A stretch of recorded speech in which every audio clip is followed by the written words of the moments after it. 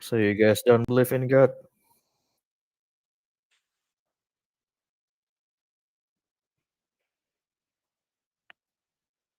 I believe in God, dude.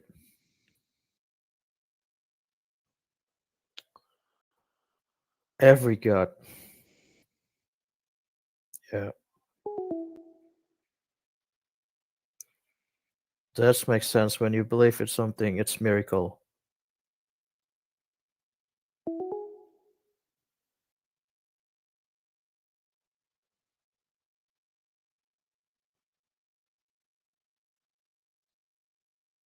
That's different thing.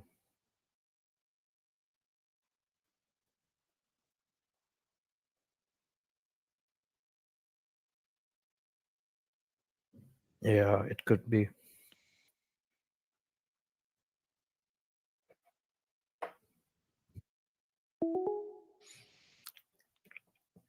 Well, basically, I'm Hindu, dude, and we believe many gods.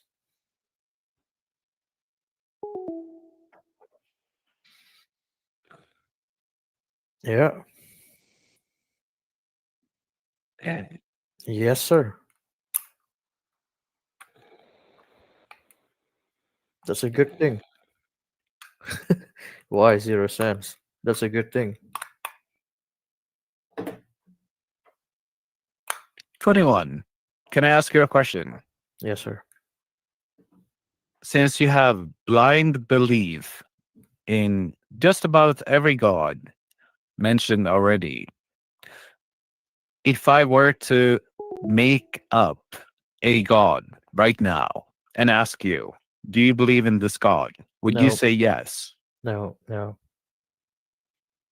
I Why? just, I just believe, I just believe God like 100,000 years ago. Mm,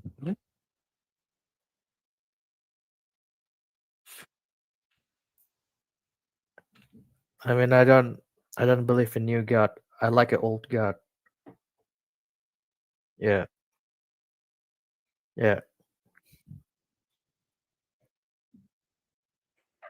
No, no, I'm not trolling. I'm not trolling. I'm serious.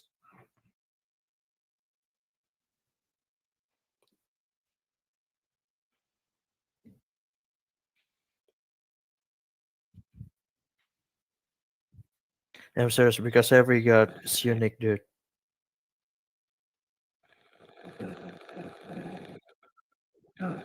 Yeah, they're real, man.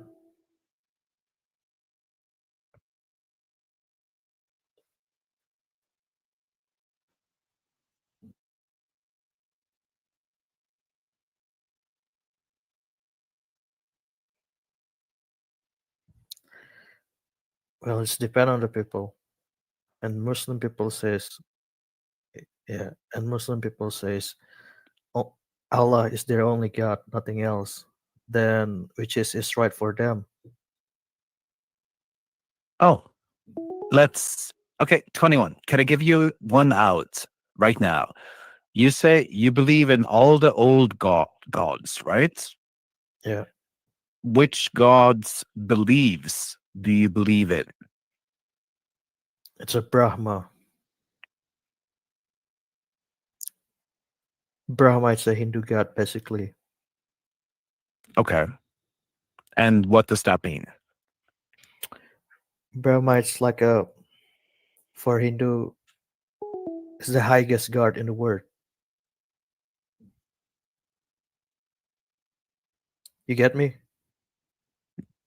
But highest god in terms of Hindu gods, or since you acknowledge all the rest of the gods, which is great, does he or she or they rank higher than any other god from any other religion, or where do they rank?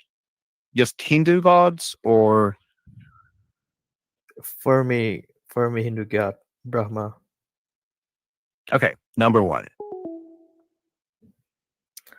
and the second is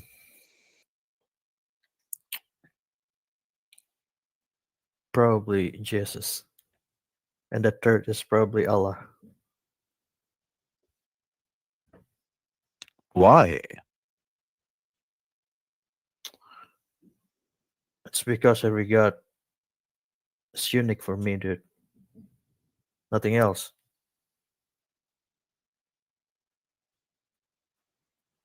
It's very unique. So if people says, "Oh, your god is wrong," I just said, "Yeah, you're right."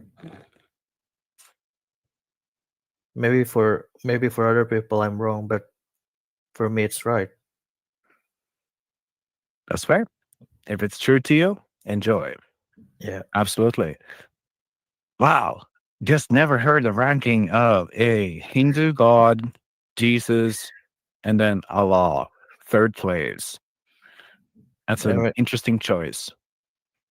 I'm a type of person like respect other religion. Even they,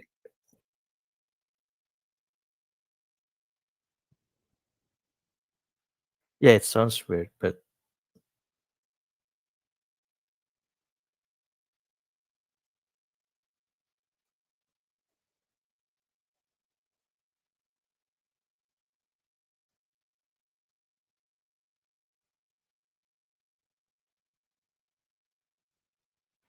there's around like 100 God in this world, right? There's a lot of God in this world, dude. Yeah,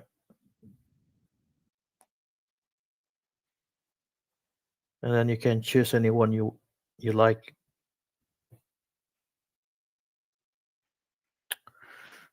in your mind, only in your mind. Yeah.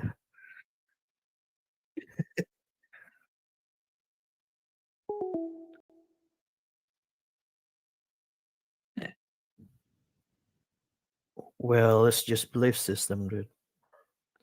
Mm, Yeah. do- Doesn't that just make them stories rather like Here's the thing: when someone believes something, it can be make them stronger. That's why. yeah, absolutely. You can manifest things from belief. Absolutely. And I believe there is belief and strength to be gained through stories and tales passed through times. But that doesn't really say say or justify or actually clarify that there is a specific God pertaining to that specific story. Well, here's the thing: every person is unique. I mean, You I, can be unique, but that doesn't change the fact yeah, yeah, I know. that things They, are what they are. they have a different thinking. They have a different belief system. They have different anything. So my my expectation is different than your expectation, and that's why you can't push your opinion to other people. But I think you can have a discussion with them. You can have discourse with them. That's why we're here to have a discussion about it. Like I am extremely envious, and I've said this many times. I am extremely envious of people who are deeply religious Uh, and very much aligned to this is what's happening, bibbity bobbity boo. But that doesn't click with me. Like it just doesn't. So I'm very interested speaking to people like yourself who are convinced that despite the fact, like Phil just mentioned, every major religious leader claims that there's more or less just one true religion, no, that's wrong. yet yet Yeah. wrong or right, I Well, wouldn't it be able doesn't to matter. say. It doesn't matter But wrong or right. That's my opinion. so someone making the claim that I believe in all of them, that's even kind of a little bit too crazy. Yeah, but if someone claim is just only one religion is right, that's wrong. Every religion is right. Okay. Yeah. As long as long I'm not done yet. As long they're not doing harm things.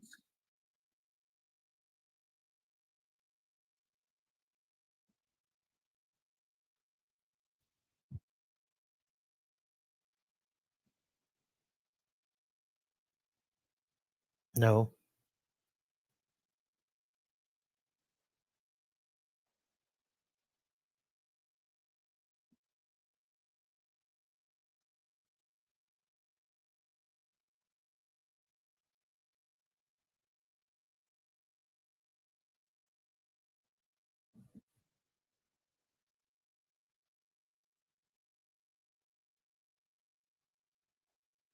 Yeah.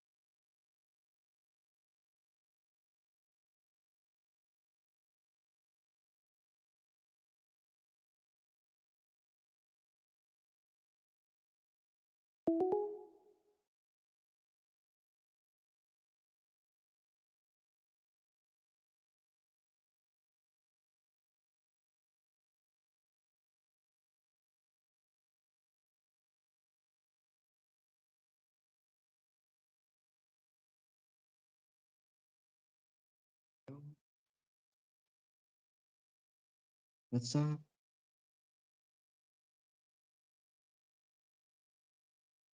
Come again? Okay. So, yeah, yeah,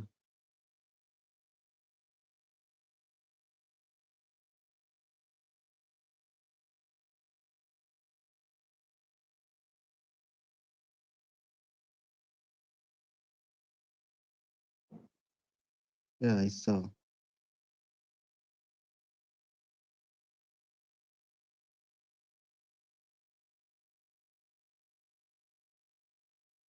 I think, is there on another topic?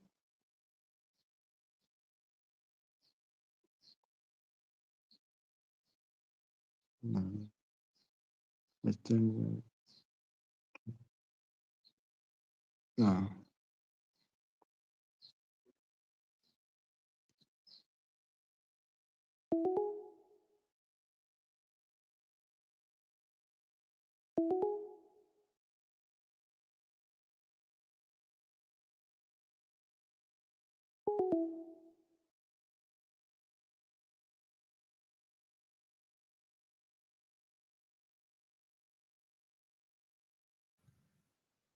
It's okay. It's okay. I don't think we were going anywhere. So I think we made the right choice.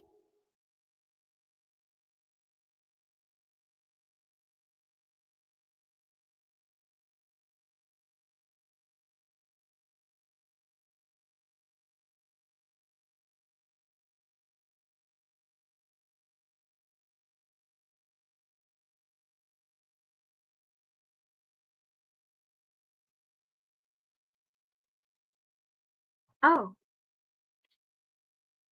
okay.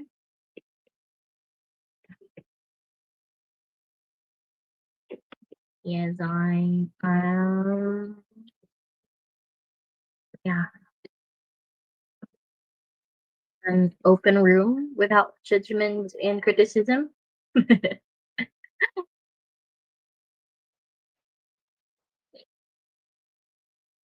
I mean, yes, it's an open room, but there may be criticism. So speak your mind.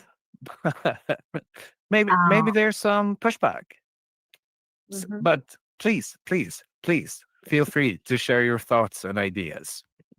mhm, okay.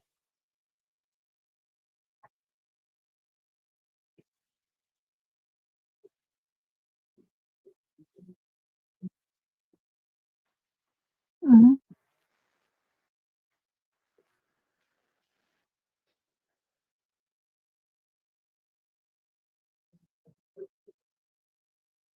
Mm.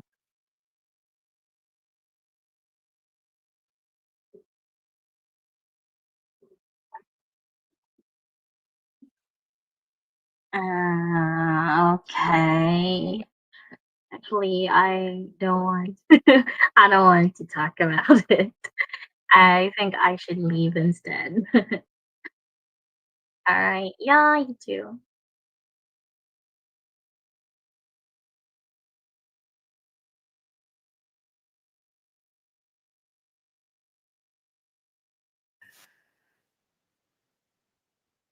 Everyone is different.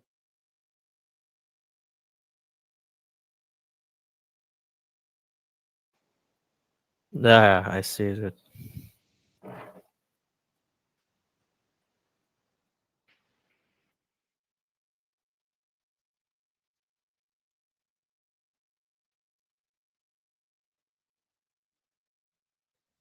It's because my belief. That's why I said everyone is different.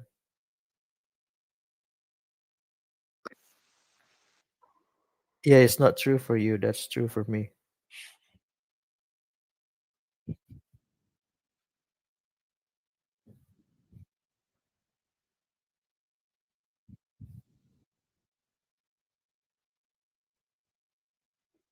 Yeah, that's right.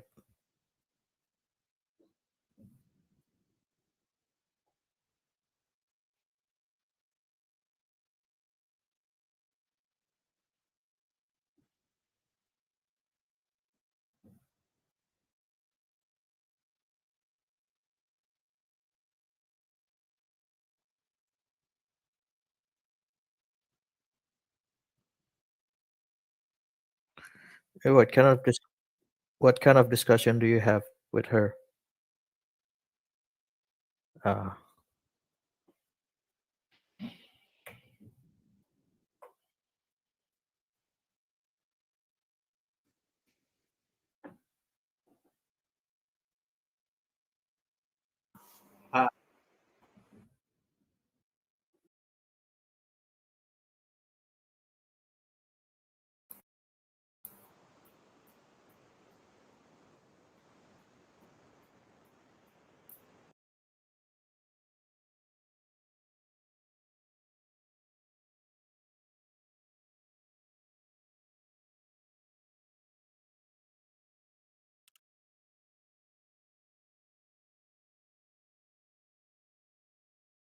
Uh, Afterwards, yeah,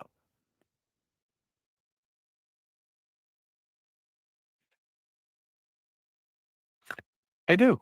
Uh, it's uh, it has become a fun pastime as an English teacher to just engage with other people. It is getting better and better, but it's still hot garbage. If I'm being perfectly honest. How about me here? There he is.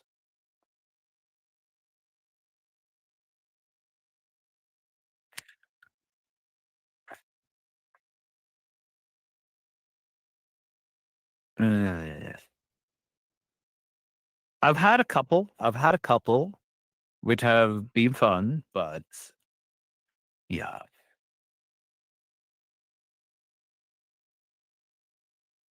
Hello, buddy. Richard. Richard, what's up? How about me here? Tell Can you, us. do you remember me? I do remember your avatar. I do remember. Yes, indeed. But Uh, you're part of but this. But you're part of this. You're part of this conversation. So, do you believe in God? If yes, which God? Tell us. okay. First, I wanna say I of course do believe in God.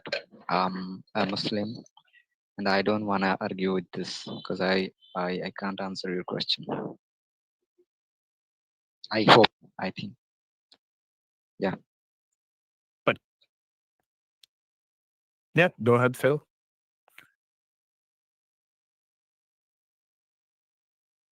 Also fair. Okay, Richard. Don't you? Mhm. Don't you believe in God? Um, I'd like to believe in God, whichever God that It's not is. about like or dislike. Do you believe or not? I cur- Go ahead. Uh-huh. You are not clear.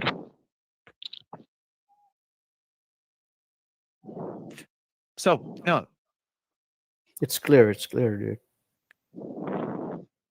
Yeah, no. carry on. To clarify, I'll give you my actual real question, which is, I have never believed in God. What? However, no, listen. Yeah, okay. However, I'm inspired, I'm envious, I'm intrigued by people who believe in God. So I'm interested in hearing their stories, their reasons as to why they believe in God. However, I have yet to hear one convincing story to get me to the other side for any God, be it Christianity, Muslim, bibbidi bobbidi boo. You if wait. I'm awake in English, so I have to make the sentence. Wait a moment. I'm asking that don't you ever believe in God, or you just convert it in few days ago? I did not convert to anything. I I actually think the idea of believing in God sounds super nice. I just can't do it myself because I have no reason to do so. Because no one has showed me any reason to do so. Okay, wait. Your father means your mom, dad, didn't show Uh, you. Yeah, Neither of my parents are religious. religious. My dad is Catholic, but he Yeah, doesn't practice. he doesn't. No. No. He doesn't what? He doesn't practice. Yeah, he doesn't really believe. Wait. He do believe in, like, he just doesn't do any practice, but he's in his faith in Catholic or whatever it is. I don't know, but he is not a atheist. But you are like, I think you're agnostic. Is it? Your father Agnostic just. means you're in the pursuit or you're almost kind of curious and open minded to there being something. I haven't Yeah. seen any suggestion that there should be something. I'm just envious of people with deep belief because I wish I could also have deep belief in something mindless that makes no sense whatsoever based on absolutely nothing. Okay, you have you told me uh, before that you are married. Is it? Is it right? I'm not mad. I'm envious. I wish I could do the same thing. I'm not mad at anyone. No, That's why I'm happy. you are in Japan and you are doing something like job or something. Is it? I Yes, it, I mean, yes. We probably had a conversation about me being in Japan before. Yes, okay. Is it not good if I say in this room? No. Are you wanna, like, you don't wanna, means, is it not good if I say in this room about your personal information or something? you can say whatever you want about my personal information. Like you are married or not, and where are you living? What do you do? Like this. Like, But um. sure, you could go ahead, Phil.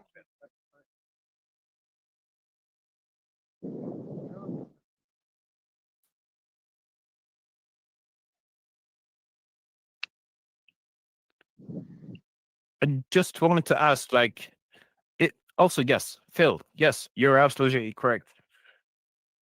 If you wanted to address personal things about me, why would you specifically highlight Not No, no, no. only I'm saying if you do have any wife or something or girlfriend, is if she believe any religion or God. okay, so then ask that question, right?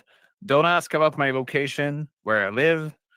Okay, I That's do know secondary. it's I know about it. Like you said me, sorry, you told me before, but I don't wanna share your personal information. I just want to know if you do have. I apologize, sir. It's not my intention. It's just for sleep.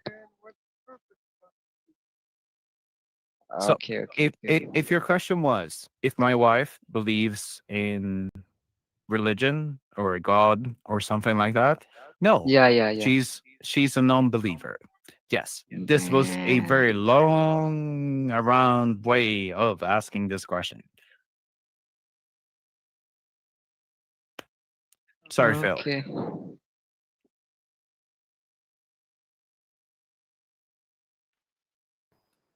Wow.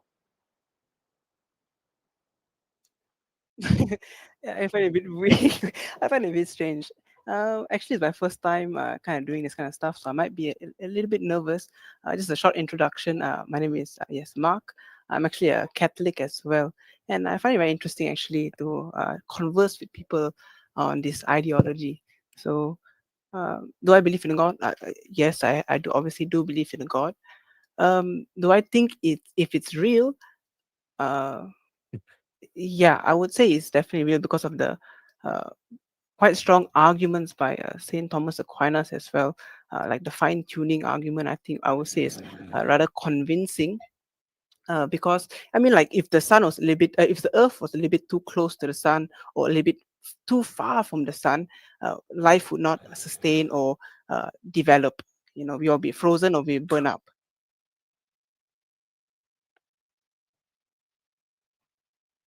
Sorry.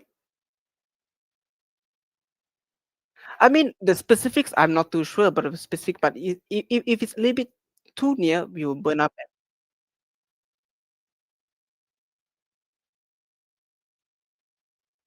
Yeah, I mean, sure. I mean, I wouldn't know why would the specifics truly matter if it's, if okay, let's say 100 meters.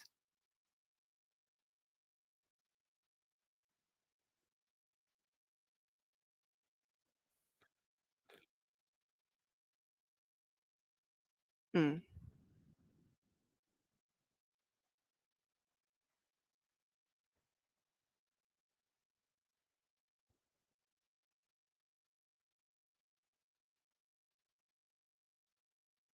mm,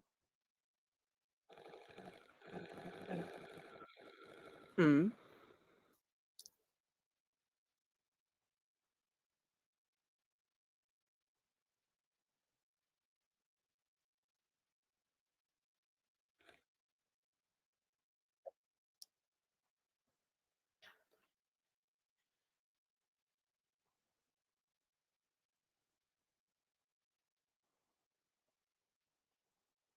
mm.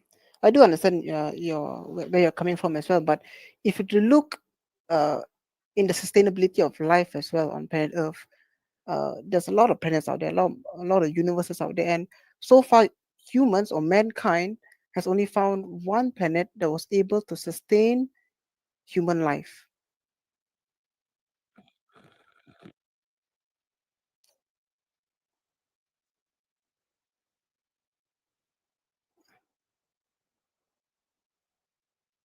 Mm,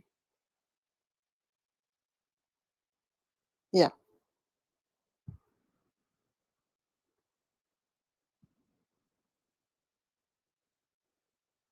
yeah, yeah.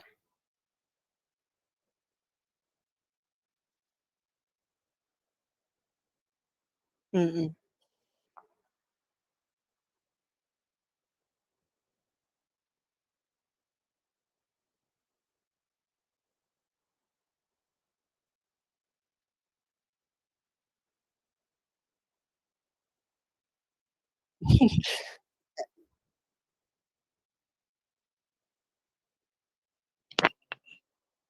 I'm sorry.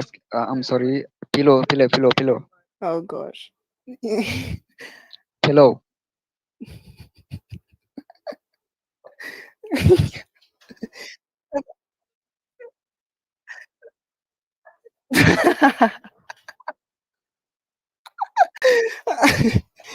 So yeah, I totally agree.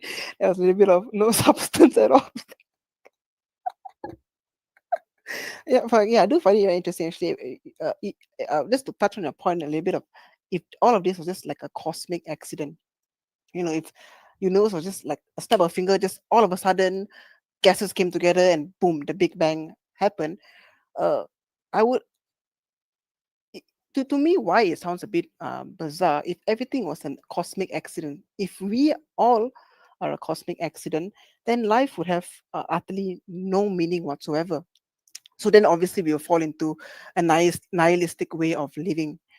And I might sound a little bit too blunt or raw or no filter whatsoever, but if life has no ultimate meaning or purpose, then why does man struggle? Why does anybody struggle, go through pain, go through suffering? Why can't we just end it all? If there's the abyss after death, then why can't we just end it all? Would it not become ethical? I think you jump into another topic. Yeah, correct. Yeah, yeah. Just want to touch on that. When you hit on everything is like, all by probability or chance. I couldn't follow you, man. I'm sorry. Sorry. So you just repeat it again. Like Oh, when people change the topics, my brain is not oh, capable I'm of sorry. following. Okay. Yeah, I'm sorry. So when you touch on an accident, like everything's just like not really an accident, but a probability, a chance. And if everything was just a probability or a chance, and obviously you fall under the line of perhaps an accidental creation. Okay. And Yeah. so And what? if everything was accidental, as people, as human beings, we will fall into nihilism. There's no ultimate meaning into life whatsoever. Okay. And So if that is the case, then why do we go through pain, suffering, all this form of torture and because struggles in our because not all people on the planet are not nihilists, right? So they believe yeah. that a God exists. They believe that there's an afterlife. They believe that this life is just a test and that there's a bigger plan out there for I mean, like themselves. for So, sorry, to butt in, like for your premise or your ideology, then where would you say that you find meaning? Why do you go through pain and suffering in that case? oh, because there's not only pain and suffering in the life. Like there are a lot of things that I enjoy. I really enjoy. Like right now, I enjoy the most. Okay, Mm. so I'm so curious about life, existence, universe, and many other topics. I'm happy to be alive. So sure, there will be a limit that the suffering will be more, and at that time, I can decide. Okay, based Mm. on my mentality, how do I feel? But I believe I will always find things to enjoy in my life. I'm enjoying it right now, man. And you're saying that there's no meaning in anything. Why the hell you're living? Why the hell you just go for the suffering? Because I know that it's not only about suffering. A lot of beautiful things.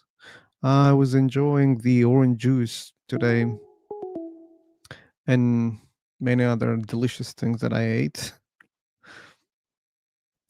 Why We have did lost she some. leave? I think connection. It was connection. Okay. Yeah. That was a very good answer. Okay. Good.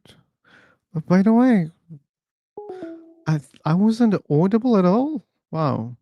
I hope it was a no. It No, was not no, from the very you beginning. made perfect sense. No, nihilism is something rather than God we should be discussing more, I think, because Mm. I think that's more applicable to more people. Oh But no, fuck. no, you were very audible. No, I wasn't, man. Like on YouTube, I wasn't. And someone joined from YouTube and warned me that you're not audible on YouTube. Fuck. Oh, Half you were an set up. hour. Okay, okay. Wow. There you are. There you are. Wow. It's my bad. Uh, that's my bad. What was his name? Luffy. Thank you so much for warning. Anyway, like they will hear my audio a lot today, so maybe they can enjoy the silence in the first half an hour. Yeah, he's back. Sorry, my computer crashed. Okay, man. Like you also came from YouTube. You didn't realize that someone is not audible there. Sorry. Never mind. It's okay. Oh, you mean are you talking as if I have both of the tabs up or? No, no, no, no. I was not audible when you joined. On Oh, YouTube, you were not listening my voice. oh, oh! I didn't know that was the case. Yeah, Okay, but you don't know me. That's normal. okay. Sorry. So where were we? Yeah. Oh, So nihilism. yeah. So then you brought up the fact that uh, yes, there is this immense amount of suffering, but there are times as well that you do face joy, happiness, love, etc., etc. There's a lot of I joy. yeah, I do understand. I do understand where you are coming at as well, but we all can come to an agreement that life is severely, severely, severely painful as well. Everything is uh, essentially if I was born into let's say not a well developed home or country, it would be in the realm of it being permissible or ethically fine if I were to um, how do I put a nicer word? I guess end it all because life has, like I said, there's no meaning whatsoever. Okay, there's no any rule that if no meaning in it, leave it. There is no Mm. such a rule. Okay, I don't understand where the hell you create such a rule. So if something doesn't Sorry, have a meaning, could you repeat that? okay, I will. I Yeah. don't see any rule which suggests that if no meaning, leave it. I don't see such a rule. Like you are kind of dictating that, hey, when there's no meaning, no need to follow it, no need to endure it. And why? Why? Like I don't see the rule. So I mean, every human being must have this meaning to push through life. I mean, without some no, form of no, I disagree. Like I don't see such a rule. This is a rule that you create out of thin air. I don't think so. I guess in a more I think so. minuscule way or under a microscope, if you look at somebody like Viktor Frankl, when he wrote the book Man's Purpose, when context was in the Auschwitz camp, uh, he looked at uh, the captives, and he saw what drives them and what pushes them to stay on fighting. And he looked at a captive, and when he found out that his family was murdered or killed, and nobody left, he would die within 1 or 2 days after. Whereas you compare that to somebody with uh, his family is still alive, as his wife or his kids, he would stay on fighting because there is something there that pushes him to not give up. And I guess that's the power of meaning as well. And everybody would essentially need to have its meaning, because if there's no Mark, meaning whatsoever, Mark, yeah, Mark. Yes, meaning can push people forward. Agreed. But that doesn't mean it's the only thing that pushes people forward, okay? I'm sorry, but I would beg to differ, because meaninglessness existence, everybody is just bouncing in the air, nobody is going anywhere. And if there is no meaning in life, then what is going on? Then what is our purpose here? Isn't it not the most important question that should be Yeah, asking that's a ourselves? question. Yeah. Like, And why are we here? If a cosmic accident, then what is our purpose here? If there is no God out there, mhm. then what is, Then you know? what? Then that means we don't know. Okay. So what? Like we don't know how we exist, why we exist. And when you say why we exist, it sounds like, oh, someone intentionally created us. Maybe that's not the case. Maybe there's an explanation for how we exist. Okay. Maybe nothing more. Oh, okay, then I'd like to hear your view. Then why don't you not believe in a God? Very simple. I don't see any good evidence to believe that a God exists. Would you like to extrapolate your ideas a little bit more? Like the arguments which are provided for the existence of any God are not strong arguments for me. Or whatever the evidence that people provide, they are really poor evidence. For example, they say, I believe God exists because my book says so. And when I say you don't have, you're not the only one who has the book. Other religions also have books and they believe in different things. So that's why that's a poor argument. And some people say, you know what, I have the experience. And I say the same thing. Other people from different religions, they also have the experience, but they experience another God. So either you should accept that there are many gods, or you should accept that all those experiences cannot be true at the same time. So another philosophical arguments that they're also not very strong. And that's why I don't think, there's good evidence for God. Oh, okay, then how would you rebut like an argument like the unmoved mover? Like we all Um, know, yeah, like everything must come in motion. Something has to start first. Nothing can come out of thin air. If not, then there'll be an infinite regress. There'll be a taboo. There'll be a paradox. So okay. somebody has to push the ball. Somebody has to essentially flip the switch to get everything uh, kick-started. And I know maybe you can argue and say, oh, then who would flip the switch on God? But there is a realm of the unknown. What do I mean by that is we are in a third dimensional view. We need to understand things that probably in a third dimensional way. Whereas we are talking about essentially about a being that's in the essence that is in the fourth dimension. We can never grasp an idea that is in the fourth dimension. Okay, well So then why you're talking about it then? what do you mean? Like if you cannot grasp it, why you're talking about it? I, I mean, when I say grasp, meaning we cannot understand his essence or that being 100%, like how we can understand math or how we can understand thermodynamics, all these mathematical, scientific things, we can come to reason and understand. Uh-huh. But essentially, you would have to, in the realm of God, we cannot fully understand God and His Okay, capability and Mark. His strength. Okay, I can accept that claim, but that doesn't mean there is a God. Okay, so if I there is mean, a God, maybe we cannot understand. Okay, yeah, I can buy that, but that doesn't make a God real. again, but then you have to kind of refute my first argument, which is the Which unmoved one? mover. The unmoved mover. There has to be a Okay, okay. So if there is a first cause, okay, that doesn't mean it's a God.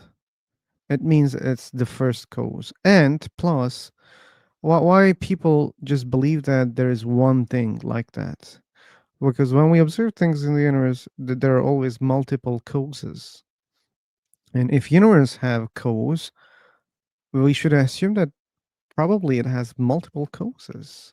It's more probabilistic. And if that's the case, those causes can also have multiple causes. And let's stop there. Like I accept your suggestion. We cannot go infinitely, right? And that's the infinite regress. Okay. I choose to stop then. Uh okay, what we have millions of things at the beginning as unmoved, but they move things.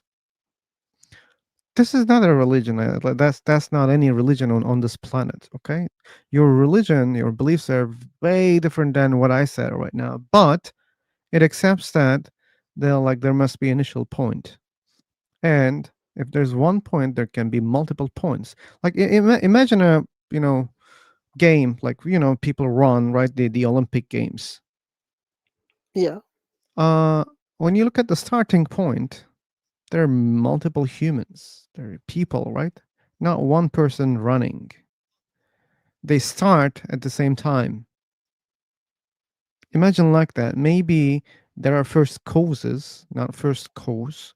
And again, if there are billions of first causes like that, the complexity by default there will be a, you know, complexity. And when they cause things, that randomness can create randomly things that we can reason in it. Okay, although we can see patterns in it.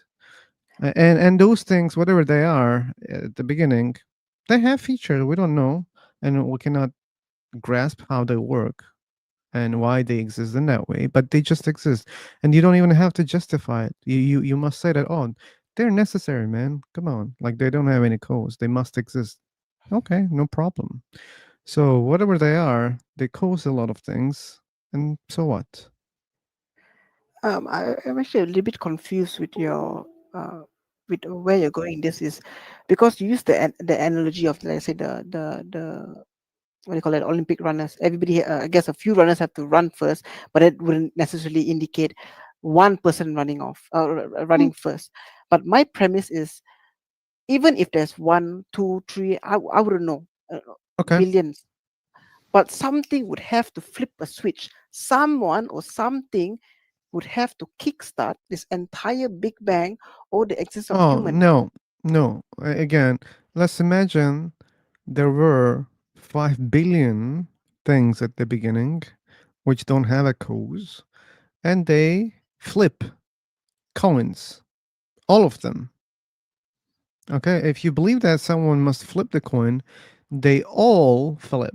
5 billion causes, first causes, they flip the coins, and that's just like a chain. They also cause other things, other things, other things, and the big picture, you know, later on you find our universe. Okay, and that universe has like 500 billion causes. Okay, so Yeah, what? but then you would have to initially go back to the first starting point.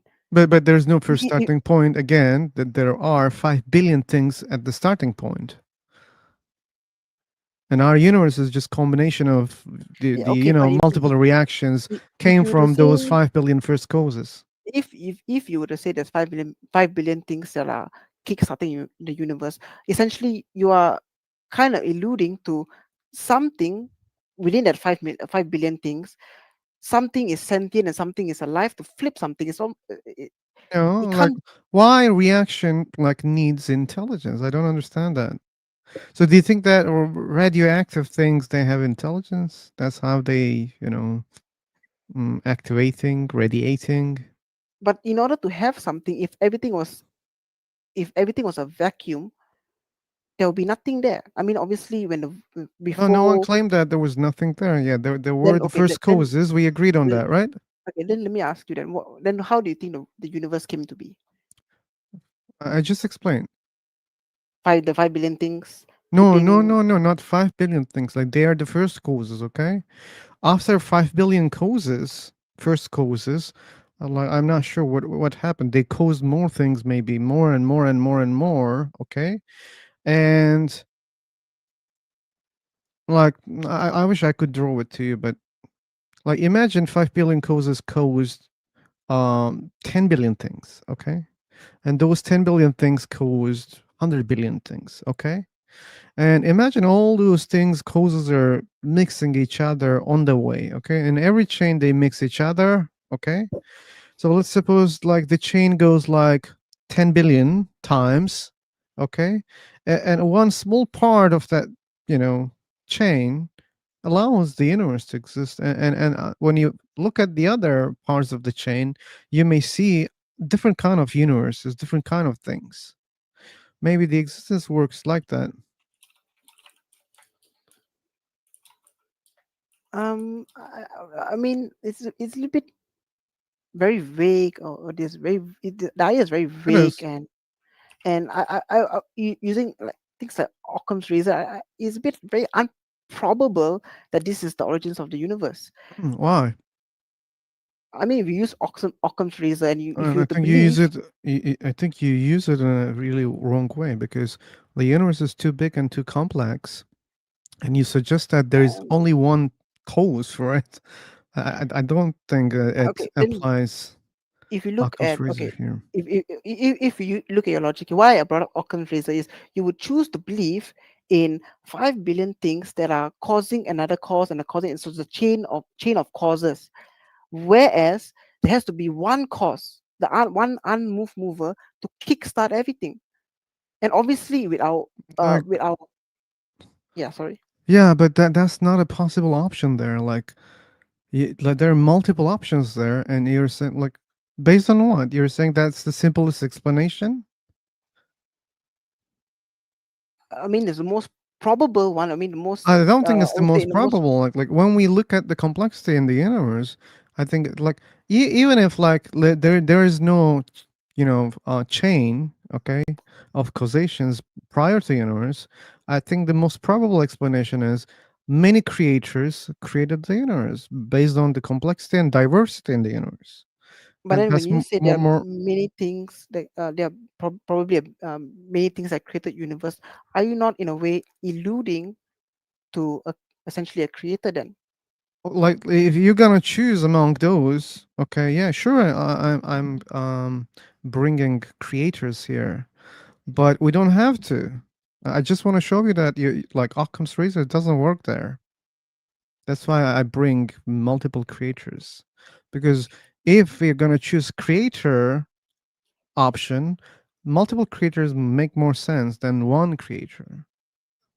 But again, Why? Sorry. Why would that make more sense to you? because like too much diversity in the universe and complex and diverse. That's why.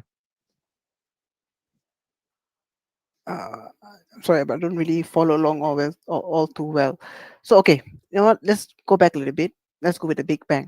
All right, the way the Big Bang came to be, two gases came together, boom. But before the Big Bang, there was nothing. Can you not agree with me on that on I that don't idea? know. I cannot agree on that. No one says that there was nothing before the Big Bang.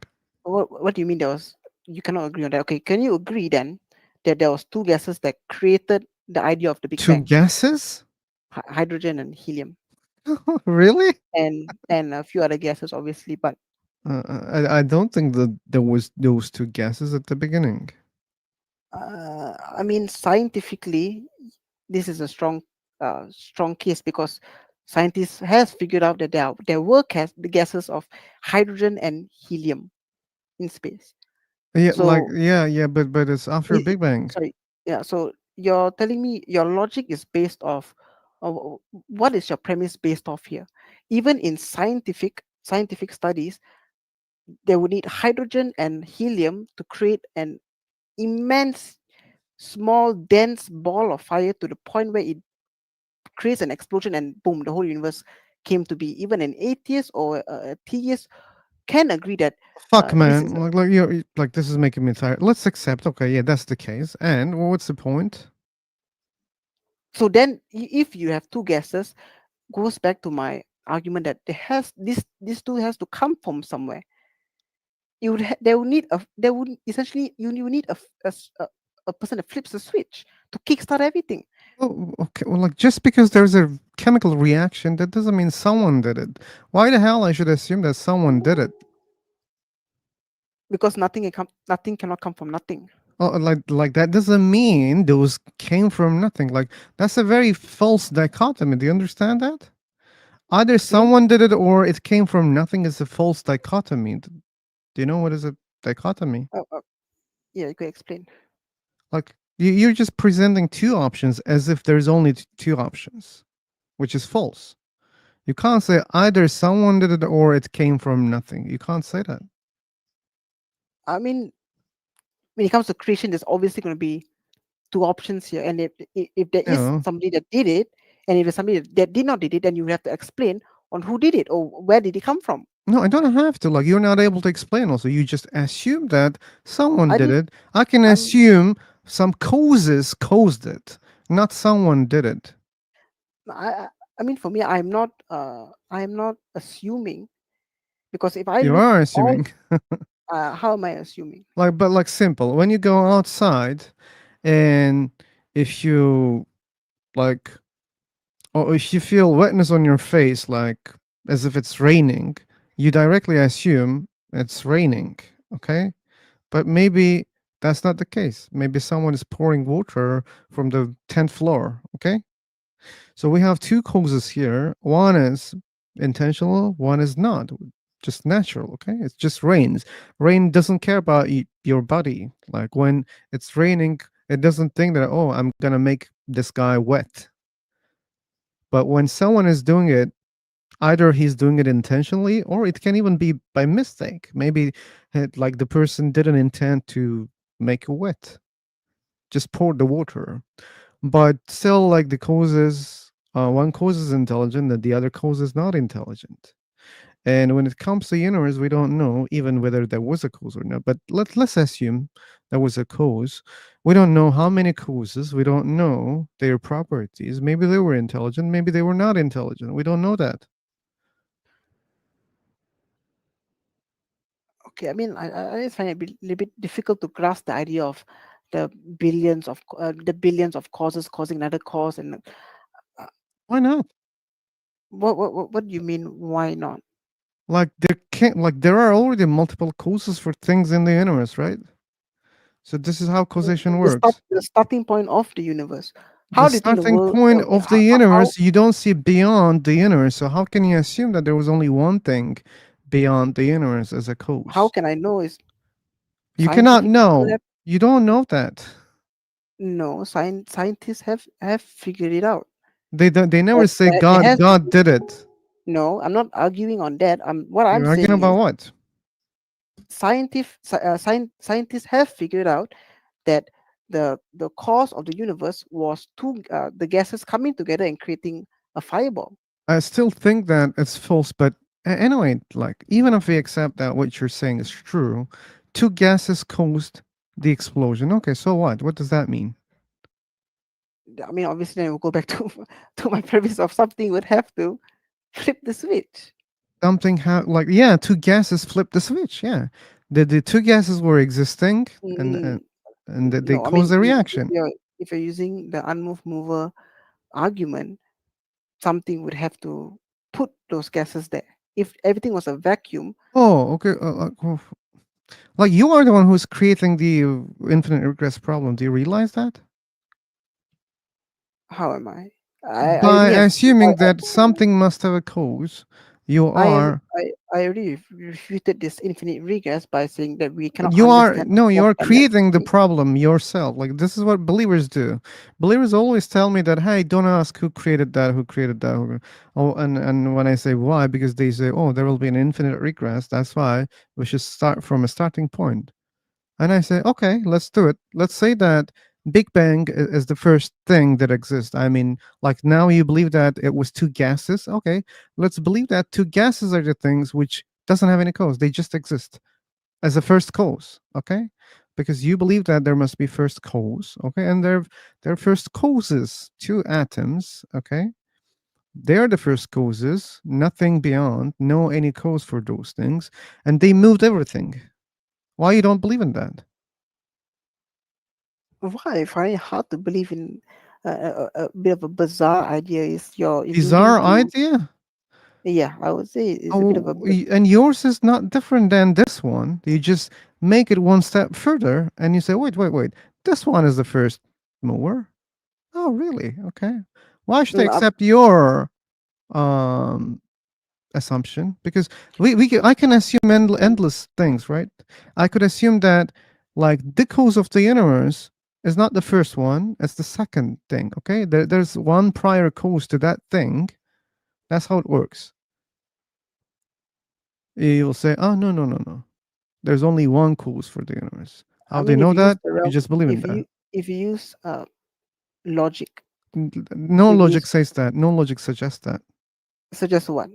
What you say, no logic suggests that. Okay, let me just extrapolate my what I'm about to say. Why I use the word logic is because if you have somebody that's stationary and there's a ball in front of you, the ball cannot move. A You would stationary have ball. Okay. yeah, you would need a agent outside of that the universe of the ball Mm-hmm. to Move kick it. that ball. Good, good. So a wind can move the ball. Okay. Yeah, no, What do you you're think? adding you're adding to me variables. Uh, Man, I'm talking about in man, this realm of Mark, no. I'm talking. Mark. The ball example belongs to this universe or this planet. Okay, balls exist on this planet. We created them. And tell me yes or no. The wind can move the ball or not? Okay, you know what? Let me just put in a more Mark, please in a listen me carefully. This is important. Tell me yes or no. The wind can move the ball or not? if the ball is Yes, not this is in, not a yes or no question, Mark. if The the ball wind, is has, I'm gonna fucking mute you because that's so dishonest, okay? Let me calm down a little bit. Let's chill around a little bit. By the way, neck too. I don't have a time zone, man. I'm from heaven. You forgot it? And James. Oh, James. I didn't even realize that was you. Sorry. So let's go back to the yes or no question. The wind can move the ball or not? Like, James, can you answer this question? Because seemingly Mark doesn't want to answer this question. Sure. The wind can move a ball or not? Yes. Okay, good. A person can move a ball or not? Yes. An animal can move a ball or not? Yes. Good. So there are multiple causes that can move a ball. Correct. Okay, do you think two animals can move the ball? Of course. Good. And many humans can move one ball? They could. Yeah, like they can. Okay, so how are we going to choose what option we have for the universe? Even if I accept Yeah. what he says. okay, I mean, of course, if you to add other things like the wind, of course, the wind can move the ball. Okay, then why you Obviously, suggest that a stationary thing can only be moved by an intelligent agent? Why you claim that then? I'm not alluding to an intelligent agent, but I'm saying there has to be something that would to move the ball, whether No, it's no, no, no. wind, You're whether not it's saying two something. animals, or No, you're not saying something like from the very beginning. You refer to someone, not something. Okay, that's why I brought those examples like millions of causes. They're something, not someone. Okay, and why you are easily eliminating that the cause can be something or some things. You cannot cancel those options. okay. But the fact is, you cannot provide me I guess an answer if an animal were to push the ball, if a person were to push the ball, or whether it's the wind that pushes the ball. Something would have to move the ball to get it moving. Okay, like you're just saying that there is cause for the universe. Okay, so what? That doesn't mean anything, right? Like we're talking If about God here, Mark. Like, do you think your God is not different than the wind? You think that your God is not different than animals? You think uh, your God is different, right? Your I mean, God is most def- intelligent. Your God plans. Your God designs, right? yeah, most definitely. Yeah, that's fine. Like, you say, oh, this option must be true. Why? I don't see any good reasoning behind it. And I'm okay with all options, okay, Mark? I'm okay with your option. Maybe, yeah, there's only one intelligent being who created the universe. Maybe there are five intelligent beings who created the Okay, I universe. mean, Maybe there are hundreds of intelligent beings created the universe. Or maybe there are billions of causes which are not intelligent. They just caused, okay? Like natural things in the universe causing things, like they don't have any awareness, intelligence. They just exist and they interact with other things that exist. They just affect each other, they change each other, and they don't understand what's going on because they don't have mind, they don't have intelligent awareness and any other thing. Okay, maybe the causes of the universe is something like that. I mean, what I find difficult is to wrap my head around is if to say have these unsentient things that cause each other. You're telling me there's 100 billion of things are causing each other, and the rippling effect of this is uh, the product of the earth. Is that what you're saying? Okay, it's not like they're creating each other. Okay, imagine there are 10 billion things. Okay, because of their interaction, they just change each other. Okay, like they have the property to change their forms. Okay, and when they interact, they just change each other. And every time they have interactions, there can be, you know, I think infinite number of reactions that you can observe. Okay, but then how would you kind of explain the intricacies of life then? The I don't sustainability of have life, to. the human mind, the I don't veins, have the to, bones, the Mark. heart. This is the very beginning of creating an argument from ignorance. Okay, even if I'm not able to explain. By the way, I'm not able to explain. Okay, that doesn't mean your gut did it. Simple. Okay, it only means you're not able to explain. What I mean, I would say that's there's a bit of an ignorant way of looking at things. Just because you do not know, I do not know, then nobody will know. So Is that what? what essentially what you're saying? Well, I'm not saying nobody knows, but well, we learn, right? We didn't know a lot of things about our body, right, Mark? We didn't know about anything, bacteria, viruses. Now we Correct. know. So, like, why you suggest that we will never learn about our body or about our existence? We're learning. We're gradually learning. Correct. And or in order to learn, you need a conscious mind. Well, yeah, You we need to learn. Humans are conscious. Yeah, we learn. Yeah. correct. So life is intricate, and if life is intricate, they will need an intricate designer. No, no, no, no. It doesn't. Like you If think you're that? telling me, if Wait, you're telling wait, me how life, Mark. We are also designers, right? And you yeah, already accepted that we're intricate, right? yeah, Okay, so then a designer, as an example, which are humans, they are intricate. Designers are intricate. So, what do you think about the designer of the universe? He's also intricate, right? yeah, Then it must need another designer because he's intricate. yeah. Someone must Then have created you him. would So it's not my problem. You just started it, Mark. The no. infinite regress I problem already has been created by you. You don't realize that, okay? even You said that I I don't fucking understand how the complex body exists. Someone must created it. You just did it, okay? no. I already What refuted do that you argument when mean? you say you need an intelligent design to design the intelligent design because God is or this creator is in fourth dimension. It's a fourth dimensional being. Obviously, we Don't use our know. You don't third know. dimensional You mind. just believe, you just claim without knowing anything, okay? So when you claim that something intricate requires a designer is a fallacious argument. Like you don't have evidence for that. And if that's true, then you cause an infinite regress because every time we find something intricate, we have to assume that it must have a designer. Since you accept that your designer, God, is intricate, therefore it requires a designer. You are the one who is creating an infinite regress problem. Mm, Instead of saying, wait a second, man, like universe exists and the properties of atoms allows any combination. That's why we see complexity, more complexity, less complexity. But by default, everything is complex. Okay. Why? Because they just exist like that. Okay. We don't have to explain like God. Okay. God doesn't need an explanation. Why God exists like that? Oh, because it's necessary to exist like that. You should say, you could say the same things for the universe, the way that it works. Why universe works in this way? Because it's necessary to work like this. It's the property of the universe. The universe works like this. No need to explain it. Okay? uh, This is how you obviously, solve infinite regress problem. If you say, look, it's very complex, therefore there must be a designer, then congratulations, you are the creator of infinite regress problem. Okay?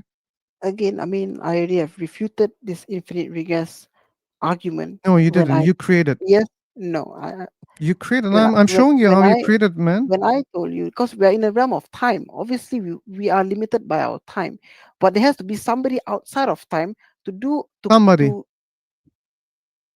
How do you sorry, know it? How do you know it was somebody? like I said, there has to be something to flip everything. And if you say that if Yeah, everything the just universe happens, is the one flipping everything. It's the starting point. the universe is flipping everything, and in Yeah. that motion of flipping, you have intelligent minds and intelligent And non-intelligent creation. things as well. There are more non-intelligent things. So what? What do you mean? So what? I mean, obviously, if even if you were to say that there was a billion things that are causing one another, you are essentially alluding to something that would have to cause that first thing to multiply and create all these billions of causes. And Because so if what you do again? not say that, and if you do not do that, if you believe that this 1 million things existed since the beginning, essentially you are creating this infinite regress. No, it's not an infinite regress. Like, like if you start with 10 billion things at the beginning, they're all what exist. Okay, let's say even they're not multiplying. Okay, they just interact. Like they create patterns, an infinite number of patterns, but their number is stable, 10 billion. Okay, they always Okay, existed. Those and causes always existed. and you would say that I'm using Occam's razor in the wrong way, where you are proposing that this 100 million of things are creating a infinite amount of patterns, thus creating, I guess, essentially life in its way, comparatively to an intelligent designer that were to create life. Hmm. And sorry, and you said I'm using Occam's razor in the wrong way. Are you not? Yeah, because like your way of causation creates an infinite regress. That's why. Oh, I mean, I wouldn't want to repeat again my argument of the fourth dimension and third dimension. Like that doesn't make any sense to me. Okay. You know what? Let's shift this a little bit then. Okay, let's make it a little bit more. I guess something that we can grasp. How would you explain morality then? I In don't need the to. why don't Like you not? Why do you not need to? morality is subjective. That's why. Why If would you you say say it's I subjective? like this, yeah, it means you like that. So what? Okay, so if you say you like this, therefore it is true to you. Then, if I were to say that I like to kill someone, Okay. Yeah. wait one second.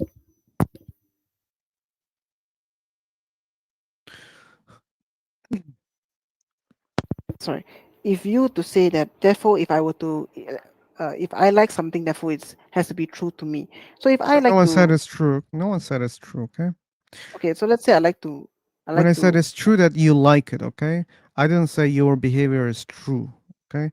There's no true yeah, false in it. Like that's what I mean in my context. So it's true to you, because if you like, example, chicken, therefore it's true to you that you like chicken. Okay, so if fuck it, I were man. to, I think you got it wrong. But anyway, like I don't think there are moral values like right or wrong. That okay, they're not something that you can justify. Okay. okay, so if I were to say that I enjoy stealing Uh or huh. Okay. killing, so Yeah. essentially, if I were to commit these crimes, how Mm-hmm. can you ever say that I'm wrong No, I objectively? would never say you're wrong. I would say what you're doing is against what I want. That's why I'm gonna stop you. It's not about Hmm. right or wrong. But where do you come to the notion of you having this notion of I'm going to do something bad, therefore you stop me? If everything is subjective, then would you not assume or kind of come to the notion of maybe he's doing something right that he feels is right? I should let Doesn't him matter. I don't care proceed. like what you think right or wrong. Those are meaningless words for me. Okay. If what you're doing is harming me, okay. If I dislike it, I will stop it. I will say no. Okay, I will then not allow you. Okay. how do you explain killing wrong, the murder to be I wrong? don't explain. Like I have never said it's wrong. Like you're not listening, man. I Oh, so said those words are meaningless to me. Like should I repeat it again? what do you mean by Meaningless. meaningless I to don't you? use them. There's no need to use those words. Okay. They're meaningless. They don't mean anything to me. Okay. How is that the case? I mean, our entire That's the case. society and our sustainability of life depends on being moral agents. Because if I just go around killing anybody I want because therefore I feel like it, then society will be in chaos. There has to be a weighing scale of something that's good and something that is bad, something that cannot be refuted no matter No, what no such circumstance. things. No such things. Okay, explain. Humans have biology where they feel pain and pleasure. Okay, and life is valuable for them because their body wants to survive. They value life. Okay, that's why they eat food, they drink water, they keep surviving. Okay, and pain, they avoid pain that's not desirable for them. That's their biology, okay? If you want to talk about biology, you should find other people who understands biology. But Then what we find as humans have the biology where they have sensors that they dislike pain, okay? So, and well, if I punch you, you'll feel the pain, okay? No need to say, "Hey man, stop, this is wrong." You'll just react like an animal, okay? yeah, then in Animals that case, have that, they also don't have right and wrongs, but if you want to, harm them, they're gonna react. Why? It's then because of the biology. then in that So case, everything starts like that, okay? we then in refuse we refuse pain, okay? We refuse people who kill each other because why?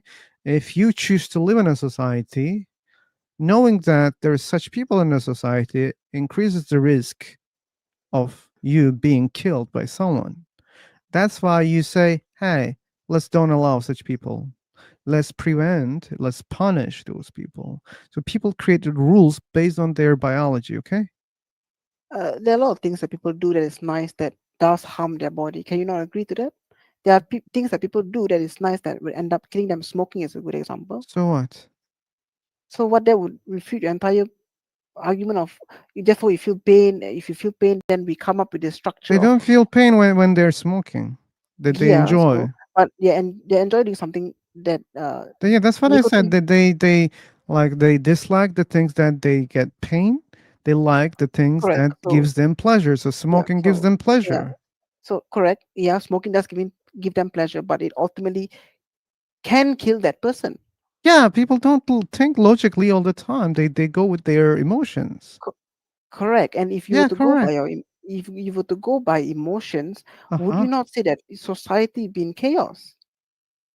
No, because we have similar biology, like our desires, like mostly are the same. Okay, Again, so then how would you pain, explain World War II pleasure, then in that case? they're similar. Explain what? How can you explain any wars then in that case, or how would you explain World War II if a leader comes up with a hate of a particular ethnic group because of the way he feels? How can you ever prove him to be wrong? I would never. I told you those words are meaningless to me. So you would say if that is the case, then you allow it to be permissible. There's No, I that wouldn't allow. I told you I care about my life. If it's harmful for me, if it threatens my life, I'll be against that. No need to say right or wrong. I value my life. Okay? Starting from myself, I value other people's life also around me. I like them because having them around me gives me joy. Okay? So as I said, if something's harmful, I dislike it. If I get pleasure, I like it. Okay? And whatever that king or asshole president wants to kill me because of my race, fuck him. Okay? uh, It's not about I, right or wrong. I don't think that you are answering my question. I think I you're kind I of think I beating around answered the the bush question. because you yourself follow these rules. You yourself abide to these objective standards. You yourself believe that oh, emotionally I am I don't believe. I do not I'm biologically predisposed to know that killing is wrong because it causes harm, but you are essentially leading to something that is objectively correct. Because if you are saying Okay. that you're So like yeah, hang on, yeah, sorry, our biology yeah, allows these hang on. rules to I mean, create naturally. That means that's natural. You can't say that you have to allow someone me to designed these things finish my in this point. way. Like I see your point, man. That's why I'm not allowing you that. You're saying that yeah, these rules are coming like this. There must be someone designing these rules or designing your body so that you can create these rules. Doesn't make any sense. Okay. What do you mean does it make sense? You yourself abide to these rules. How do you come to a standard that has to be right and wrong? I didn't say that it has to be right. Like there's no such a thing. I told you. But There's no right or wrong. would have to abide to this because you Abide yourself, to uh, what? sorry, Abide to what exactly? abide to this natural law. I don't have to, but yeah, that's the case. So what? Look, that's it. Okay, like let's make it even more simpler. people say killing is wrong. So what? So what? Yeah, people What? created this rule. So what does that mean? That means God decided that?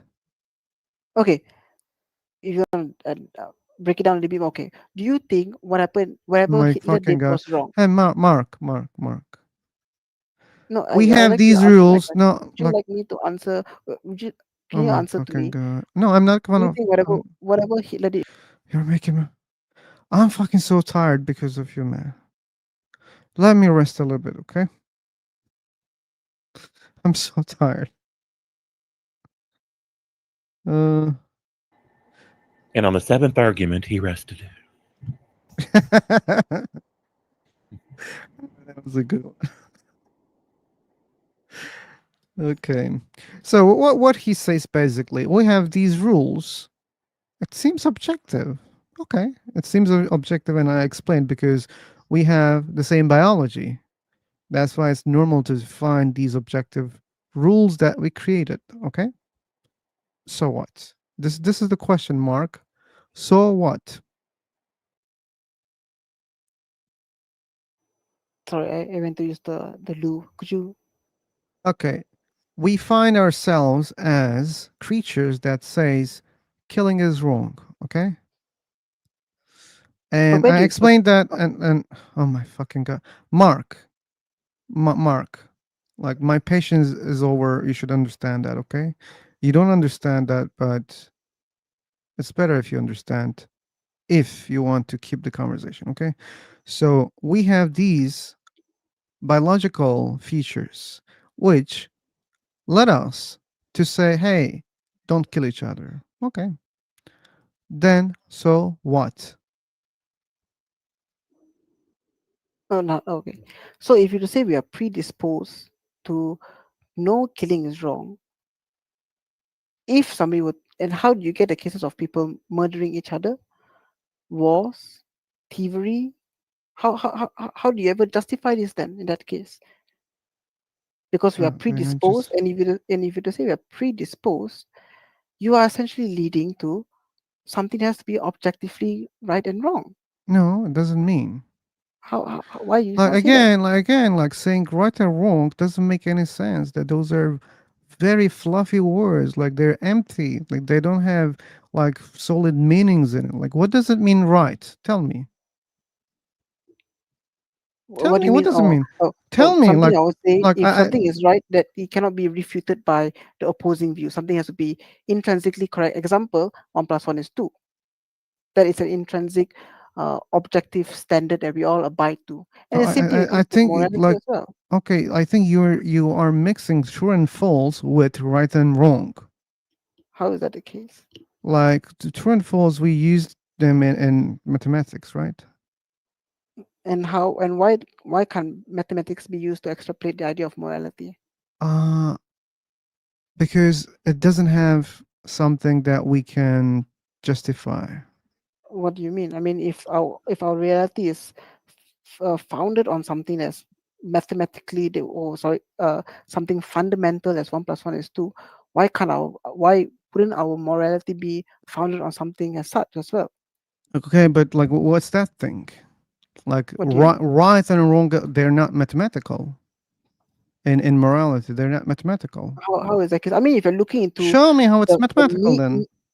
okay, how would you explain? You are saying that killing is wrong because we are biologically predisposed I've to never know. said that. I have never Okay, then said how? that. Okay, I said explain I to me. refrain to use that word because it doesn't make any sense. Okay. Why does it not make sense? How To can me you it's explain to meaningless. me? Again, like I don't understand even what does it mean. Okay. And that's why I don't want to use a word that I don't understand. You meaning what we're trying to say is you do not understand the meaning of murder. Wrong. No. Wrong. Yeah, wrong and right. Okay. I don't understand. And I say that there's no any good reason to use them for Why? me. I don't need them. Okay. Why do you not need them? Because they're useless. I don't see any use by using them. Okay. Sorry, but I would like you to explain a little bit more on why. Again, they're useless to me. They don't But why? benefit me. Why are they useless to you? Because They you don't yourself. benefit me. That's why. What do you mean they don't benefit you? I mean, you Oh go my throughout fucking your god! whole day, or you when you wake up in the morning, you would essentially do something that you would think is good for you. Like you go to work, you go to school. These are things that you would My not fucking god, Mark, you would. Oh my god, I want to cry because of you, Mark. Like now you have three concepts, and you mix all of them in a fucking bowl, and you want us to reason properly. Okay, That doesn't make sense. Hear me out, Mark. okay. Now we have three categories: right and wrong, true and false, good and bad. You mixed all of them in one pot. Congratulations. What do you mean?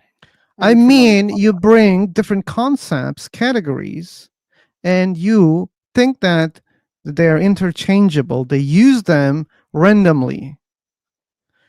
Like sometimes you use the word good instead of right, sometimes you use it instead of true. Okay, then I guess Okay? there's a bit of terminology This is here. not So very just healthy to so do that, le- okay? yeah, then in that case, let me just lay out my terminology a little bit more for you so that we are on the same wavelength here.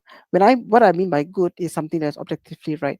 What I mean by when I say Yeah. something is bad, And so you I'm sorry, like you I cannot reason like what you think that those words are and if how they can change each other. I'm sorry. uh, sorry, you mean how good can change right or That's what you're doing. You change the meaning of the good but I already sometimes laid out as my right. You think that they're the same words? Do you think that I'm good and I'm right are I'm the same words? I'm telling you, I already explained my terminology to you. When I Mark, use the word good, Mark. The good, the word good and right, they're the same things? in this context, I laid out my terminology. Yes, Oh I'm my using it in the fucking same way. god. Oh my fucking god.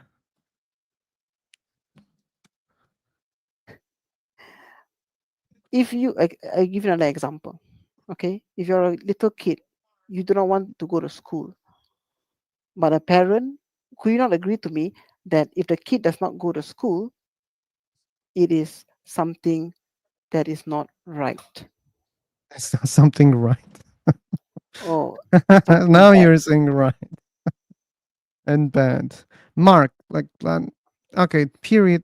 I'm not talking about morality with you, okay? Because you unnecessarily using multiple words interchangeably when it causes some problems, okay? I Because think when what we I talk think about morality, there are only two words that we should use, right or wrong. And I'm saying that I even don't need to do that, okay? Because yeah, those are the only you know relating words, but even they're useless for me. So there's no need to use any of those terms, okay? Good, right, true. No, I reject, okay? So what I'm saying, it's subjective. When you say something is right, something is wrong, it's subjective. Okay, it's just relative to the context. That's why you're giving me examples and you're saying that, oh, in this context, I mean this. Okay, yeah, because in that context you can use that word, but in another context you could use the other word. Okay, so and that's not cool. You don't, you know, um, uh, clarify things, and there's no clarity in doing that. But we react things because we have the biology, and that's why it's normal to see like kinda objective rules, okay, kinda, because that's why some people say, oh, I think this is right, and but many people say this is wrong, okay, i- because yeah, it's but it's, then it's not completely objective. It's you know no matter, close to objective. I mean, my issue here is if you're saying we are biologically predisposed, then wouldn't that apply to everybody else? If everybody is predisposed to feel a certain way, then why isn't it the case? How do you get people doing uh, heinous things? How do you explain that?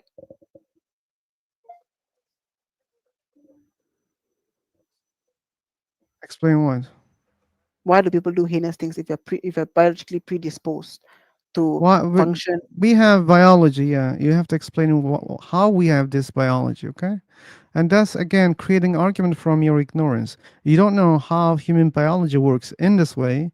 Therefore, you assume that someone No, must but do it. then Yes, that's no. what you're doing. You're saying if what I'm saying is if you're predisposed to have a certain compass or uh, uh, follow a certain biological inclination, then would it not that be set across the board? How do you have people that are different that do heinous things, that do things that are evil? Yeah, because like our biology is not identical to each other. Okay. But then W- we do not use the word predisposed or everybody is following the same biology. Therefore, Yeah, if like I we do different things, right? People are not the same like robots. yeah, So why you expect same results then? you brought the idea of everybody being biologically predisposed to a certain idea of murder Not is wrong. everything, right? Like some ideas, some features, not all. And when you say not all, that part creates the difference. That's why you see different things. So in the idea of or in the context of murder, would you not say that everybody are you saying that everybody is predisposed to know that murder is wrong? Come again?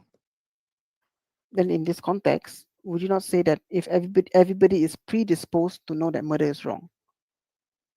I don't say they're what do you mean by predisposed? That they are biologically programmed in a way to know that Programmed. murder Like is wrong. Mark, like you are trying to implement an intelligent agent all the time. No, Even if that's the I'm case, not saying that you're I'm not alluding you're to a implying program you are a eluding every programmer God. time. I'm Like not. It's you not. That's just not. did it in our I'm not. previous topic, and now I'm you're not. doing it again. No, I don't care. Even if someone said it, like you couldn't say this is right or wrong. Okay. what do you mean? Oh, and Like you ask, like, I will ask you this question: like, if right now God starts talking to you and says, "Hey, Mark, killing is right from now on. You should kill everyone," and you're gonna say, "Oh yeah, now I think it's right." Tell me. no, I mean in the context of let's say This is the for context, in Mark. the Are you context gonna of say, yeah, no? Oh, hang on, okay, then I should hang on, think it's right.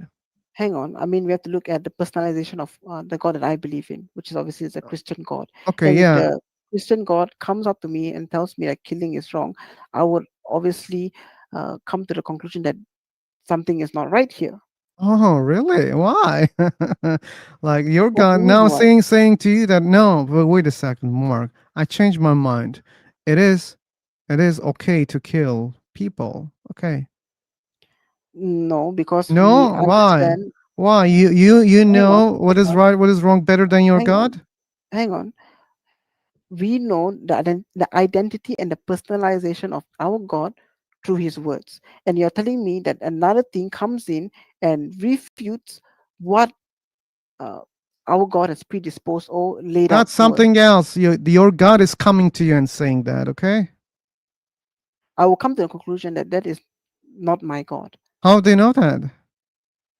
because of what the rules and the laws that my God has set before, Yeah, your has God said laid it before. before, and now he's saying the opposite.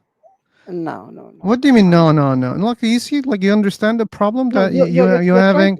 you're trying Like to box that's God in this idea that's of the God can change His problem. mind. That's the problem. Okay, I'm so fucking tired because of him.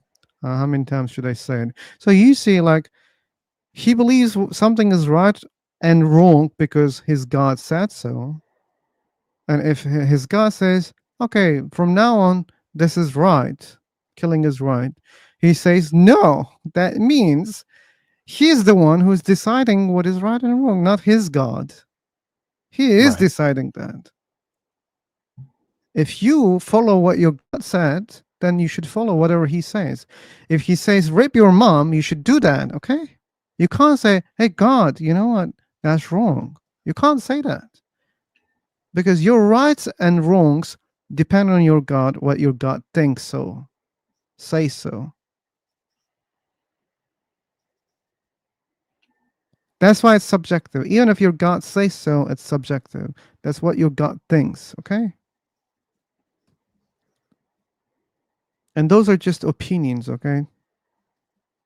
That's why I said the words are useless, right and wrong, very useless. It's just what you want, what you don't want, okay? We say this is wrong when we don't want something. We say something is right when we want something.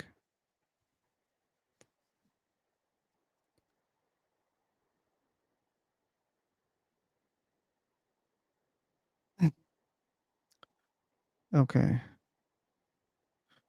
Do you want to add something, James? Oh, sure. So, I mean, so much to unpack there. Uh, One of the issues that I have is that if you read through Bibles, the God of the Bible is often completely fine with murdering. He's like, quite often, the God in the Old Testament tells people, go murder all those people over there because I want you to have their land. I want you to have their little girls to use as sexual stock, right? I want you to have everything that they've got that you want. And it's pretty obvious to me that these men were creating God in their own image, right? That they were saying, well, we want to do a thing. Let's pretend that a super being told us to go do the thing that we want to do anyways. And that way we're justified, right? It solves nothing. So if this person's saying that if my God ever said, if the God of the Bible ever said, go kill people, then I would know that that God is not the real God. And I'm like, well, then you just proved your own religion because your religion is based on a God that often tells you, yeah, go kill everybody that you don't like. So Okay. go ahead. Sorry. Yeah, sorry. No, go ahead. Oh, sorry. Okay.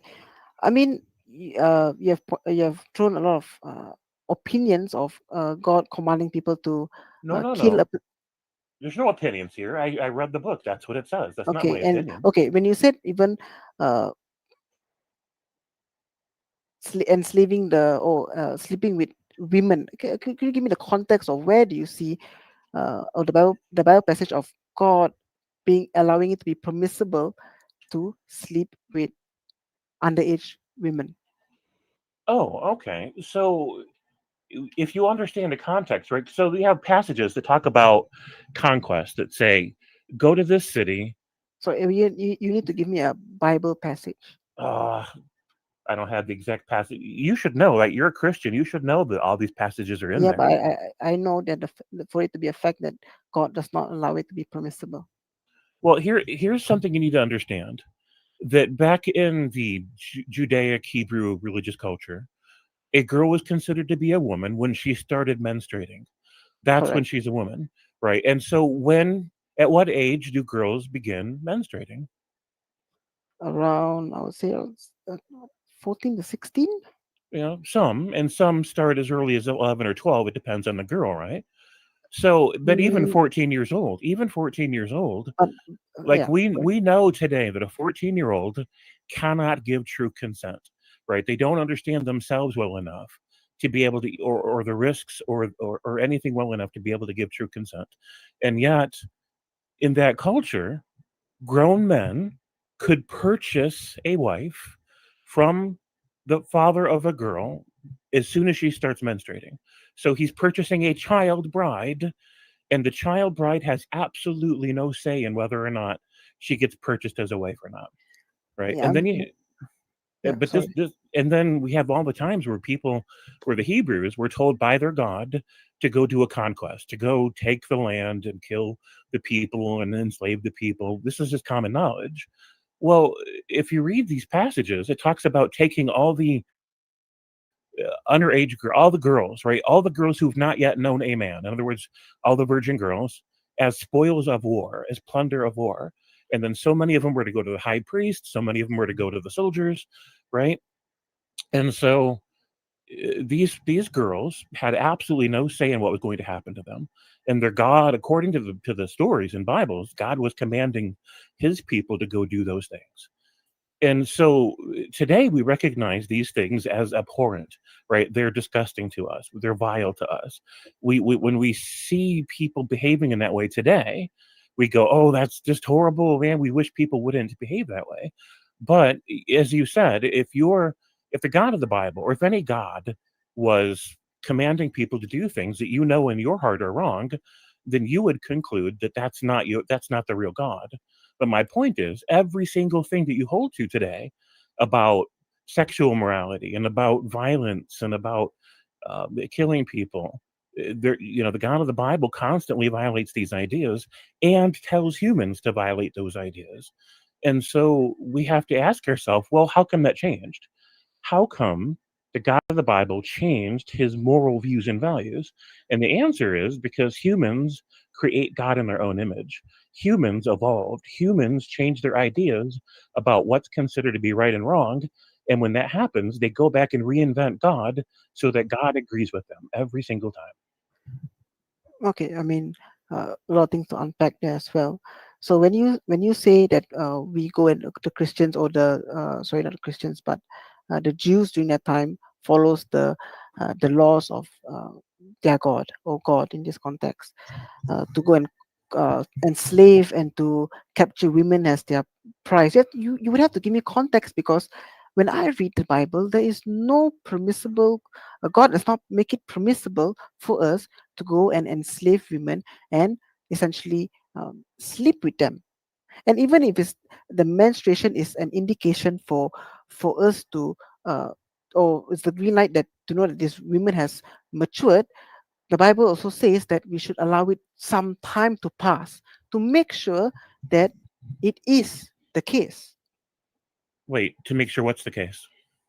If this girl is matured or not. No, it doesn't.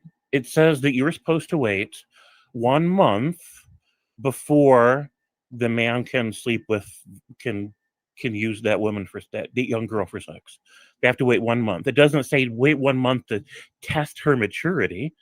It simply says wait 1 month and then you can take her, and then she's your wife. There's no test. There's no. And besides, how do you test a 14-year-old for maturity enough to be married to somebody? How do you do that? But that's not in there anyways, right? It's just take whatever young girls you want to. You call them your wife. You have to wait a month before you could do the things you want to do with her. Okay, but then you cannot provide a basis of uh, God saying that to go and kill and to invade countries and take women as prizes and sleep with them. Where's the biblical basis of that? I'm looking it up right now. Let me ask you this question. While I'm looking this up on Google, which you could have done too, right? While I'm looking this up on Google, if I can show you where God tells humans to kill other humans, then that will prove to you that this is not the real God, right? But you have to look at the context. You cannot take one passage. Well, hold on a second. You didn't say Yeah. context before. Before you said it's always objectively wrong to kill other humans. Now you're saying, oh, there's a context. Sometimes it's okay. Yeah, I mean, obviously, our entire existence must have a sense of context. If I were to kill somebody that is that's about to kill me, in that context, I am right. So you have to look at the context of the situation and not look at it in one singular frame. There is not a single story in the entire Old Testament texts where the reason God tells people to kill other people is self-defense. Not even once.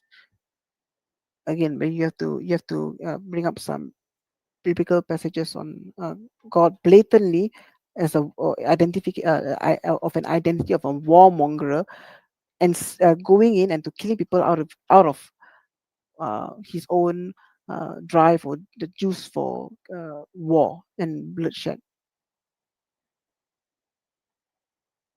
Okay, so the conquest of Canaan. During the Israelite conquest of the land of Canaan, God commanded the Israelites to destroy the inhabitants of those cities. The inhabitants of those cities were not waging war on the Israelites. They were just minding their own damn business. And the Israelites were like, well, I think our God wants us to kill them and take their land. And so that's what they did. Why? Oh, sorry. Go ahead. Yeah. Why did God come to that conclusion or that judgment? Well, let's understand this in the You have to go, correct context. yeah, you have to go back to the previous passage. I think you will find an answer there. No, the answer you're looking for is not there, right? What happens is these men were a nomadic tribe of religious extremists. And whenever they saw something that they wanted, land, young girls, women, livestock, Your high priests would go into the temple, pray about it, and come back out and say, "Guess what? Good news, everybody! You know all that land and young girls and livestock we wanted? God just said to go take what we want. He wants us to kill everybody." In fact, there's one story in all these stories where somebody didn't kill everybody, and then God got really mad. He's like, "I told you to kill everybody," and so then the guy that didn't do the killing got in trouble with God. God's killed him instead. I'm very, very sorry, but I don't mean to harp or to be a bit of an anal, but you'd have to give me a little bit of Bible context here, so we both are on the same page here. Right. So just to be clear about this, while I'm looking these up on Google, you went from saying that objectively it's always wrong to murder people. Now you're saying, well, sometimes it's okay. It depends on the situation. So let me ask you, in what situations is it okay to kill somebody? Okay, sorry. So perhaps I guess the terminology, we skip the concept of the terminology. So when you say murder is somebody that's defenseless. So somebody that's defenseless is being killed by someone. That is murder. No, even if they have a defense. Like if I see that somebody has a gun, but they're not pointing it at me, they simply own a gun, right? It's where they can reach it if they need to reach for it. Maybe it's in their desk drawer, maybe it's in its holster, maybe it's wherever. And so technically this person could defend themselves, and I start shooting at them unprovoked. Wait, they're not assaulting me, they're not threatening me, and I decide that I want their house, I want their daughter, I want their land, and I start shooting at them. We don't get to call it not murder just because technically they could have defended themselves. Sorry, I mean, okay. Perhaps can we look up the definition of murder? Would it not help us understand our definitions a little bit better? What is the definition of murder? If somebody is driving on the road and he hits a guy by accident, it's not called murder. It's called manslaughter. Right, murder. Okay, The before unlawful, that, premeditated killing of one human by another. So unlawful, right? So if you have a law against it, murder. If you don't have a law against it, not murder. That's not a very meaningful delineator if you think about it. Why would that not be the case? I mean, why is it important to understand unlawful? Because you are predisposing, or you are setting this as an example, not example, but a foundation of something being unlawful and lawful. So if you look at look at the definition of murder, somebody that's doing something that is essentially or intrinsically wrong, because you cannot call it murder if everything is purely subjective. If I wanted to kill somebody because he has made me angry, in the court of law or in any form of justification, I cannot be wrong because of the way I feel. So you allow me to go about my merry day and not have any form of consequence or punishment to me for doing such a evil thing? Right? So do you know why we have laws against killing people arbitrarily? It's because everybody, rationally, everybody wants to live in a society where they and their loved ones are safe.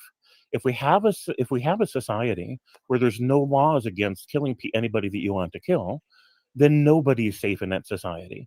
So if I were to give you this analogy, let's say a tribal community is in the jungle, and they um, they follow this teaching or this abstract weird nonsense where every third shall walk in darkness. Can you say that they are right for having this practice or wrong for having this practice?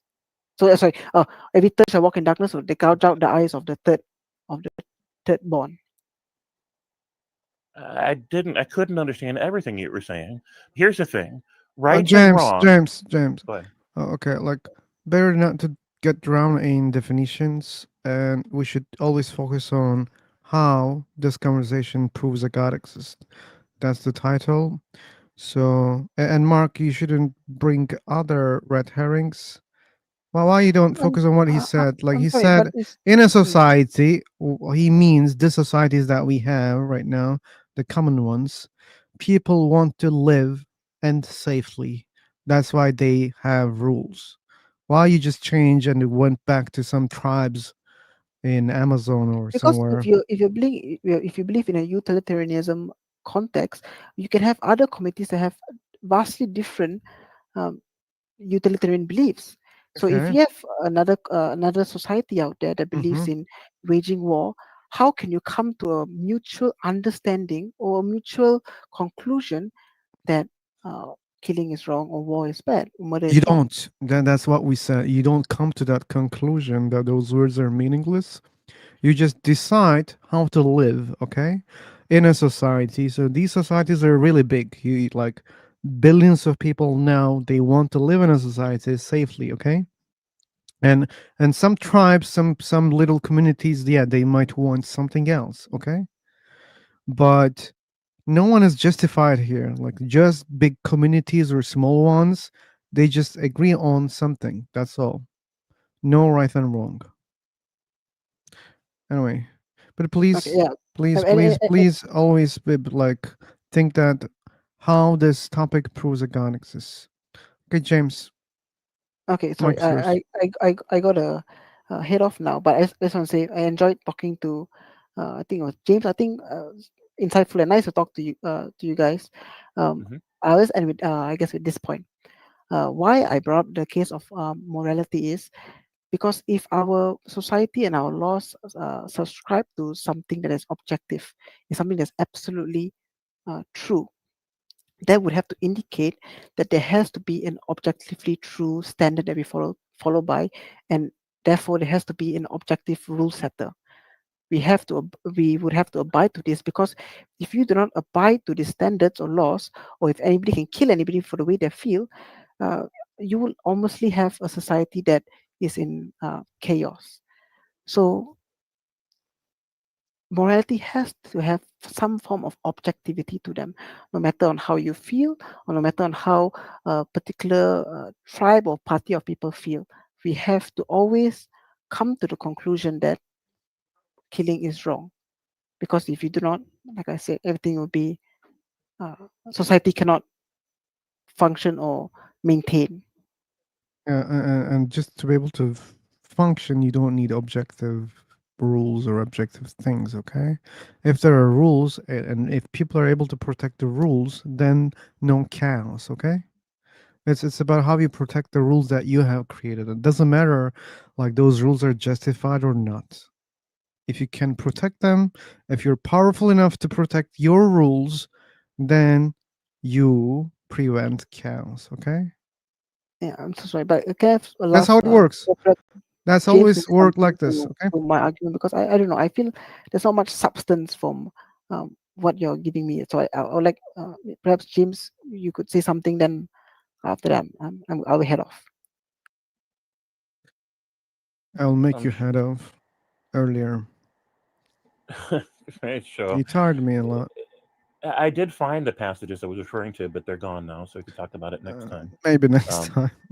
sure, and in the story where Moses came down from the mountain, Hmm. one of the tablets said, "Do not kill." And then he got angry because some people had done some golden calf stuff at the river. And so immediately he ordered the execution of thousands of his own people. He didn't bother to investigate to find out who really did the golden calf. He just picked one quarter of his people, one segment of his population that he didn't particularly like. He's like, go kill all those guys. He didn't kill the guilty. He killed a random segment of people without investigation, had them murdered violently. James, Right? Go sorry, ahead. sorry. Like someone says, it never said do not kill. It says do not murder. Sure. So then, what's the delineator? Well, I some don't know. people, some Someone just translations say kill, some say don't murder. But uh, what is murder, right? What even is that? It's just whatever. Here's the thing: according to the Bible lesson, it's not okay to kill anybody unless they've got it coming. And how do you decide if somebody deserves to die? Your cult leader says so. That's the moral ideal in Bibles, and I have a problem with that ideal. yeah. Just because someone said so, they think it's right. That was a problem I stated clearly, but he didn't want to understand. Yeah. What can I do? Okay. So even he rejected what his God can say so. Like if he says something else, he's not even buying that. Like he's not obeying the rule. But what he wants to do, hey, you know what, God, you said this prior. I just want to follow that. If you say something different, no, no, no, no. I don't care about what you're saying. That's what he did. Yeah. That was so funny, and it only proves that those rules are just depending on what someone says. Okay, Yeah. what someone wants.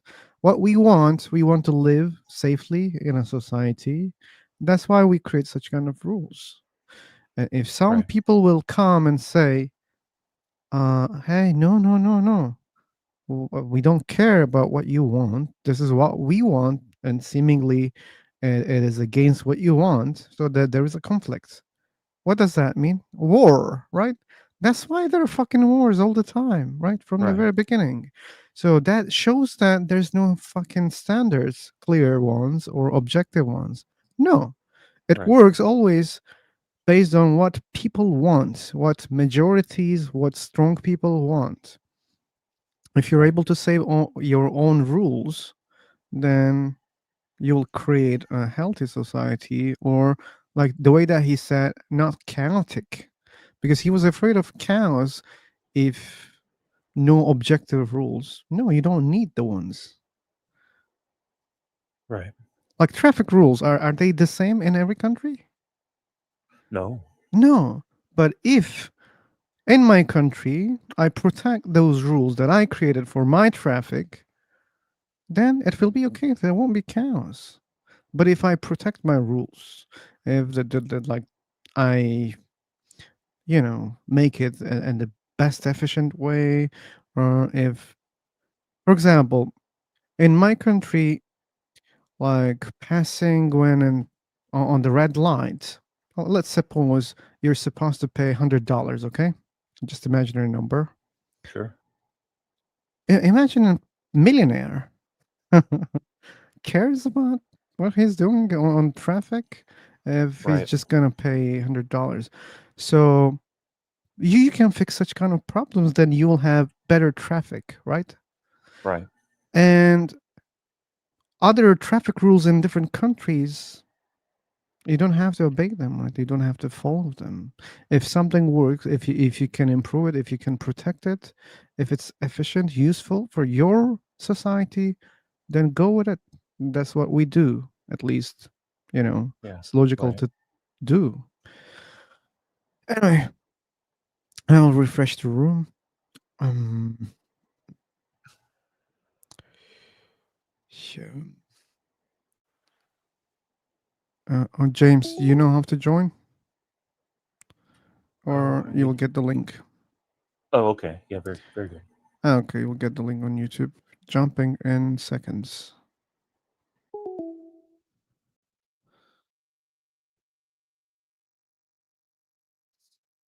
Mhm. Let me send the link first, then doing the other thing. Hello.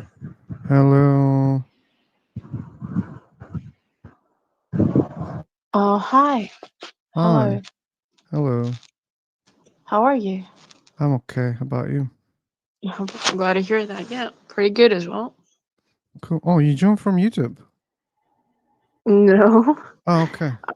unfortunately, I don't know you from YouTube. I'm sorry. It's okay. It's okay. Like, just not many people have good English when they join here. So All right, I see. Well, I would be really glad to engage in a good discussion, I guess. I don't promise for the good discussion, but I can promise for the discussion part. All right, no problem. Okay, but James can help. When I'm What's the your head. name? Hello, good morning. Good afternoon, actually.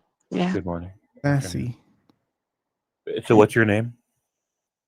Me, Vasilia. Yeah.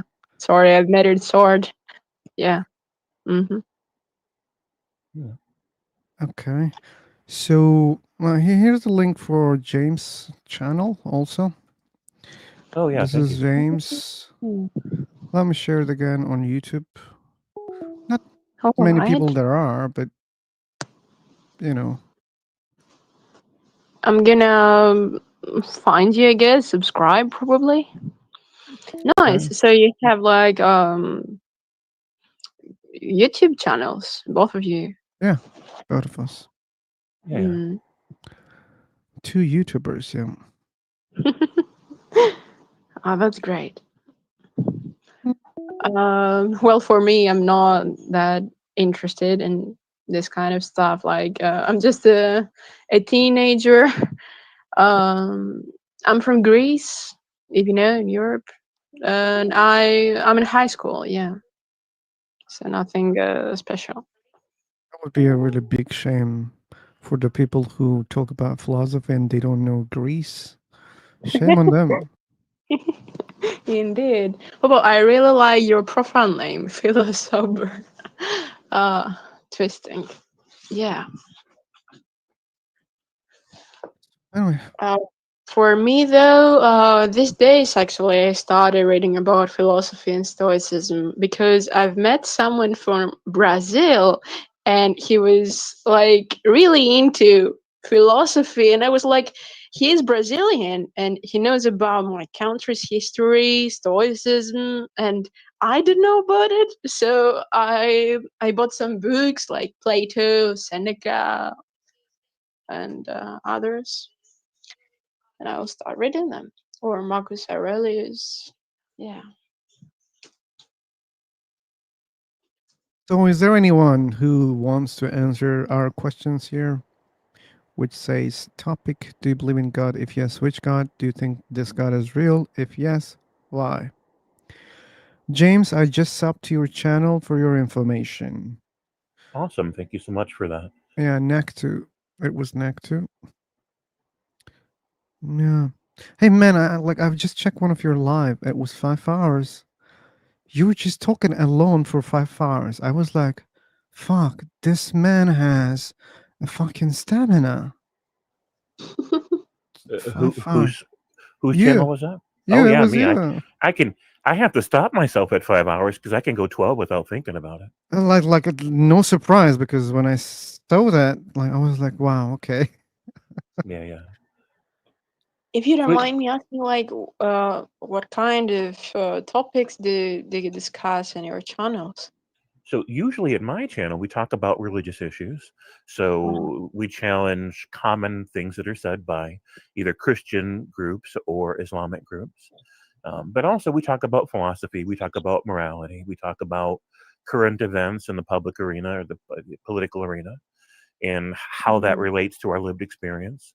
We talk about psychology and sociology. It just depends on the day. Oh, sounds pretty fascinating. I hadn't thought of that like in the beginning, so yeah, I'm Hello, definitely gonna check your channel. hello everyone. Hello. Hello. Hello, can you hear me, guys? Yeah, Yep. you're audible, Tyler. Hey, I'm just here. I'm screen recording my smartphone just to send this video to my friend because he want to learn English and I want to introduce him to this website. So that's why I'm just testing this. Thank you for your reply. Don't thank bother you. yourself, okay? So What? Go Yeah, ahead. I said don't bother yourself. You can use this link, okay? It's already recorded Yeah, that's here. what I'm saying. Okay. Yeah, just Yeah, share the link. no, but Okay. he's a bit, Okay, I have already sent him link and no, like he doesn't know about that a lot, so that's why I'm recording this video. Okay, thank you guys. Bye. Take care. Let's just like he doesn't understand YouTube. I have to click on a link and open it on YouTube. Anyway. So, any believers in the room, guys? Me? Can I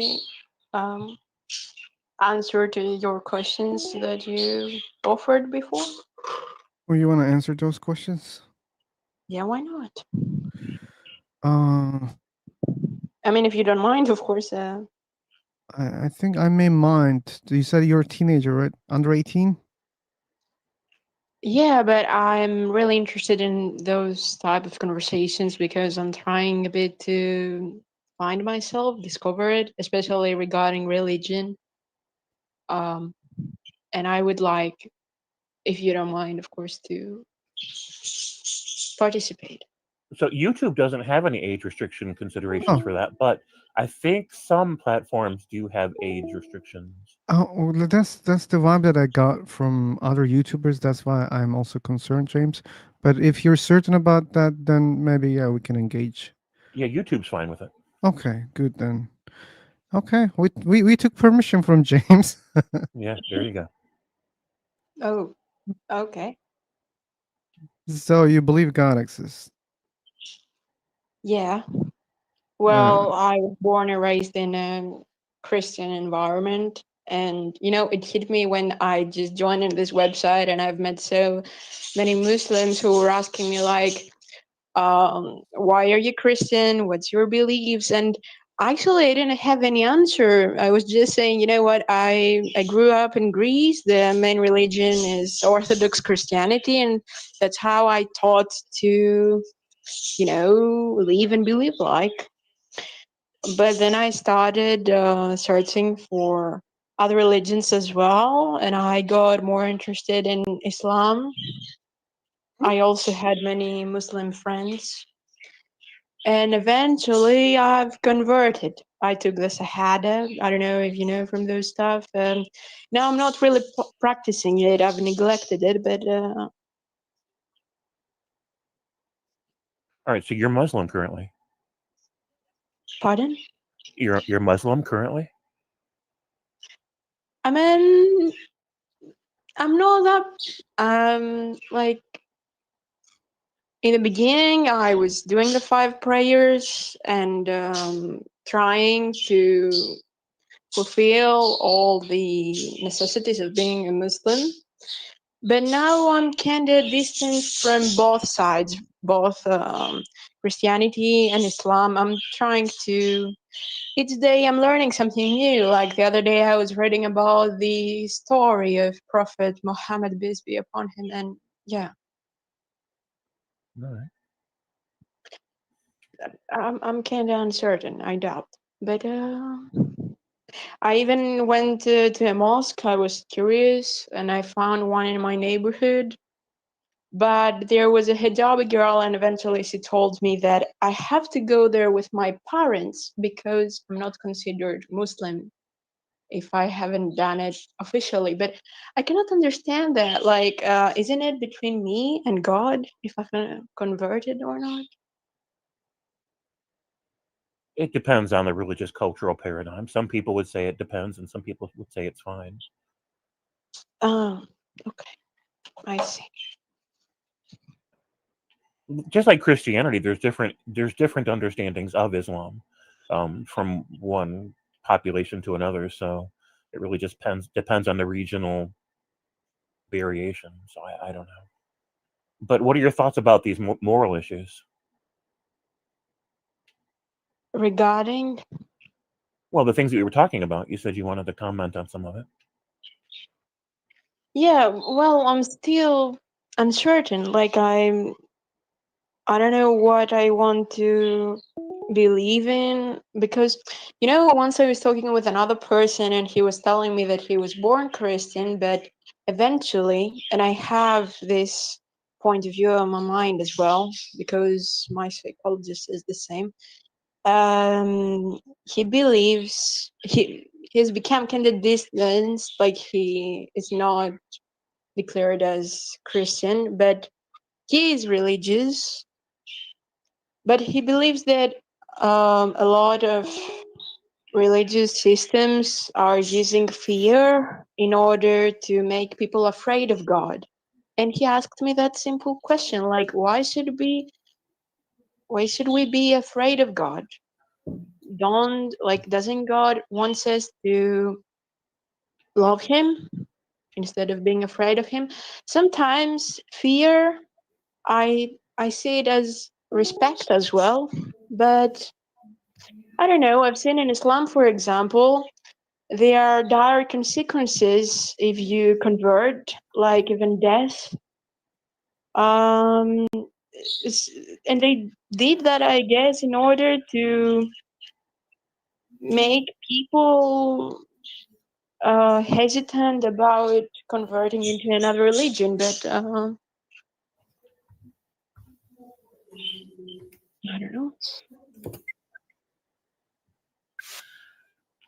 So then you're not really comfortable with the concept of hell, then, right? Hell. Hell, Um. like eternal punishment for.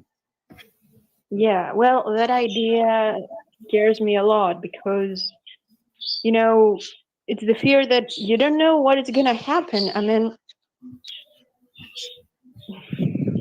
and recently I lost my grandpa, a really beloved person of mine, something that has never happened to me before, like with another person. And it really scares me that sometimes, you know, you don't even know if it's going to be your last day or not, what is going to happen after.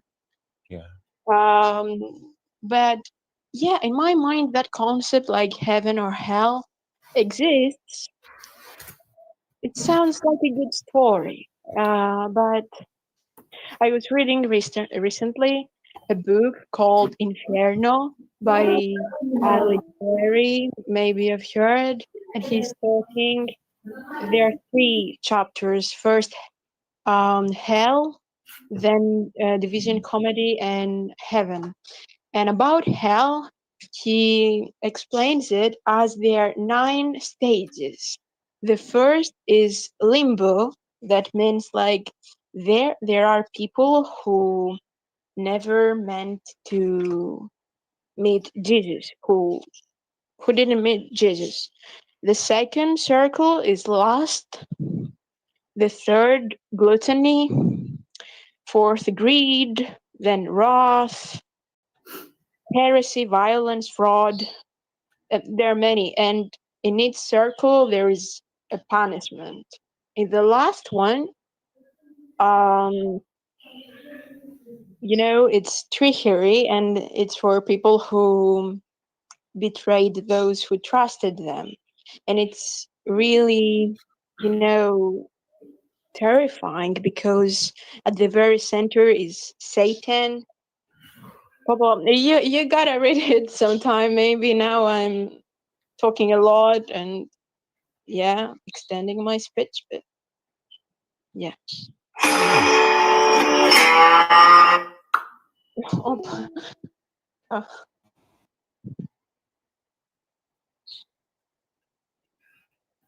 That was very loud. Yeah.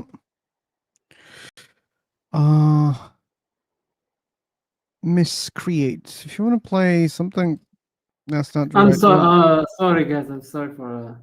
It just was I got a phone call. I was hearing. There was your Sorry. phone ring. Yeah.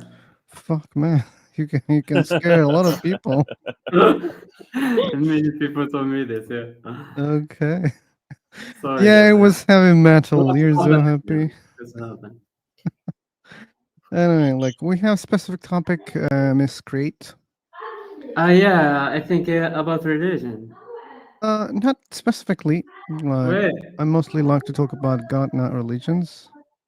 But yeah, unfortunately, it's hard to talk about God without religions, since the God concept comes from religions. Okay. Okay. Yep. Oh, guys, Uh, you're. I think I don't know what to say, but this thing is complicated. It I is. mean, yeah, I mean, why the God need heaven or hell? I mean, it's like someone human who need this tools, like dictators tools who punish the people who doesn't believe and reward those who follow you. It's like humanity. From my point of view, I am actually doesn't believe this shit. I'm sorry for this word, but it is because many people have lost their lives and minds, No. and many things about in history tell us that religions in general, many of them, most of them, are bad. Okay. Because they're bad, that's why you don't follow them and you don't believe in God. Yeah, because it doesn't make sense. Okay. That's why. Doesn't make sense. Okay. And I'm sorry if someone is a religion here and believe in God. I don't want to hurt anybody. No, I mean, Yeah, I think there are some religious people in the room right now. Oh, Yeah, this is the same guy. Hey, Ahmed, you're gonna talk? Ahmed. Okay, we have another person. Fanindra. Yeah, Welcome. thank you. Thank you. So, have you seen the title? Yeah, I just Good. saw it. So, do you want to answer those questions? Welcome to the YouTube now.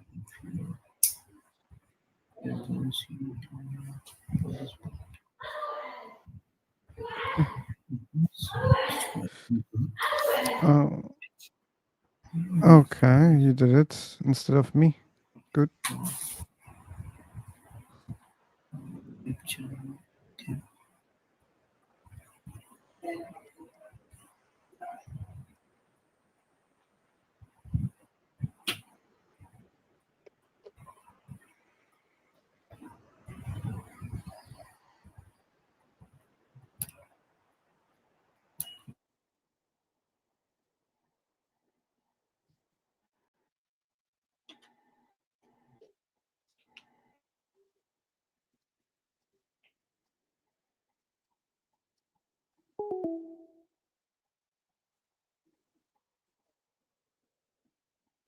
Hello, hello. Okay. I think he left. So Fanindra. our young friend from Greece also left, I think. Oh yeah, she left also. Yeah. That's heavy. Why, man? Well, you have never heard my nephew, I think. And he rarely enters my room. Is the problem for you? Heavy metal?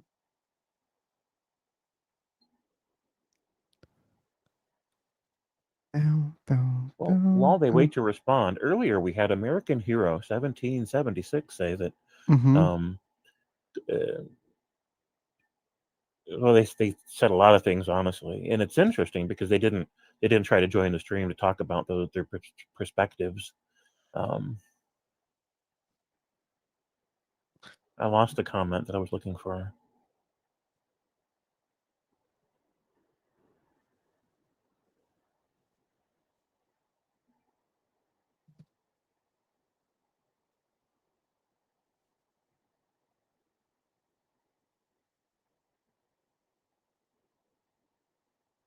All right, I found it. So he says when you deny the fact that there is such a thing as morality, you deny the basic importance of human beings and their worth. Um, Here's part of the problem that I have with that. So, for example, we have various forms of Christianity that stand on the platform of morality. Even if we disagree with how they build that platform, this is the premise they speak from. And so, part of the problems that I have with these kinds of religions is they don't recognize my value. They don't recognize the value of my very existence or my being or my journey. Because within the context of these religions, you have no value unless you join the religion, because until then you haven't claimed your value, right? You only have potential value until you join. And so they believe that any day now their God is going to come and violently destroy everybody that isn't a proper Christian. This isn't all Christian denominations, but it's most of them think this. And so as long as they hold to these ideas, they don't see my value. They don't recognize my innate worth or my equal claim to continue to exist and to exist in good health. They don't. They think it's contingent upon whether or not their God gives me value. We hear this all the time. Christians say, without God, I am nothing. When they say that, they also mean that without God, you are nothing. And so they don't recognize our value except when we join their special religious club. And so for them to say that morality is based on the idea of seeing our value, that's not really what they believe. It's just a marketing campaign. It's not genuine. It's not honest.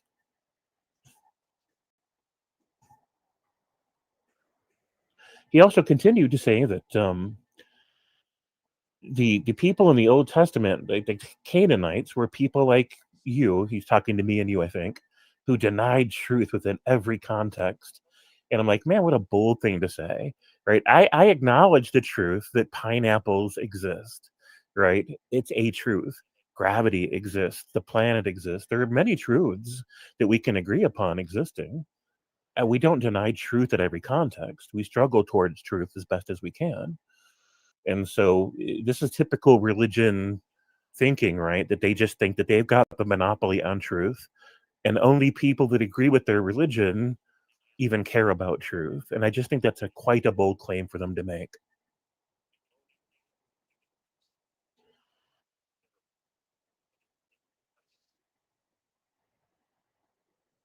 In any case, the Hebrew religion were the Canaanites. If you go back far enough, the Canaanite society was entirely polytheistic.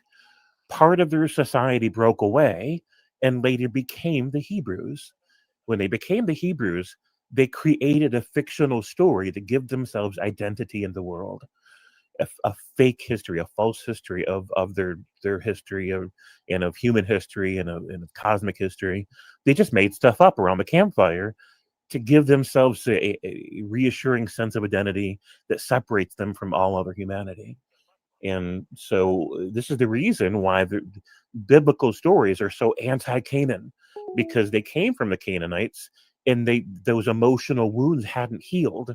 The division, the disagreements they had with the society that they broke away from, they were still harboring ill will and bad sentiment. And so when they wrote the religious stories, they always wrote Canaan as the bad guys, and they always wrote themselves as the good guys. It's typical polemic, right? There's nothing that's true about that whole entire narrative. And so it's interesting to me when people cite the narrative as a foundation for their truth when the narrative itself literally isn't true.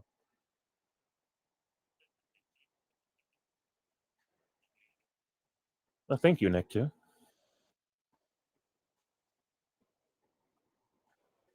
Yeah. Thanks for the big reply. Yeah, you know how I do. Sometimes I got to shut myself up. I'm like, James, stop talking now. Yeah, like believe me, if I will be disturbed, I will just make it clear to you. Don't worry, okay? Yeah, that's fair. Yeah. So I think it's time to recreate. Since there are three atheists in the room, only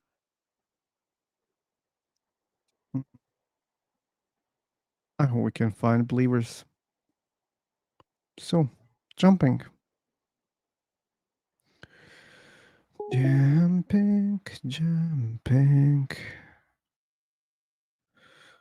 So here's the link for YouTube.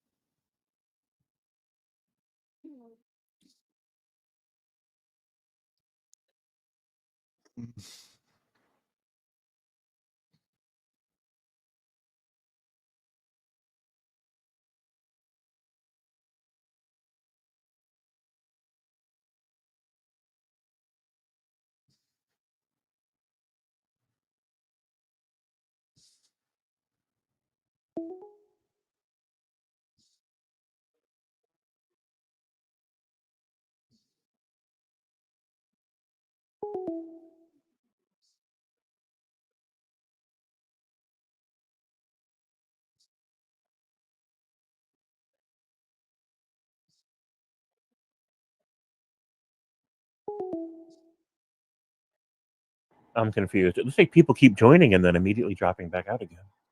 Yeah, like there are many people they do it randomly, and maybe like some of them they really understand what's going on, which is it's live on YouTube. Maybe they just don't want it and they just leave it. And some people are just enter, they hear nothing, they say, "Oh, these people are boring," and they just leave. Many reasons.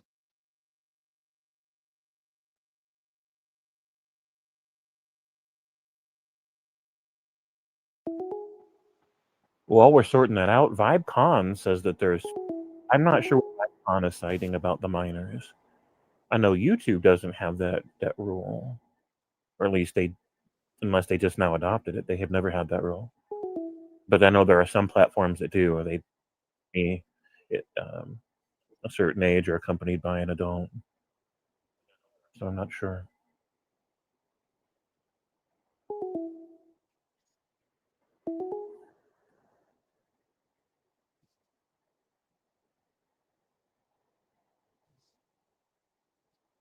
Okay.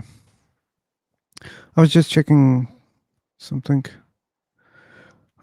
Phil, do you want me to fill the airwaves with sounds until you guys get started, or you want me just to wait quietly for a moment? No, you can talk if you want.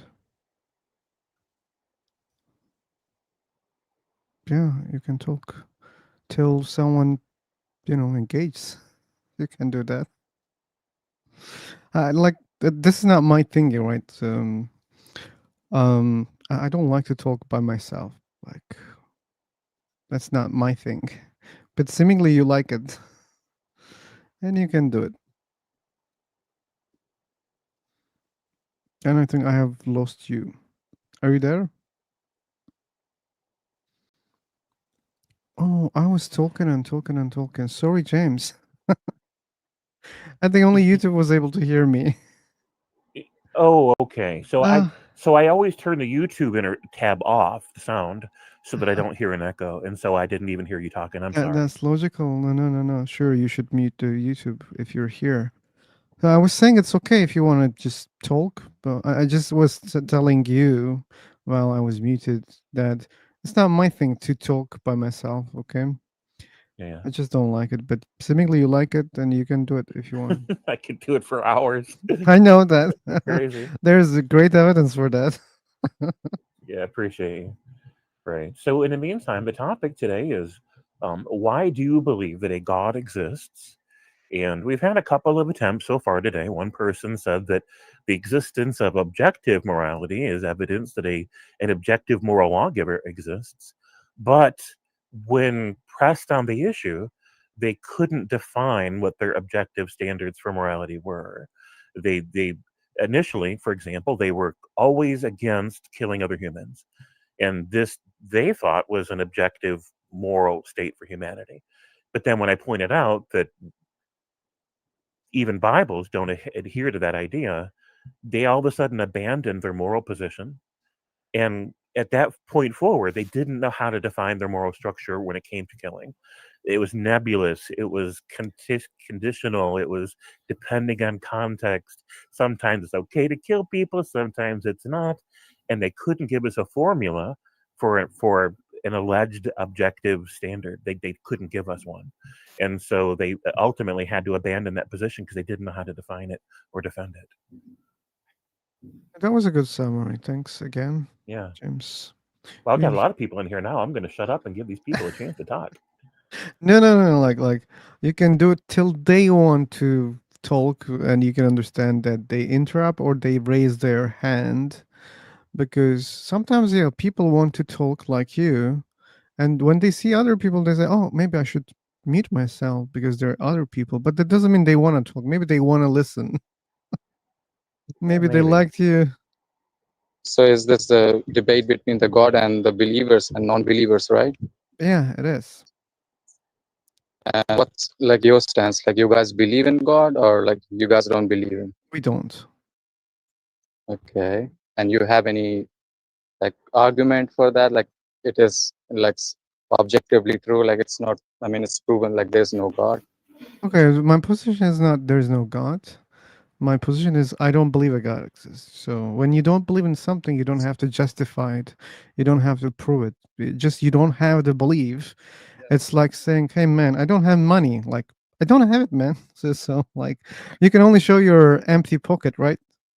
And I can't show you my mind, but No, I if I just have don't to believe. I don't have associate the money. you, if I have to associate you, like you are an agnostic, like who's seeking for, I mean, the true answer, or like, You I can mean, you are say something that, like, to be precise, I'm an agnostic atheist. okay. Yeah. So I mean, you have heard like argument, right? Like the people are giving an argument, right? So Many let me times. ask you this.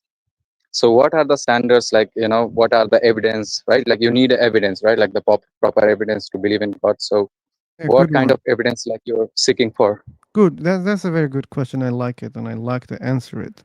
So it depends which God you're proposing here. No, I'm just talking in general, right? Like, Then I cannot give a good answer for that. But please, just for the sake of argument, tell me a God name. that's nothing to do with the God name. Like I'm talking in general, like, you know, Sorry, my I'm not definition talking of God. general. So, okay, so if I give my definition of God, like what I believe is something that have initiated everything, right? Like that Initiated everything ever everything. caused, yeah, that everything ever caused, like, you know, like the universe started from Big Bang, and it might have started from something else, and you can, you know, I mean, go through all the cause and effect, and but you have to reach a point where, you know, it should be like it should be stagnant, like it shouldn't have Oh, any other cause, so you like, know. what's your name? Adarish. Yep. Are you saying that People call me Adarsh. whatever the cause of the universe or whatever the causes are, you call them Yeah. God? No, I said like the Big Bang, right? Like there are some physical causes, right? Like we see this universe in the physical forms, right? So there must be some physical causes, right? Like it might have And started that was my from Big Bang. question. Do you call those causes God? Yep. Yep. So That's something whatever the that have whatever the causes of yes, this universe, you call them God. not this universe, but I'm saying like something that have initiated from the very beginning, like, you know, at the very Thing. beginning, like from where the cause and effect have initiated, and we Mm. reach to But up to a point where you know that like there can be multiple things which initiated everything. okay.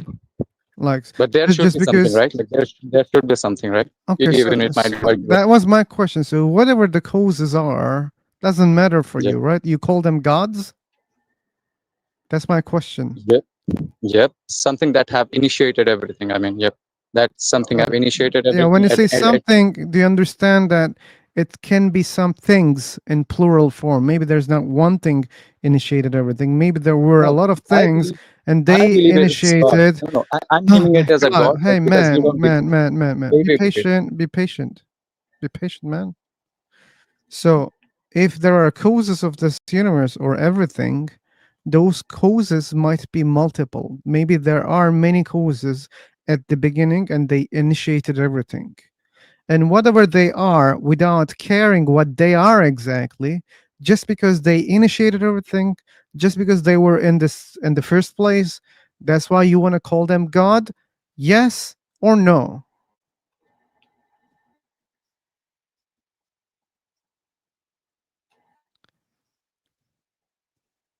I'm waiting for an answer.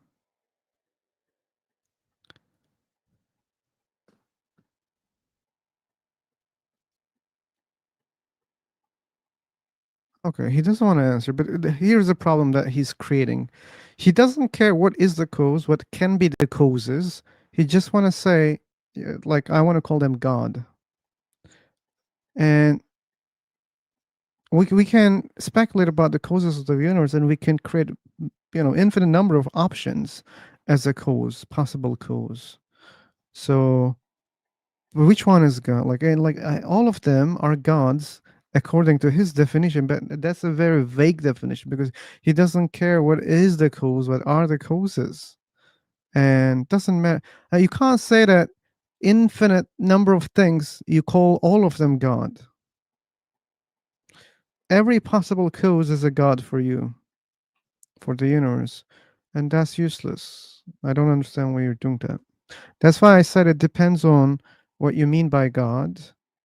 If that's what you think, there's no any sufficient evidence for it. Like to be able to say that there is a cause for the we need to observe the cause, okay? And since we cannot observe beyond Big Bang, I think we never had and will have a good evidence to prove that there is a cause of the universe. And you should know that my topic is not the cause of the universe, okay? It's God.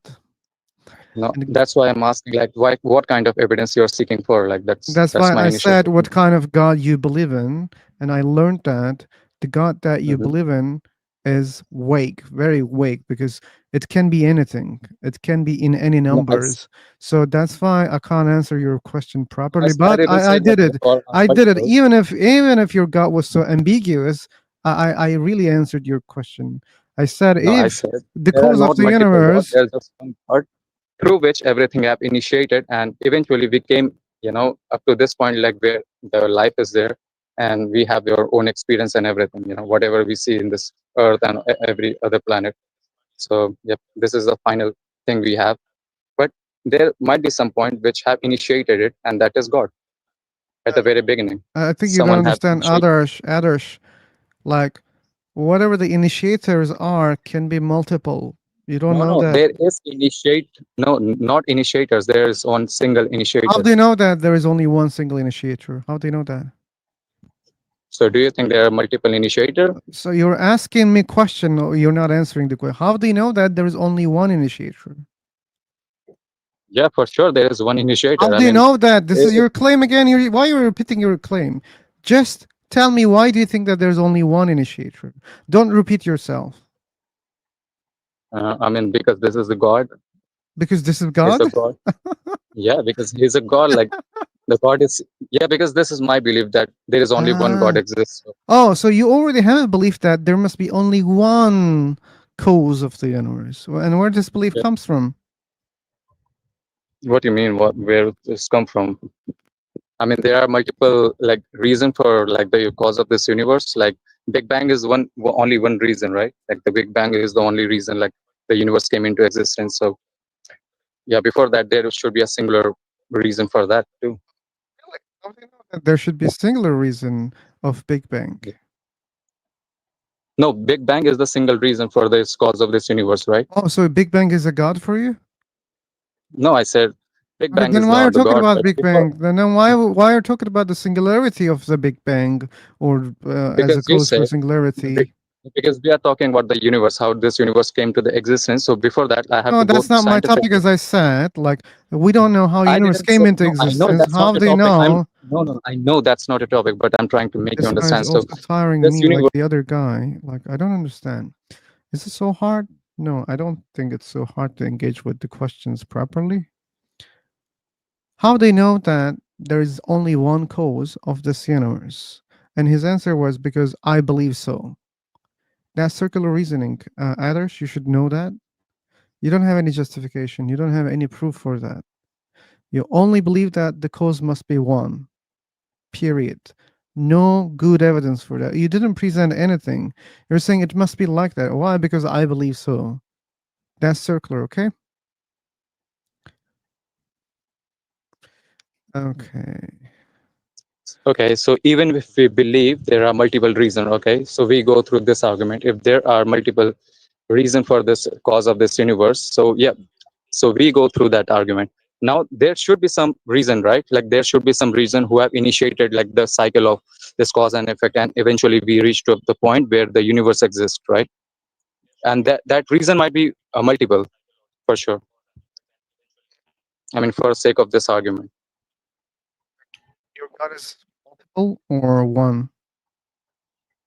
No, I say for this argument, for sake of this argument, if we believe, like if we say, okay, there are multiple gods, so for sure, like there should be some initiator, right? Like there should be some initiator who have initiated this cycle of cause and effect. Others, logically, you can't say that there is only one initiator because when No, I things didn't are say. when I yeah, said multiple. Wait. I multiple initiators. Okay, expand. I so if expanded. there are Okay, I multiple expanded. initiators, so you don't know what you believe in exactly. You believe in Okay, multiple initiators or one wait. initiator? Which one? Wait. No, we expand this definition, okay? For the sake of this argument, I expand this argument, okay? So there might be single, there might be multiple, right? You don't But know. there should be, no, I don't know. Yeah, that's right. So Okay. there should be something or someone who have initiated this cycle, right? This cause and You effect mean from which, some guys? Let's say yeah, guys. you can play this game of words. Yeah, I got it. Like you can play this game, something Well, or it's not a someone. game. It's Okay. not a So game. Like you always implement your belief without justification. You think that there's only one cause of the universe by saying that someone refers to one. Okay, one, yeah. not Mhm. many, and you don't know whether it's many or one. Yeah, for sure. I don't know how many there Yeah. are, right? Okay, Is so that you're okay? just assuming So that now, maybe there are causes okay, of the universe. I don't know how many causes, maybe one, maybe multiple, but there whatever are the infinite. cause, Do you think there are infinite causes? whatever the fucking cause, I don't care. Okay, I want to call it God. That's what you're saying, right? I said who initiated the cycle of the cause and effect? Yep. Yeah, yeah, like Who- it can be multiple initiators. You also accept Yep. that, right? Multiple initiator. If Yeah, you believe so in the you don't multiple, know like how many initiators there are. You don't care. Like you call, doesn't matter but if you, it's many. but You call but them you believe there gods should in be some initiator, right? multiple, or you just Yep. say it God if it's one. Okay, Okay, wait, but good. you believe there should be some initiator, right? I don't There should believe. be some. Okay, so how you think like this came into existence without any? I mean, from nothing, like I don't claim before that. it became. That doesn't mean it came from nothing, and that doesn't So mean that there was an initiator. Okay. okay, Yeah. there's no initiator. Like this universe came without. I mean, without any reason. You mean? Why not? I Like mean, you believe that initiators exist without no. Forget about initiators. So what? initiator. I'm talking about the scientifically. Like you know about the science. I'm tired of him. I'm really tired of him. Okay. Look, is there any point that I'm missing, James? Well, I mean, what he's saying is common amongst Christian apologists. Christian. Christian apologists. And it doesn't mean that he's a Christian. It just means that he could have been influenced by those apologetics, because there's an awful lot of people that think those apologetics are good and solid, that they're irrefutable. And the reason they think they're irrefutable is because they live in this little cultural bubble of religious people that just reinforce each other. They're not familiar with the refutations, and so they assume there aren't any.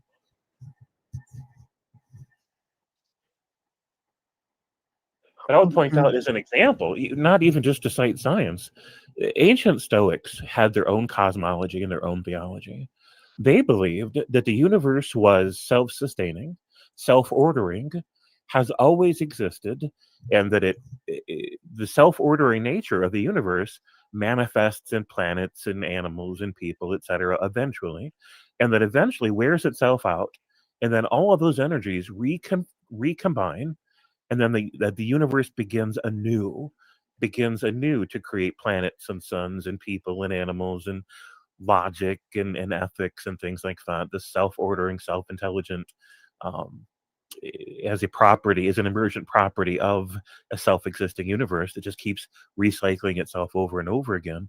And they call the innate self-ordering nature of the universe God. And to them, God wasn't a willful prime mover or an intelligent being.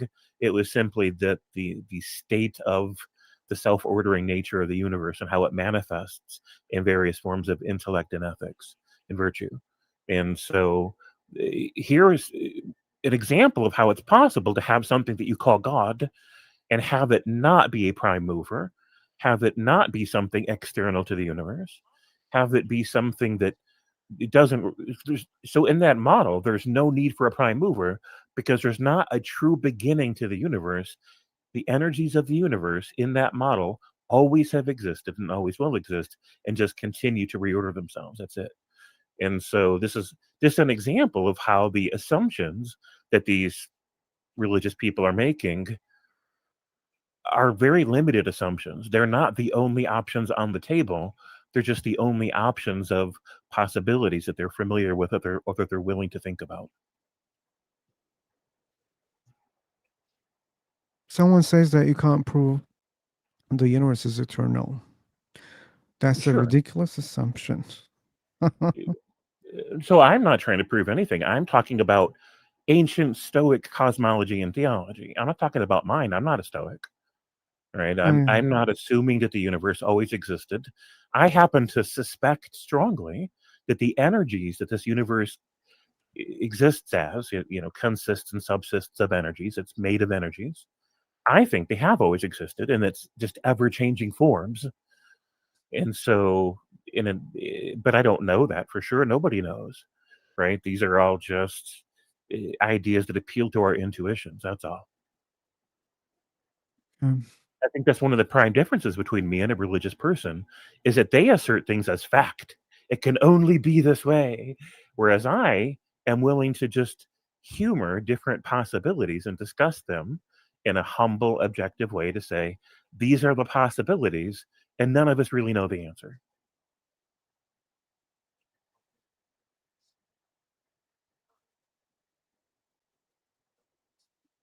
Okay. I don't know who MW is, but if they want to comment on that, they're certainly welcome to. Hanny, if you want, you can join. Hanny, because you get the answer with the latency on YouTube. That's kind of awkward for us. And the best way to communicate, well, maybe you should type here or speak. And we have Mr. White. Hello, Mr. White. Hello. Oh, so we have Mrs. White in the background also. So the topic is do you believe in a God or something like that. Yeah, something like that. Okay. Okay, he's not interested. Okay, if Henny is not coming also, I'll just recreate.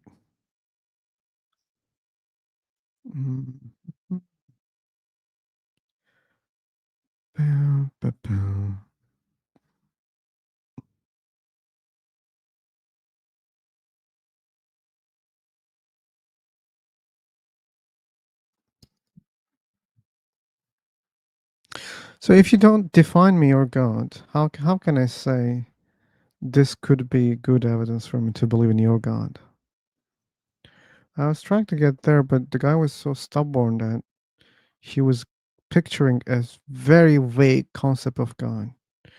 And the only thing he said, initiator.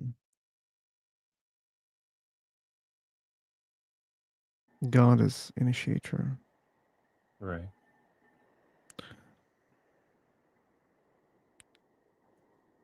Okay, new room is on the way. All right. Jumping in some seconds. It was not even some seconds.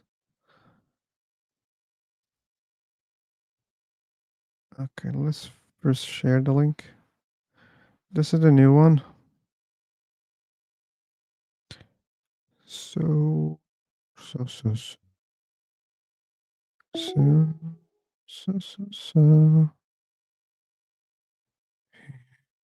It's ready, yeah.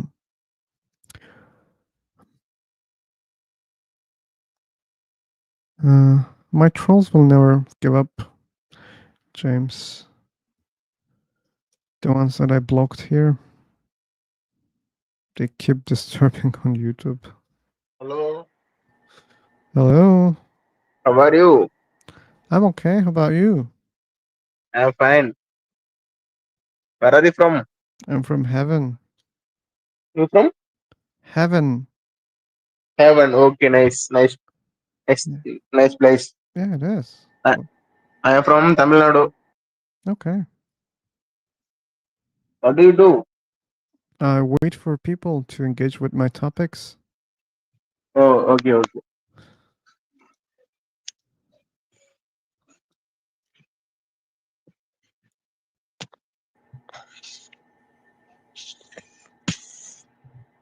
Okay. Farid. Farid. Yes. Yes, Mr. Phil Sober. You can call me Phil. Yeah. Yes. How are you, bro? I'm okay. How about you? Thank you. Fine. Doing well. Have you seen the title of this room? The title? No, I didn't see. Which? Where is? It says on the screen. If you look at the screen right now, you will see it. It says topic. Oh, yeah. Do you believe in God? If yes, which God? Do you think this God is real? So in a Yes, nutshell, absolutely. I believe. the topic is God. So which God do you believe in? Which God? Yeah. The real God. I think But which one the is the God real who God? created us. Okay, but which one you think The created one us? who created So us. you believe that Zeus created us? No, Ra? absolutely not. The God, the special God, that one who Ra? created us, Oh, who I think you're talking about sent a Ra. lot of prophet. I think you're talking about Yes. Ra. Do you believe in Ra as a god? About Ra? Ra, yeah, you know? We usually The Egyptian god. Egyptian God. I don't know about the Egyptian God or Ra Okay, God. then you I tell just me. Hey, talking about Farad, the God then who. man. Then you tell me which god you believe in. Yes. I'm trying to understand which god you believe in, and you're not telling me. Tell me which god you believe in. I said I'm telling Zeus. you that You said no. I believe on that who create us, and that who create Zeus, Okay. and that who create you, who Okay. sent a lot of holy books, a lot of prophet Payam. And Farad, you're not helpful, man. Are you ashamed of your god or your religion? No, exactly not. Okay, Because we usually do you have a call. religion? Do you have a religion? Yes, exactly. I am. What's that religion? Tell me. Like you're not helping me. I will help you. I'm Okay? Muslim. I'm Fuck, Muslim, bro. man. I'm Muslim. Is it really hard to say I believe in Allah? I'm saying like that. We usually You didn't say saying like God, that. I God, said which God you believe in because there are many gods. because you were trying to distract. For example, saying zoo or something else. I didn't understand that you wanted to saying, for example, in Arabic, for example, Allah. Okay, like non-Arabic speakers also know that name if they're into religions. Okay, the people who are Yeah, talking about exactly. religions, We debating about know, God's but existence, they all know name Allah. Okay, don't worry about that. I know that the Oh, you other know that. also If you know knew about that, Arabic, but I don't know about you that you know Allah or not, because Allah and God, both of them, this Alright, God is in okay, English then let me word help you. and Then let Allah me is help Arabic. you. Then let me help you. If you get such a question again, just say, "Hey, I am a Muslim. Like we call our God Allah. This is the most famous name of my God." Okay, that's very helpful for people to understand that. Okay. Thank you, thank you. Yeah. Okay. I didn't So now understand your we meaning can because proceed. that is if Maybe I it's if maybe I my bad. Anyway, so why do you believe in this God? um because I think when I saw my religious when I the benefit he choose to as I think all of them are standards, all of them the way that we protect ourselves from dangers. Yes, because of this I believed on him that he created us as, and the only one is he that he knew all aspects of our life and how, because I think you are a Muslim as well. James, do you hear like before proving God, he just keeps saying what God is doing. So the question is, why do you believe God exists? Like, do you have evidence that God exists? God is real. Maybe there's no God, or maybe your God is not the true God. So why do you believe Allah is a real God? uh, One thing that I believe that God exists, that nothing there is no anything that without someone create or someone to, Be for careful. example, without someone could by itself it grow or something else. Yes, there is for sure one person back of that one power that creates something, so it proved that God exists. Doesn't prove. Just because some things are made by someone, that doesn't mean everything is made by someone. If that was the case, then every time you find someone who created something, that means there will be another someone who created that someone. So if you believe nothing can exist without a creator, God is also in that thing, okay, in that list, let's say. So that means your God also has a creator. The creator of your God also has a creator, and that creator also. So it would go like this. And I don't think this is your religion, this is your belief. No, you don't believe in that. You believe that there's only one creator of this universe, and that's all. But you just said that nothing can exist without a creator. And but you believe that your God exists, then that means your God must have a creator also. But you reject that. You you are the one who doesn't follow your own rule that you just created. You create a rule and you don't want to follow it. Okay? And that's unfair. You're right, but look, yes, when I accepted that I be a Muslim, so after that, when I studied the Holy Quran, and I'm trying to get my response answers from there, yeah. So about the existence, about the creature of our God, usually there they confirm that don't they don't say about they in Holy Quran they didn't say about for example, that God has something. God also has some creature that there is something that create God. But usually, and also those people who know a lot about. I'm not expert in my religious, but those people also saying a lot that if you try to saying something that God has creator, for example, you would do some sheer and in Arabic like shirk. So it is a big it is a big problem for my religious actually. Because of that, we do not go a lot there. And from my religious, I want that this much that when it agreed with those standards that I wanted, and it respect me, and I think it is enough for me. Okay, thanks for sharing. Yes, thank you.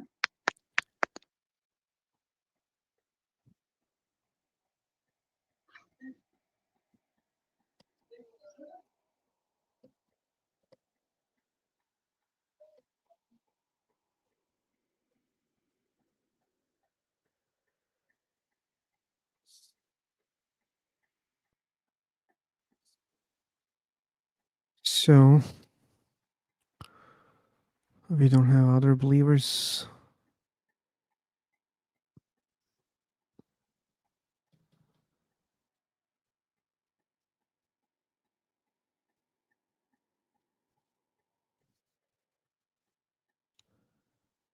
Crisp, when will you decide to talk here?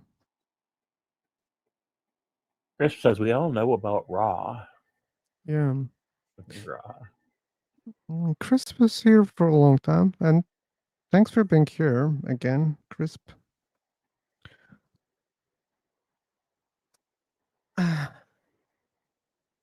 but it would be good if we meet. We don't have to even discuss about the topic. That's up to you.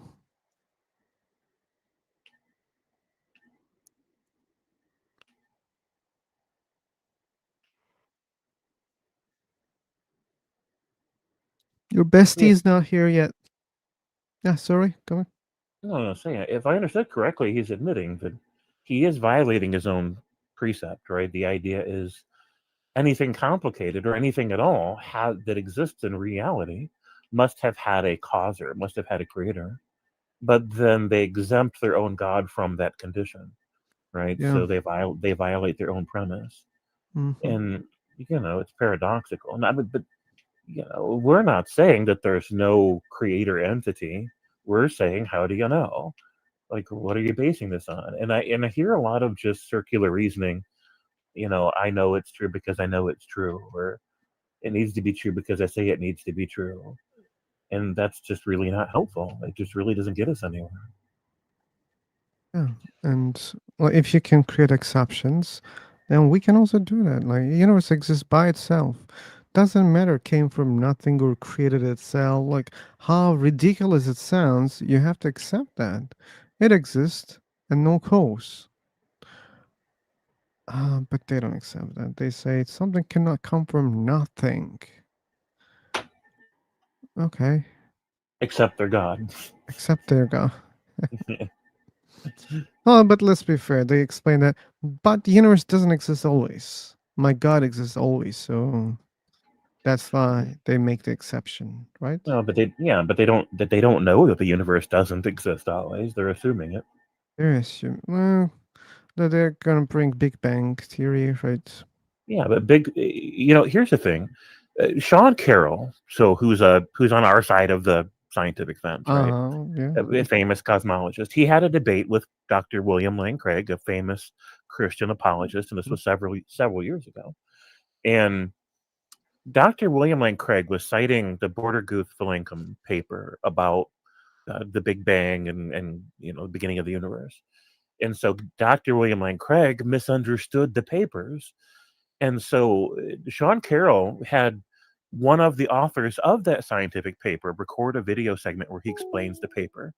And what they explain is that Christians and Muslims keep misunderstanding the science. And it's understandable, they're not scientists, so they're not going to understand the terminology. But cosmologists do not say that the universe had an absolute beginning of all time, space, and energy. They don't say that at all.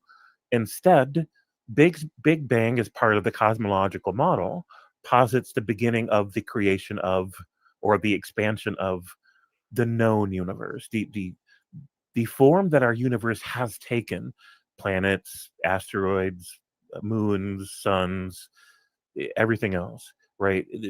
It's the beginning of the event where the universe took the form that it has taken.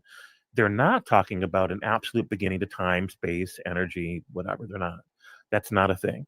If you ask any cosmologist in the entire world, they'll all tell you the same thing. We know nothing about the universe prior to rapid expansion. We don't know what the state of things were before rapid expansion.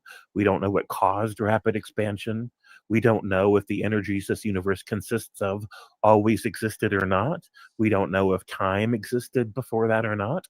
We know nothing before rapid expansion. And so when Christians and Muslims, etc., talk about the beginning of the universe, they're misunderstanding the science. And they're drawing big assumptions about the nature of the universe, again, that science doesn't say anything about. And so this is a big part of the misunderstanding.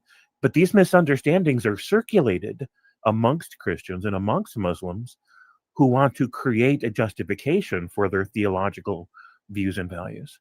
And part of the problem is that none of their even holy texts say anything about that. For example, a lot of Christians think that the Genesis creation account is about the beginning of time and space, but it's not. Dr. Dan McClellan, popular Bible scholar, explains this all the time. First of all, these texts weren't talking about the beginning of everything. In Genesis, there is a council of gods, plural, and they're having a discussion. And what they decide to do is terraform a big blob of water and turn it into an habitable planet. That's it.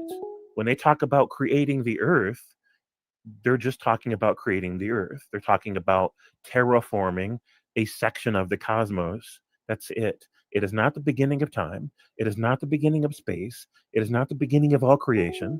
Christians have misunderstood their own Bible. And so while cosmologists are explaining Christians have misunderstood and Muslims have misunderstood the science, Bible scholars and historians are explaining that they've also misunderstood their own Bible stories or their own Quranic stories. It is not at all about the beginning of all time and space. Okay, that was a new point for me. Thanks again for sharing. And I just shared the link. Did you watch this one? Oh, it looks like Nick too had watched that debate. Yes, Alan Guth. He brought in Alan Guth. And it was one of the best hitch slap moments in the entire history of debates. It was delicious because Dr. Craig built his entire presentation on the idea that scientists are saying X, Y, and Z. And he cited a specific paper to say, this paper proves it. And then Alan Guth, one of the authors of the paper, came forward and said, nope, Craig misunderstood the paper entirely. It doesn't say that at all. It was fucking wonderful. Sorry. Gosh darn wonderful, I mean. Okay. Anyway. So my second favorite debate, we're waiting for, please, if any theists are watching this, please do come on and explain to us how you know that there's a God. We would love to hear from you. Sure. My second favorite debate was between Cliff and Stewart. They are a famous Christian apologist team, a father and son. Their last name starts with the K, it's like Connecta or something like that. They're very popular Christian apologists. And the name of the debate was, "Is Christianity rational?" And I can't remember who they squared off against. It might have been Aaron Raw and somebody else. I don't remember who it was on our side. And so Cliff and Stewart took the position that Christianity is entirely rational. Well, halfway through the debate, they admitted that it's not. They admitted that they always knew that it's not rational. And their justification for it was that God's not supposed to make sense to us, right? That the God brain is so big and our brains are so small that, of course, God's ways of reasoning would be different than ours. And of course, then, his grand plan won't make any sense to us. His moral views and values won't make any sense to us, right? His entire narrative just won't map onto ours. Fine, it's an interesting theory, but what it means is that Christians don't have anything to say about moral issues or about the nature of human existence, because whatever the bigger, grander truth is, it doesn't map onto our ability to comprehend. And if we lack the ability to comprehend whatever those truths are, then Christians are automatically misrepresenting truth every time they speak about truth. And so are Muslims. And so is every religious person in the world, because we are finite beings with tiny, squishy brains trying to explain things that are beyond our grasp, which means we're misrepresenting whatever the truth is automatically. Christians are misrepresenting it, Muslims are misrepresenting it, because we are only drawing from a finite frame of reference within the context of our field of grasp and our field of intellect, which cannot account for the grander truths beyond whatever we can see and whatever we can understand. And so it's everything that Christians and Muslims say about those things are automatically untrue. And Cliff and Stewart ended up admitting that. And I'm like, well, that means you guys came into the debate knowing that you were going to lie to us. And your justification is that you're supposed to lie because God wants you to lie. And I'm like, that just, to me, that was the end game. There's just no reason or room for debate after that. They don't have anything. They've just got theories and speculations that couldn't possibly map onto whatever the greater truth is, and they know it. Oh yeah, and Act Two said that's one of their favorite debates ever. Crisp says Dan McClellan also says Genesis is poetry. Hold on a second. For lack of a better word, so terraforming. Um, it might not be literal terraforming. It might be metaphor, right? It might be moral tales and metaphors, and it might be that the people that brought us those stories and those texts weren't trying to be literal. They weren't trying to present a cosmological history or a geological history or a religious history, and that's possible. We can't really say for sure if those people meant it that way.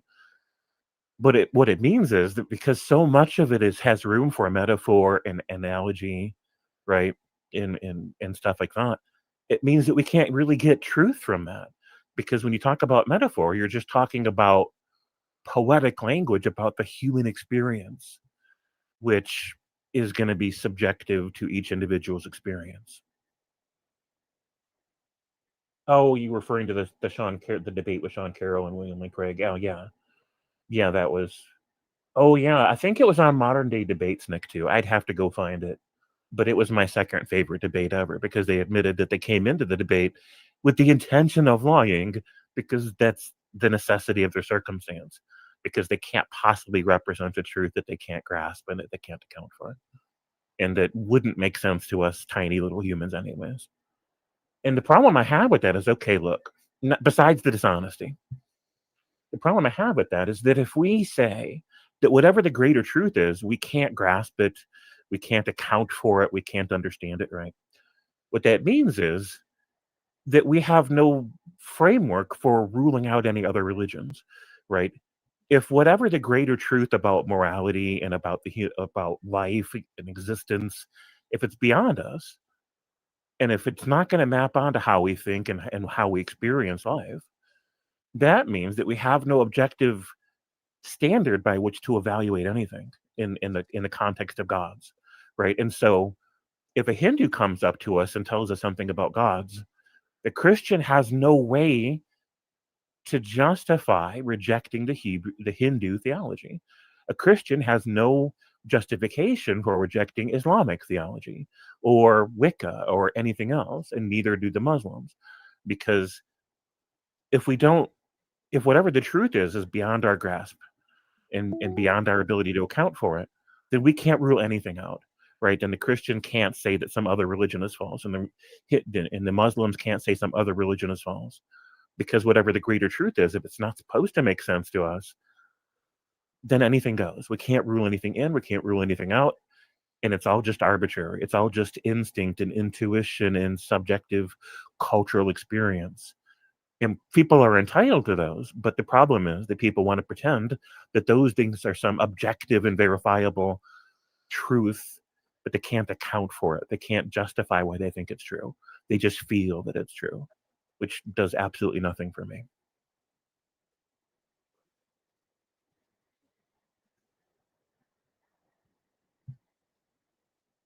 So a lot of times, oh wait, we got somebody new in here. We got RN. Hello, RN.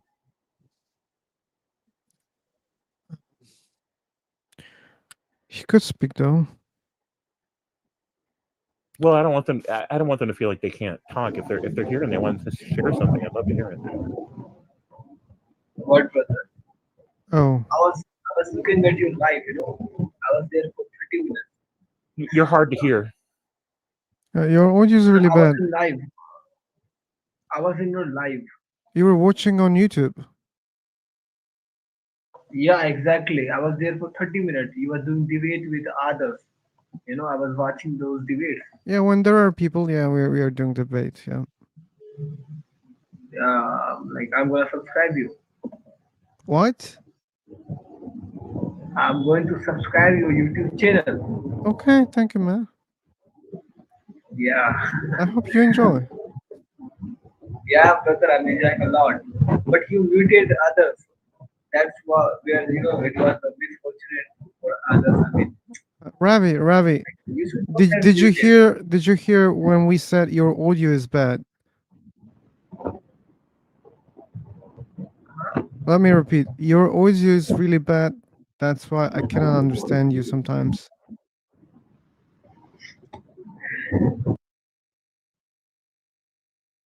Okay.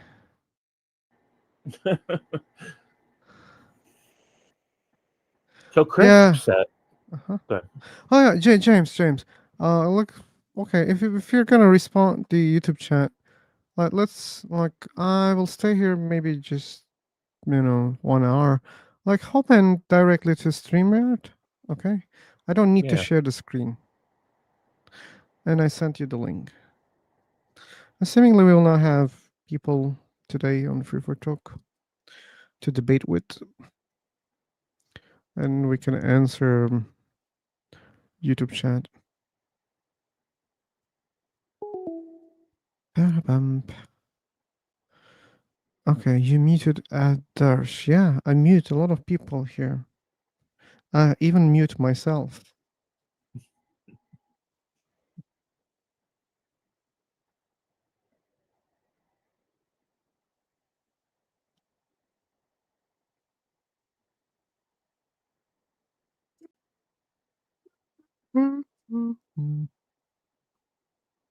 Okay. Are you trying to join, James? I'm sorry. Oh, maybe you didn't understand what I said. Repeat it. I'm sorry. Okay, I said, are you trying to join the link? Oh, I mean, do you want me to close this out and rejoin? No. Anyway, no, seemingly you missed all of it. What I said. Just I will refresh then. Okay. All right. Okay.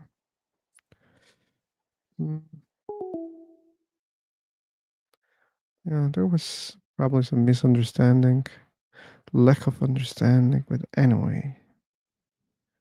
No problem. No problem. No problem.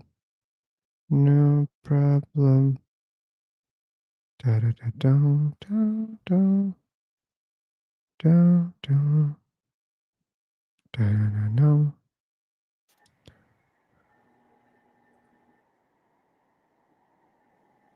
Alrighty, so we're back. Yep.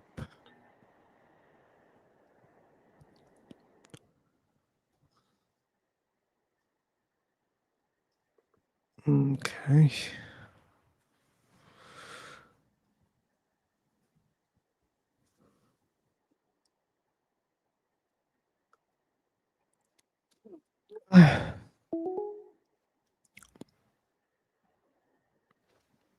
Mm, Yeah, I have a hard time accepting it as metaphor too, or poetry. Oh, hello, Emu. Mahmoud. I cannot read the name. Mahbooba.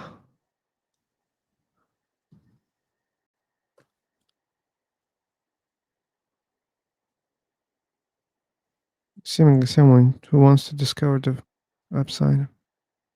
Oh, hey, Phil. I'm not hearing you through the free talk tab. Only hearing you through the YouTube.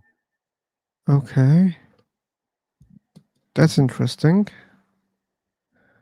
I think I'm audible on both platforms.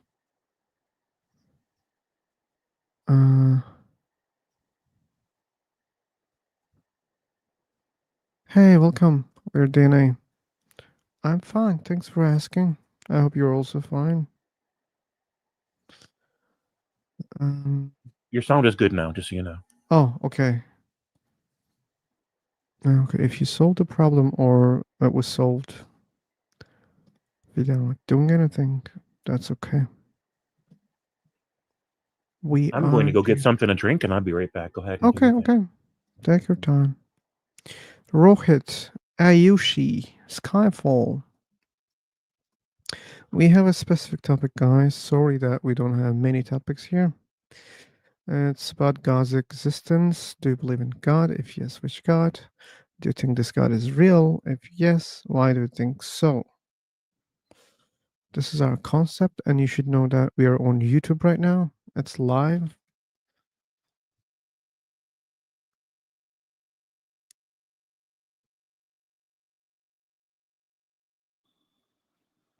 Hello.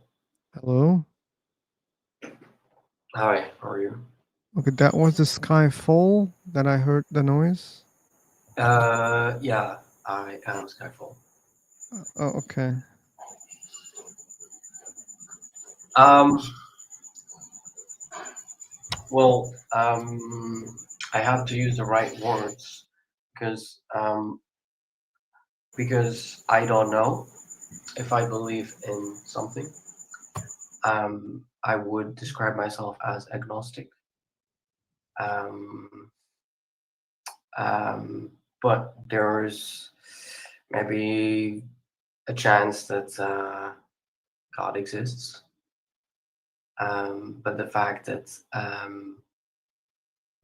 Earth is just left like that, dealing on its own, this idea makes me not believe in God, or maybe being in the unknown. So if you look at how things are working on this planet or on Earth, it's pretty evident that it's a mess. There's no order.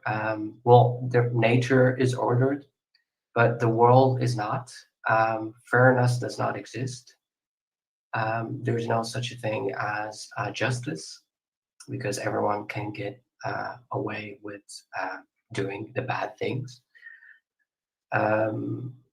So maybe if God exists, he just left Earth like that to deal with its own problems, and the people just have to deal with the uncertainty.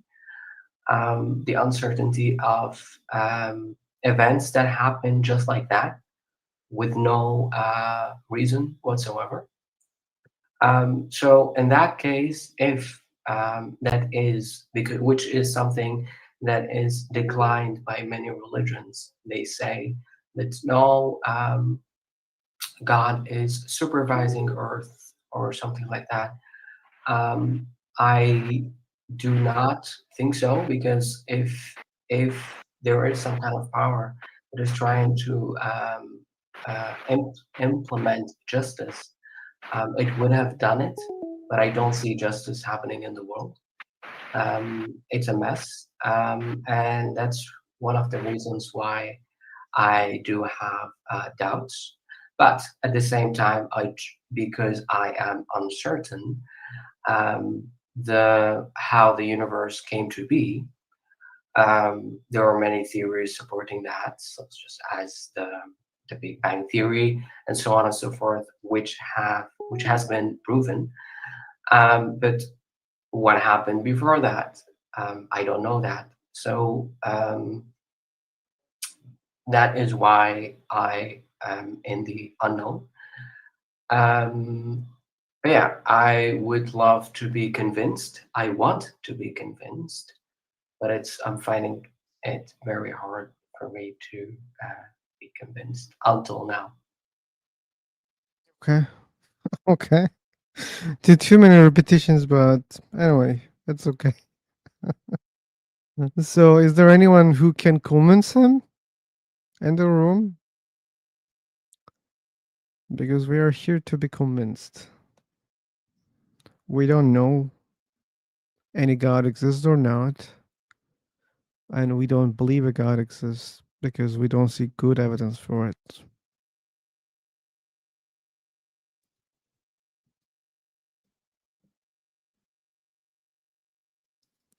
Okay. No one wants to convince us.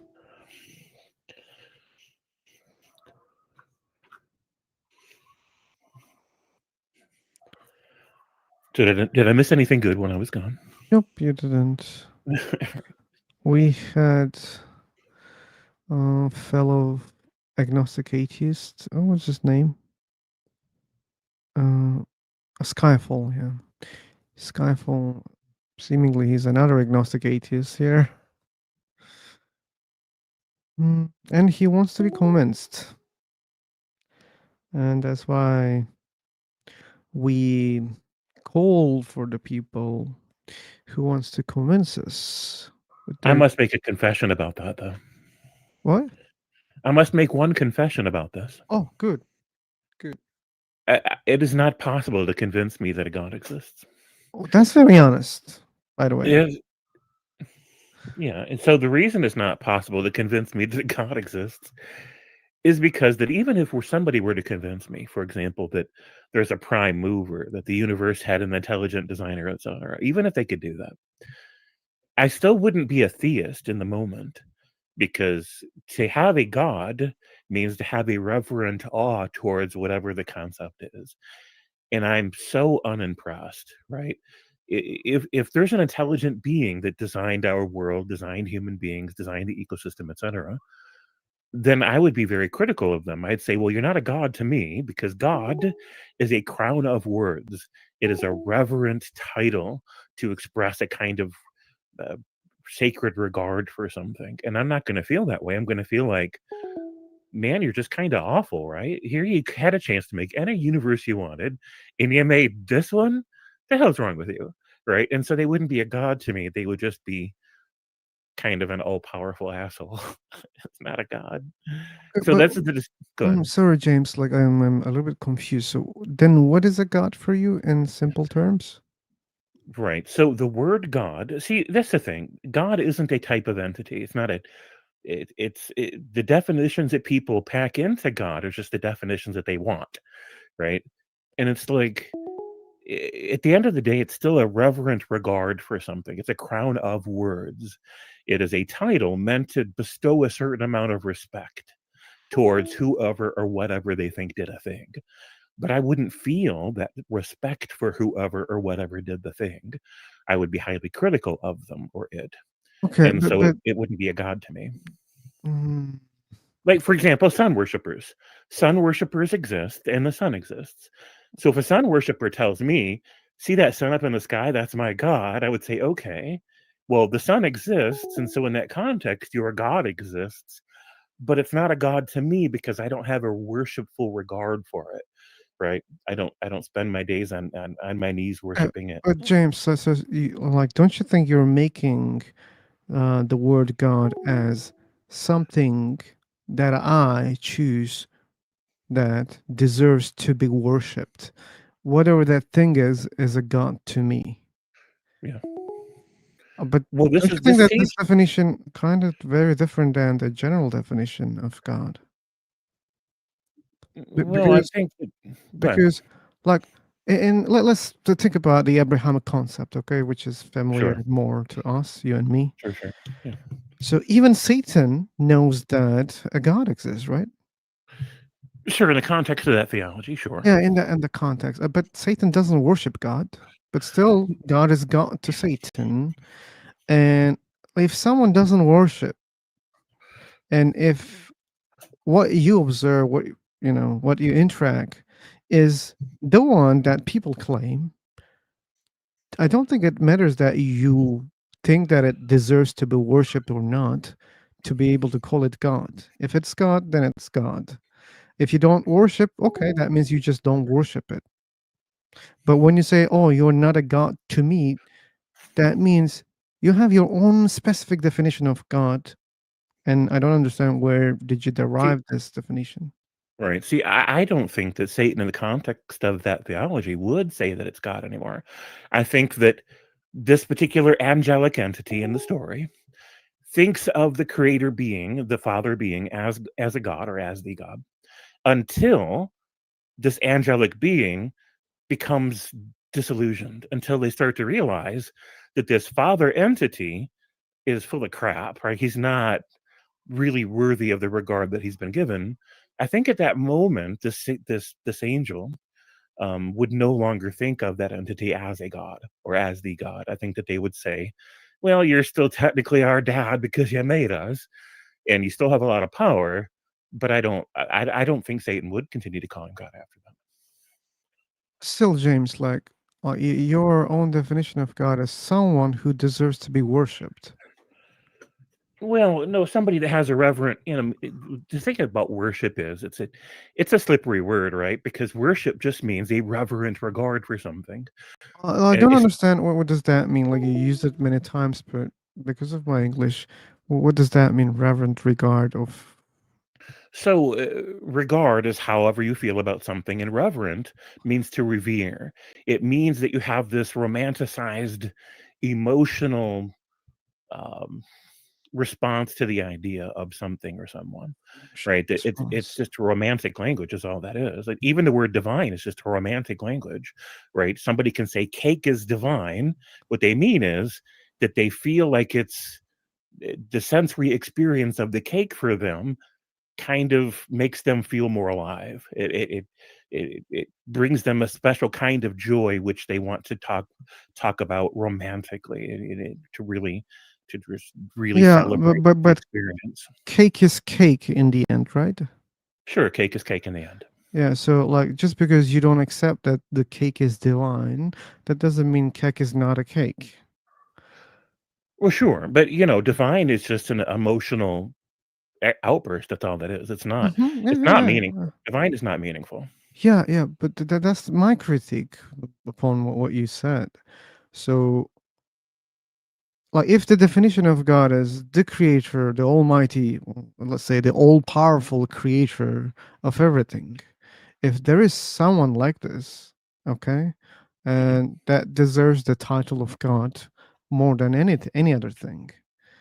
But that doesn't say that's a good thing for us, or that doesn't implies that we should follow, worship, obey, we should think divine, or what, yeah, it doesn't bring all that baggage. But we should accept only one thing, okay? If there is such a thing, that means there is such a thing.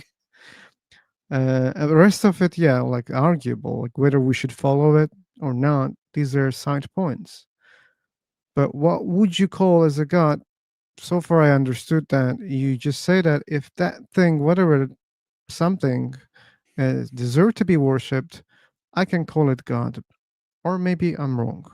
Well, let's do it again. Right. So my point is the same point that Epicurus was trying to make. You've Mm. probably heard the famous quote from Epicurus, right? About evil. Which one exactly? Whence cometh evil? Hold on a second. Let me look it up exactly so I don't get it wrong. So hold on a second. I'm pulling it up right now. Is God willing to prevent evil, but not able? If he's willing to prevent evil, but he's not able to prevent it, then he must not be omnipotent, because omnipotent means he would be able. The next line is he able but not willing? Because if he's able to prevent evil, but he's not willing to prevent evil, then he's malevolent, right? He's got this character trait that where he could help people or he could prevent major suffering, but he just doesn't want to prevent the suffering. So then he's malevolent. The Okay. next line is he both willing and able?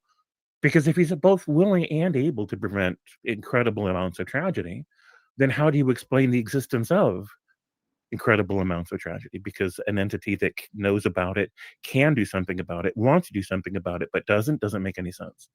And then the last line is he neither able nor willing, because if he's neither able nor willing, then why call it God? And this is his point. If you're calling something God that isn't all powerful, well, then you've got low power standards. If you're calling something God that isn't all good, then you've got low ethical standards, right? His point isn't that you can't call it God. His point is that, man, if you call something God that's that unimpressive, then you've just got really, really low standards for the boots that you want to lick. And this is his point. This is my point too. People can have low standards if they want to. They can call a person God. They can call a season God. They can call the sun in the sky God. But if they do these things, they've got really low standards for what it takes Okay. to impress them. Okay, good. So, like, let's assume that the cause, there is a cause of the universe, and the cause is very powerful, very intelligent, and that's all you know. Like, that's something that which lowers the standards of calling someone God, if there is such a thing. Sure. Why? Because, hold on. Because as Epicurus understood it, and as I understand it as well, the reason somebody imagines this idea that there's a universe creator, the reason they want to call it God isn't just because they think something created the universe. It's also because they want to show respect for whatever created that universe. They have a special regard for it. They have a special amount of honor and respect that they feel within themselves that they want to express about the idea of a world maker, a universe creator, etc. They're moved in awe, right? Well, why we should accept the definition of Epicurus right now? I think he has a valid point, because the word God is an expression of respect. And if I don't respect if I don't respect whatever created the universe, then I'm not going to call it a God. I'm not going to bestow that title upon something that I'm critical of, that I'm skeptical of, that I Okay, so God is just a label for you that means something deserves to be respected.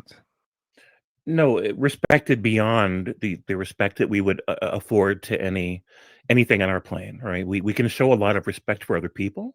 We can have respect for various experiences and respect for various entities in the real world, but we won't call these gods unless we want to say that there's a higher plane of respect that only this entity or only this concept deserves, right? To set it apart from from the lower amounts of respect, from the lower plane of things.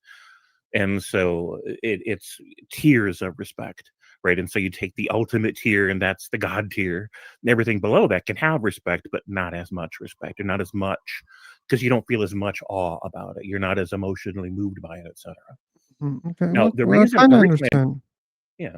So the reason I make this observation is because when I think about the word God and how different people use it, they always make it mean whatever they want it to mean. They don't, because ancient Greece, for example, they worshipped a bunch of different gods and goddesses, but these entities weren't credited for creating the universe or the world, right? Nobody thought that Aphrodite created humanity or designed the universe, right? They were just somebody who represented the epitome of one particular domain of human experience. In But this case, go sorry ahead. for the interruption, James, but like that's how they had seen them, right? They called them gods, right? Sure. But even if they're way lower, uh, comparing to your standards, still they were able to call them gods. Like they were like human, and they were doing really bad stuff, and even people were complaining about gods, but still they were calling them gods. Right. Because there's two different kinds of awe. Today, when we think about awe, we think about the positive version of awe. So when we talk about being awestruck, we talk about having a really strong positive reaction to something. But historically, the word awe had a negative connotation, right? You could be awed in fear of the approaching storm, the thunder, the lightning, and things like this. Awe carried this powerful sense of making you feel small and making you feel humbled at the feet of a concept or an experience or whatever. So this is awe. So there's a good kind of awe or a positive kind of awe and a negative kind of awe. The kind of awe that makes you feel joy or the kind of awe that makes you feel fear. And sometimes they both happen at the same time. In both cases, when something is that powerful in terms of how it affects us, it makes us feel small compared to it. And when we feel small compared to an experience or a concept, it gives us context, right? And there's a certain amount of context that it gives to our entire story of who we are and where we fit into the universe or the cosmos. And so in order for people to give themselves context and value, in order to ground their narrative in something bigger than themselves, they talk about how they compare to whatever it is that makes them feel small and whatever it is that they're impressed by in terms of the power and the might, right? And so when people referred to a god that they did not like in ancient times, they were still talking about something larger than life that made them feel small, something that was powerful and that they had an awe about. For them, it was a negative awe, but they still felt the awe. These beings, even despite their failings, even if you were angry at Hades, for example, you still considered him to be above humans because people worshipped power back then as they do now. And Hades had power. You might hate what he does with that power, but you're still humbled by your fear of that power and your recognition of the power. You still have a kind of respect for Hades, even if you hate his guts, because he's got power, right? And so this is Okay. people talk about the concept of gods. Okay, so such a creator of a universe wouldn't be that much power that you should consider.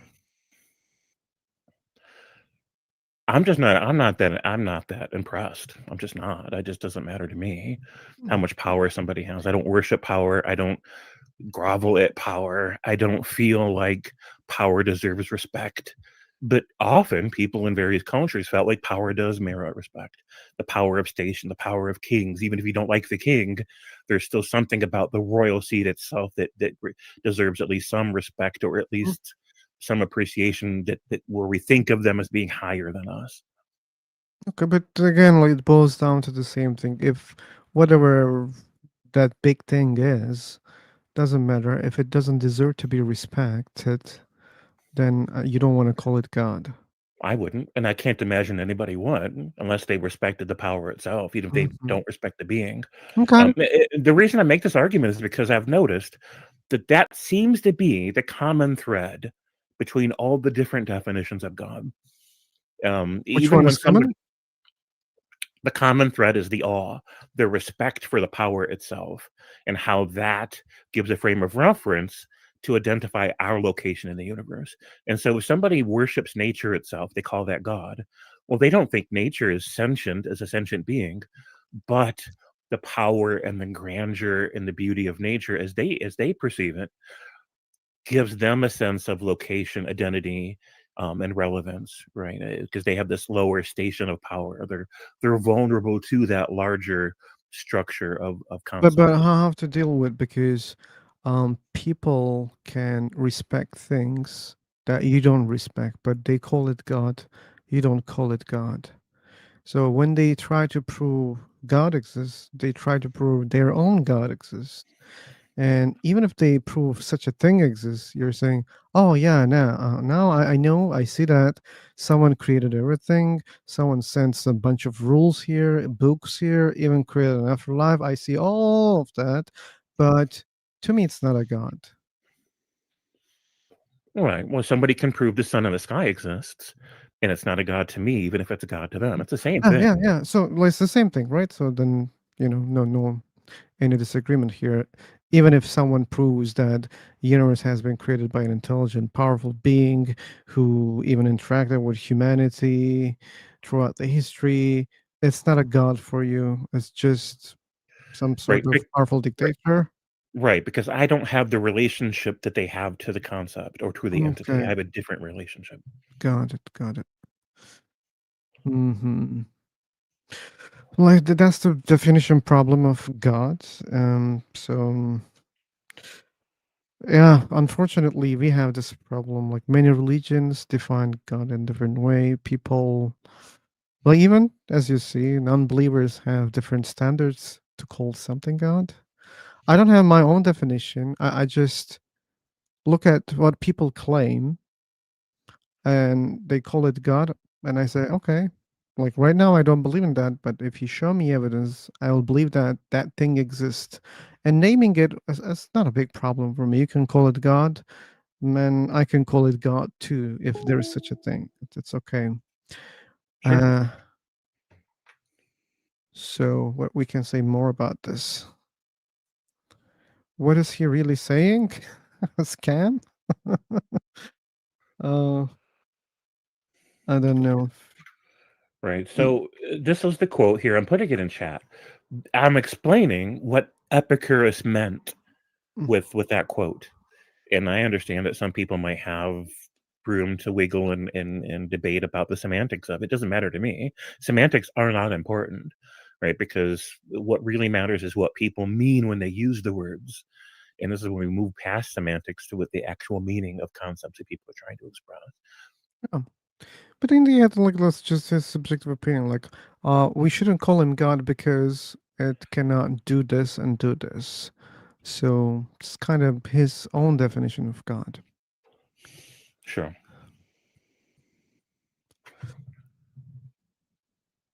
Well, it depends on how if we're talking about God in terms of the emotional expression people are making when they use the word, that exists because people really are experiencing the emotions that they're talking about. If we're talking about the description of the entity that people give, then it depends on the description. Again, if somebody calls the sun their god, the sun exists, therefore their god exists. It's just not a god to me, right? So then we have to have this is why when somebody comes into the stage and they want to argue that a god exists, first you need them to define what they mean by God. And then you can talk about what the evidence is or isn't. Yeah, yeah. So, like, I sometimes rarely have this problem, and today even you witnessed. Do you remember the guy who was saying that whatever the cause of the universe doesn't matter, single or multiple. By the way, he was not accepting multiple. I forced him, but then he had to say, okay, maybe multiple. So that thing is a god. Like, so we had that problem, and I lost my interest. That doesn't mean I have my own definition of God. The reason is just I'm not interested in such kind of a God. That's all. Yeah, and I agree with you. Like sometimes people come here and they say the sun is my God, and I say, okay, so you want to call it God? Okay, then I'm not interested in. Right. So because I cannot debate a lot like what they should call God. Right. There's no standards for it or rule for it. Right. It is different from one person to another person. Yep. Yeah. Anyway, let me check the time. Okay. One more room, I think, should be at least. Okay, James, I'm trying one more time. All right. Maybe after that room, Maybe I'll leave. Depends. Maybe if we will have good speakers, then we may continue. But anyway, I am creating and jumping.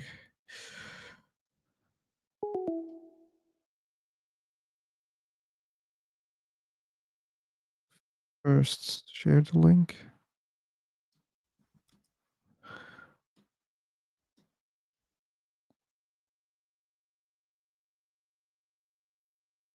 Then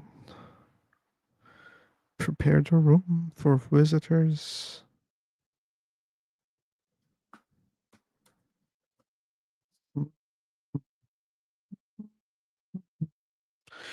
Okay. Oh, I see some more people. Yeah, this is the link, guys. If you want to talk about God's existence, here we are.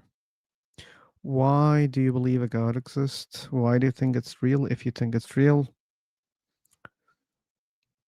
we would like to have a discussion or a conversation. Okay. I see the same name again. MU. Hey. We're not talking. No.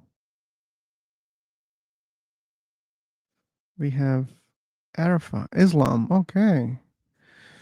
Means he's a Muslim. Sometimes, but no, even not sometimes. So rarely, like I'm wrong. Like when I see a name Muhammad, and I learned that he's an atheist. So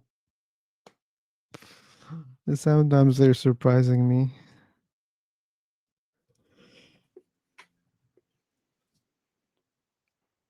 We have Owl. Okay. Oh.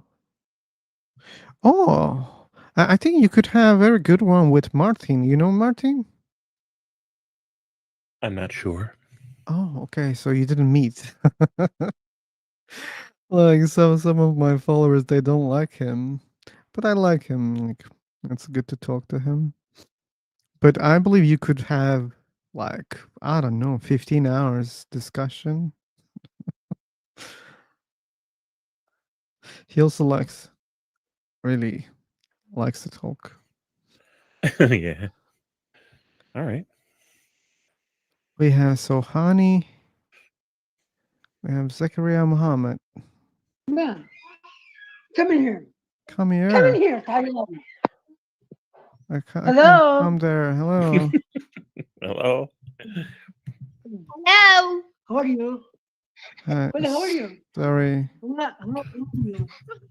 How are you? I understand that. أيوة هاي انطقي عادي Okay. Hi everyone. Hi, only one. I'm good. My name is Sarah and I am Asian. What's your age? I am 18 years old. Okay.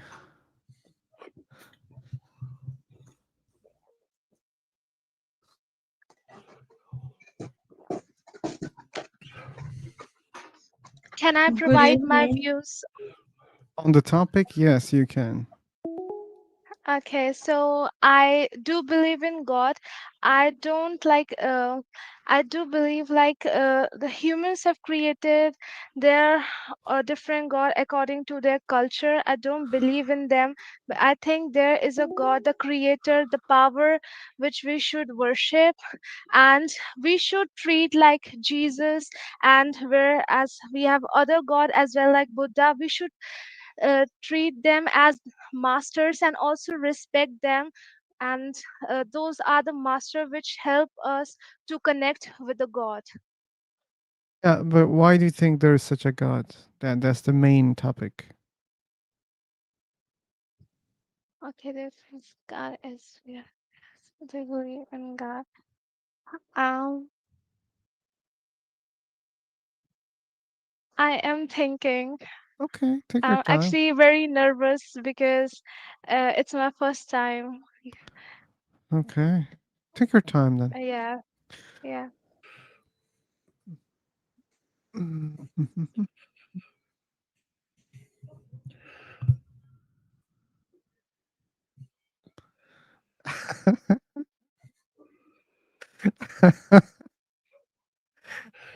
Dear.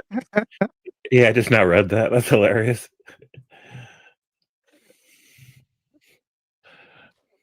Uh,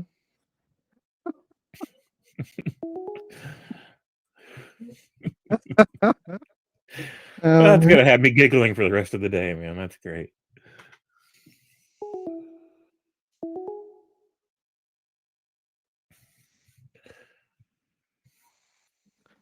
okay.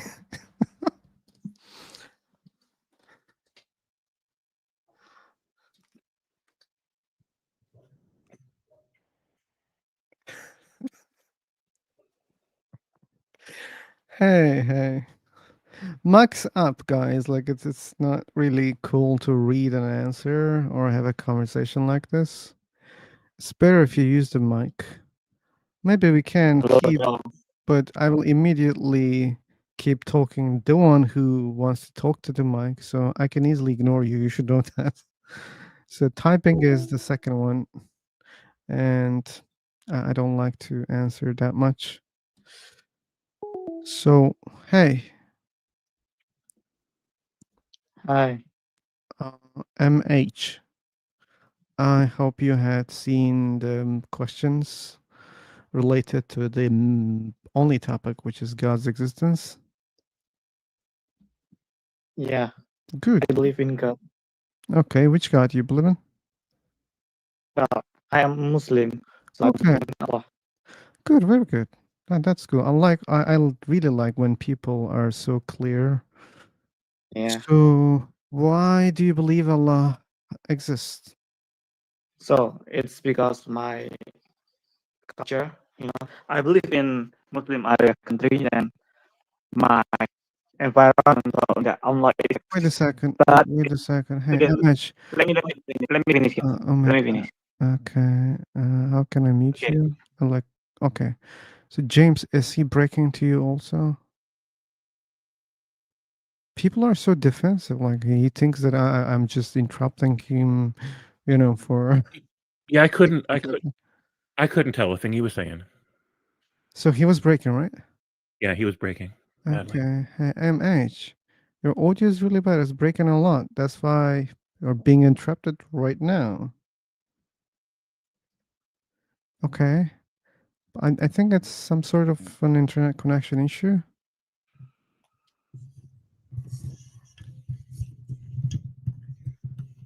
Mm.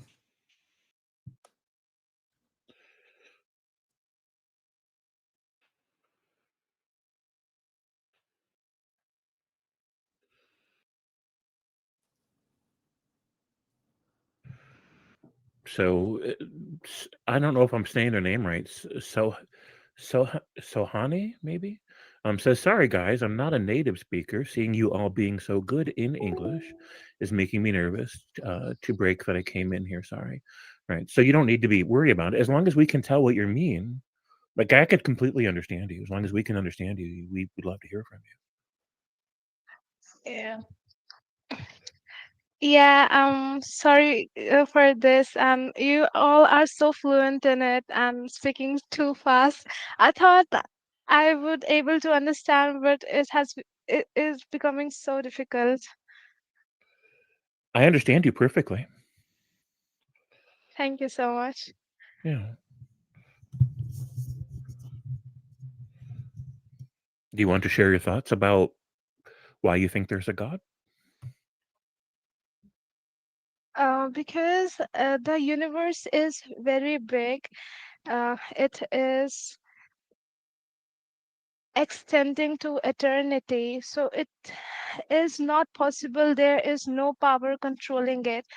So I think there is a power which we name as God. We cannot see him. We can only feel him. That's it.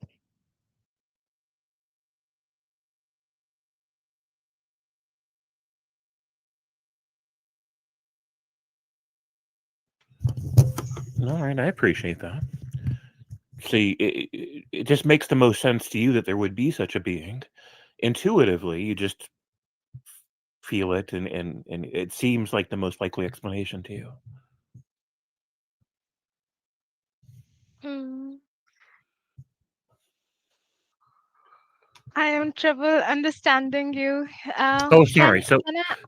so the reasons you think there's a God is because it seems like there must be one because you don't see how the universe could exist without one, right? There must be one. Exactly. All right. So Oh, this is more about your intuition, right? It just seems right to you. It feels right to you, and you can't imagine how the universe could exist without one. And so you just conclude that there must be one. yeah. So I read so many books. Like one of them is Morning Talks. What it really talks about is God. As I told earlier, there is a God, and which we name it as power. We as a human have got the power to connect with Him. That should be our goal. Um, and there are two types. First is macro world, and second is the mini world. The macro world in the mini means uh, in us as humans, there all the universe lies in ourselves only. So we cannot find God. It God lies in ourselves only. So we should try to be an ideal human and connect with Him. I think it is off the topic because you asked that do you believe in God. uh, these are my thoughts on this.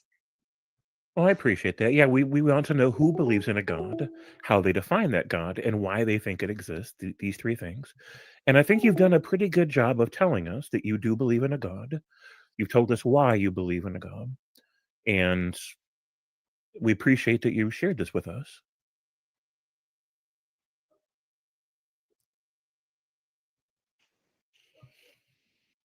So I guess nobody else is talking, so I'll just go ahead and take a moment to say that I understand those intuitions. I used to feel those ways too. I used to think those ways. I don't anymore. But when I hear a believer say those things, I just recognize that I think it's reasonable. I don't think it's proof. I don't think it's evidence, but I understand those intuitions because again, I used to have those intuitions. And for me, as long as these motivate somebody to be pro-social and ethically responsible, as long as they motivate people to be beautiful and to be responsible in how they interact with other people in the world, I don't have any moral objections to it. The separate issue I think is just the ideological ideas or the intellectual ideas. Um, I don't think that it's I don't think that the evidence is good for the existence of a God, like in an objective sort of scientific way or mathematical way.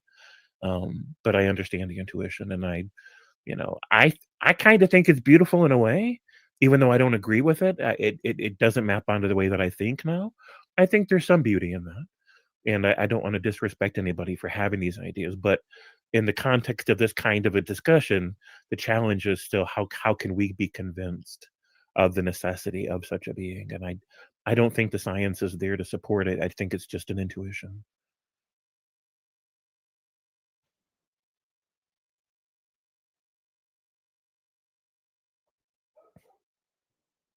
I can keep talking. I always don't want to do that though on somebody else's stream because I hate to feel like I'm hijacking somebody else's. No, no, no, don't worry, don't worry.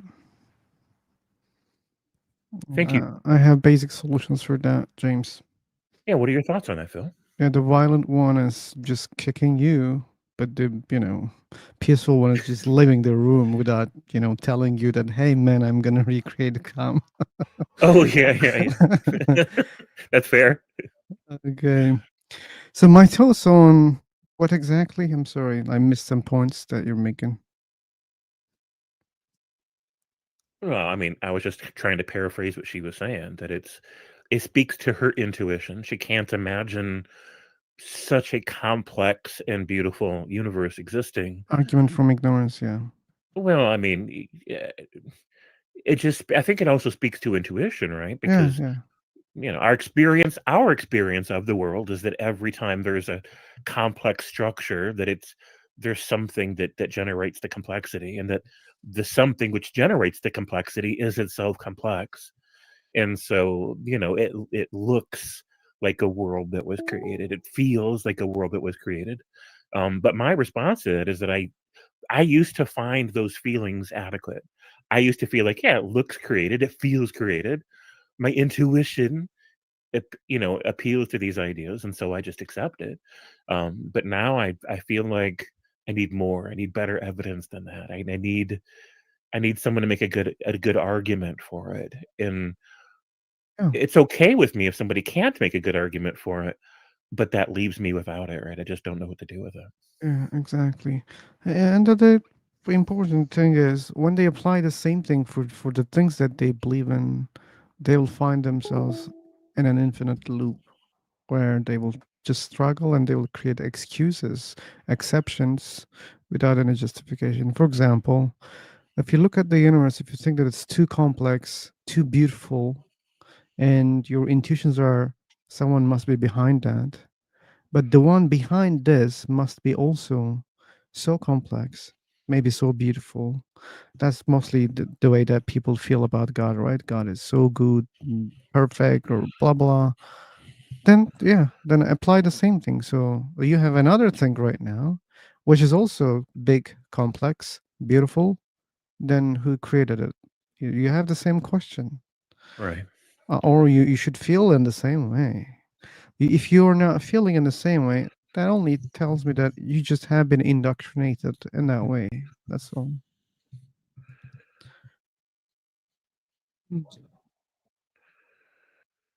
Complex things don't mean a grand designer. Yeah, that's what we said, Skemchan. Yeah.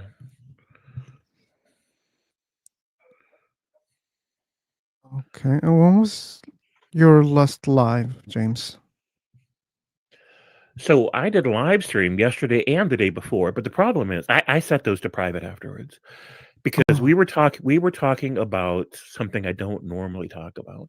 I don't usually talk about politics on my channel, but for 2 days in a row I talked about politics because of the Charlie Kirk thing that happened. That's And very it's a very dangerous topic right now. Um and I upset some people, and I just felt like in the current political climate in America, if you upset the wrong people, there could be consequences.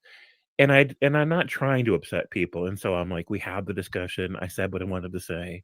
And the next day I just sent them both to private. It just didn't matter. It's just, you know, it's a hot topic right now. And I would rather go back to talking about sociology and philosophy and religion and things like this. So I see, I see. I feel very sorry when I also hide my videos.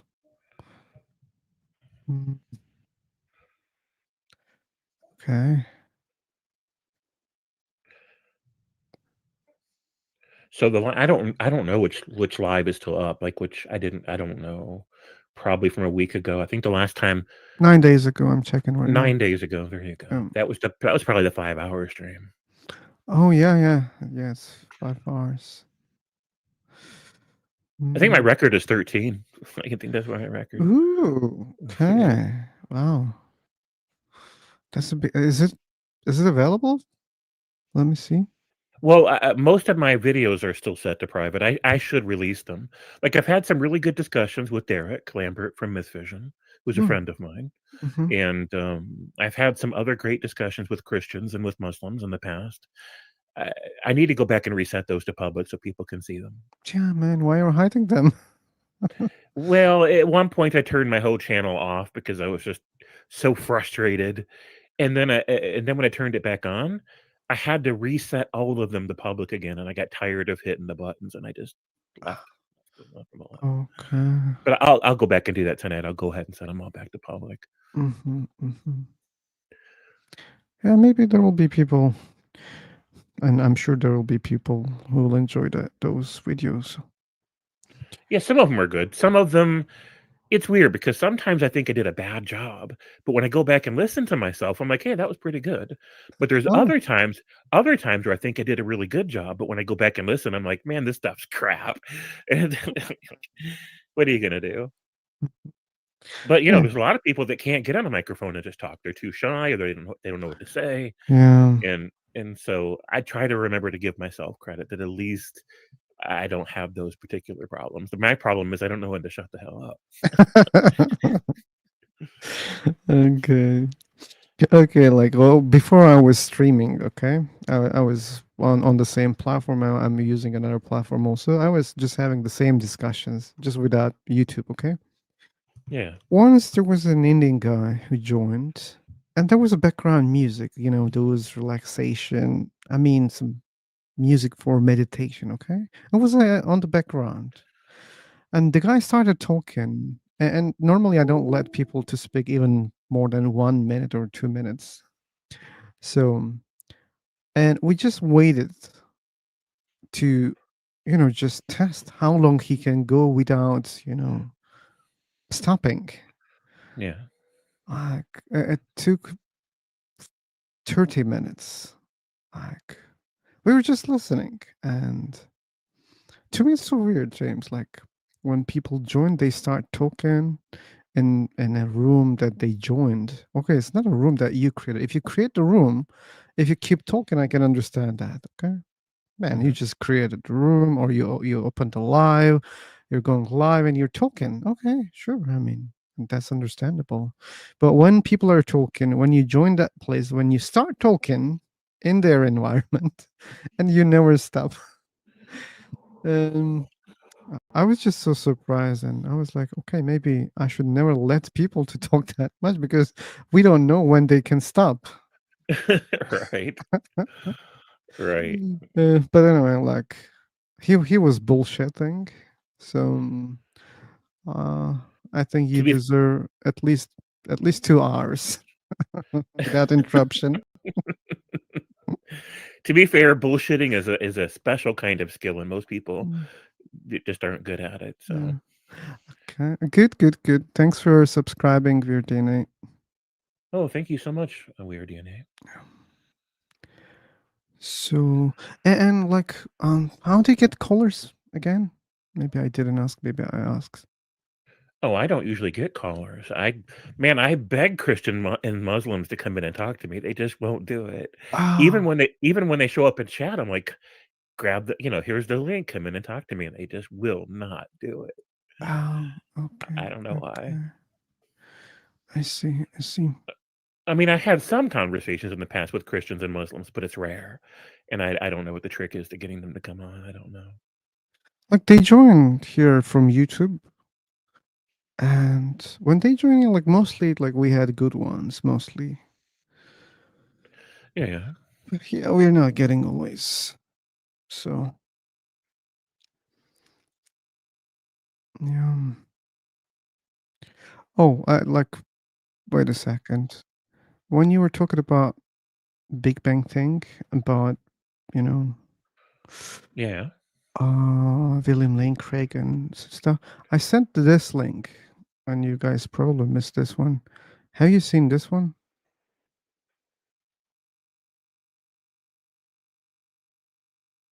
Are you gonna post it in chat? I did it. It's on Free for Talk. Oh, okay. It's on the free talk tab. 1 second. Yeah. Let me click on that. Oh, yeah. I've only watched part of that. I didn't watch the whole thing. Okay. Just you got bored or what? Yeah, I mean, it's most of it's review for me. I usually give them 5 or 10 minutes. If they say something new, I'll wait. But if they're just saying stuff I've already heard before, I get bored. I turn it off. Got it. I mean, they might have said something I'd never heard before, but I just didn't have the patience to find out. Okay. So. Ooh, do you want to try one more time, James? Sure, sure. I think I can try one more time. Right. Bam,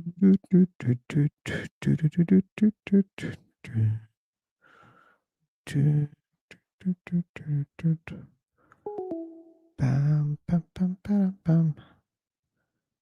Bam, bam, bam, bam, bam. Bam, bam, bam, bam. Wait a minute. But my modesty won't allow me to ever comment on it. What does that mean? What does it mean?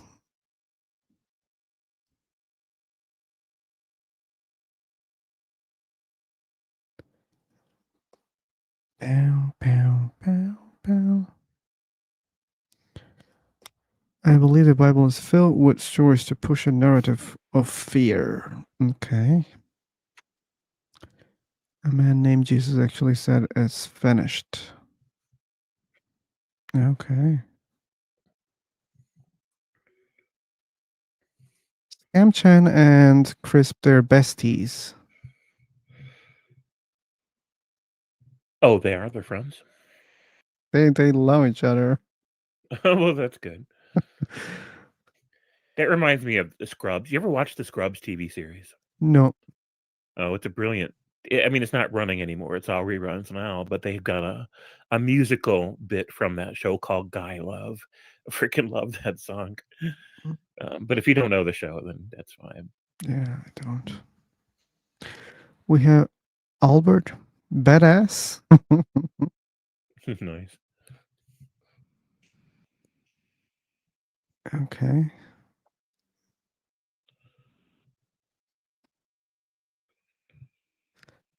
Bow, bow, bow, bow. Santosh.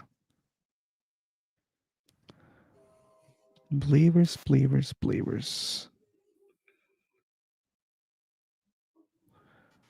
Okay.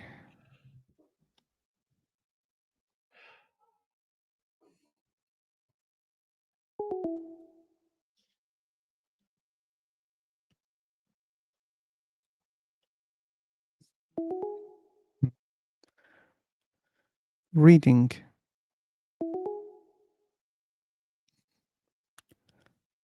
Sakamaran.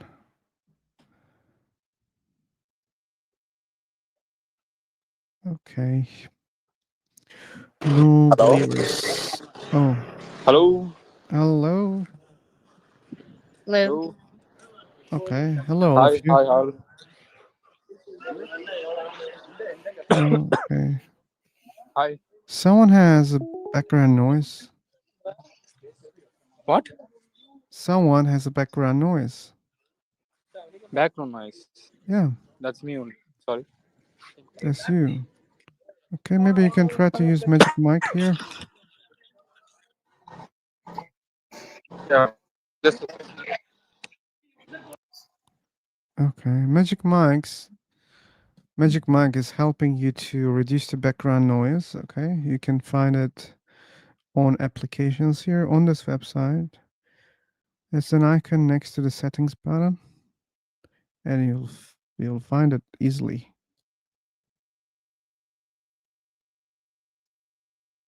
Okay. Albert, you're not audible if you're talking. If you're not talking, that's very normal.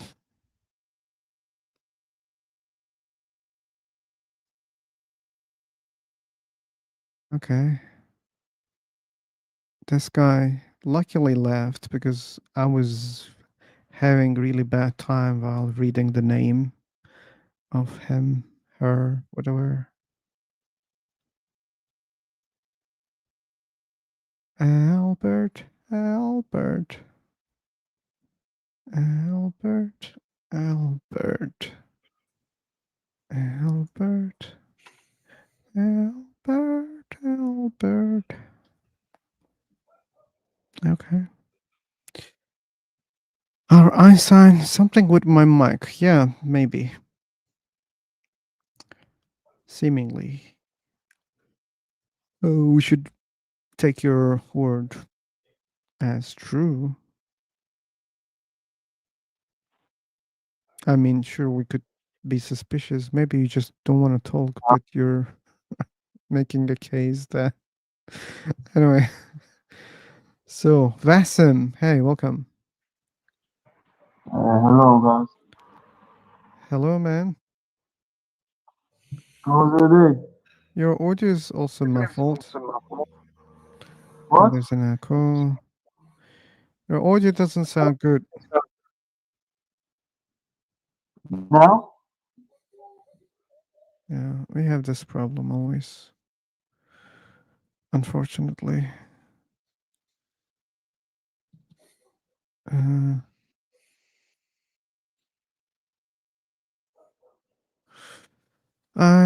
I want to imagine that we reach the point that there is no any device which uses microphones could allow you to, make terrible audio. I mean, I hope there will be time that everyone will sound so good. Doesn't matter what they're doing, how they're using the device. Just the ones who are creating the devices make sure that if the person can speak, the audio will be good. Yeah. I hope. And I hope other things like people who wants to join and have a conversation or a discussion. This is more important right now.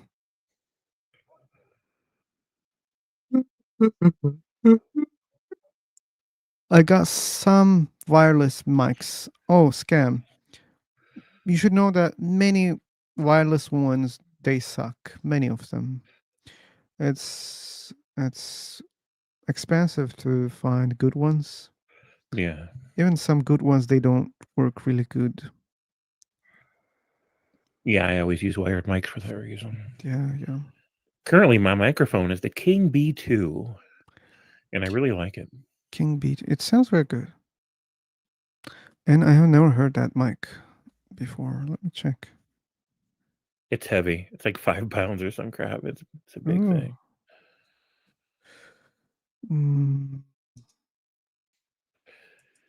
I mean, don't get me wrong, Scam Chan. I mean, you might get lucky. Every once in a while, you'll find a good wireless mic, but I've had bad experiences trying to find a good one. B2. King B2.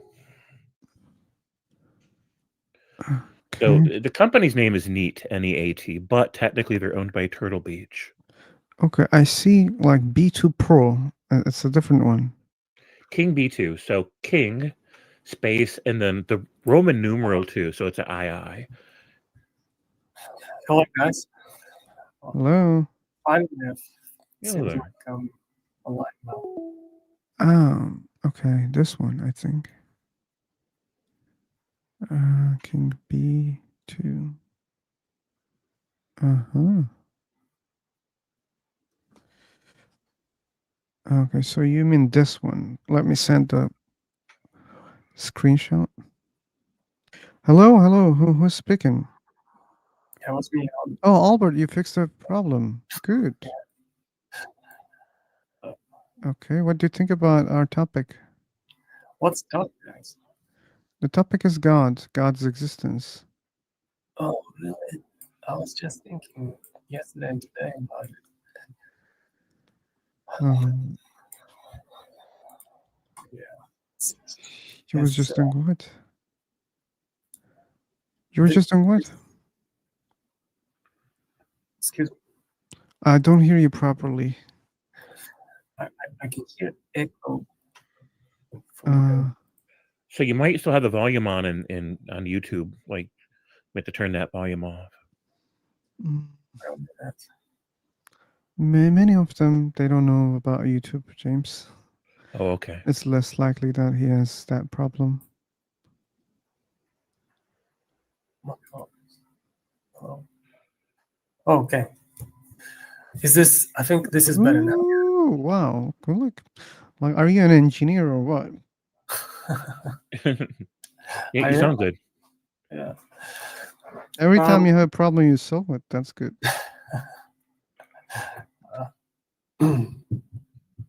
That's it. Yeah. Okay, just let me remind something, James. So, are you watching Justin? You're James? asking me, Yeah, am I watching Justin? yeah, Justin. You mean Deconstruction Yeah, Zone, yeah, yeah, Justin? yeah, yeah, I watch him pretty often. yeah. Like there was a guy who was claiming to be engineer, but Christian, and he had the audio problem.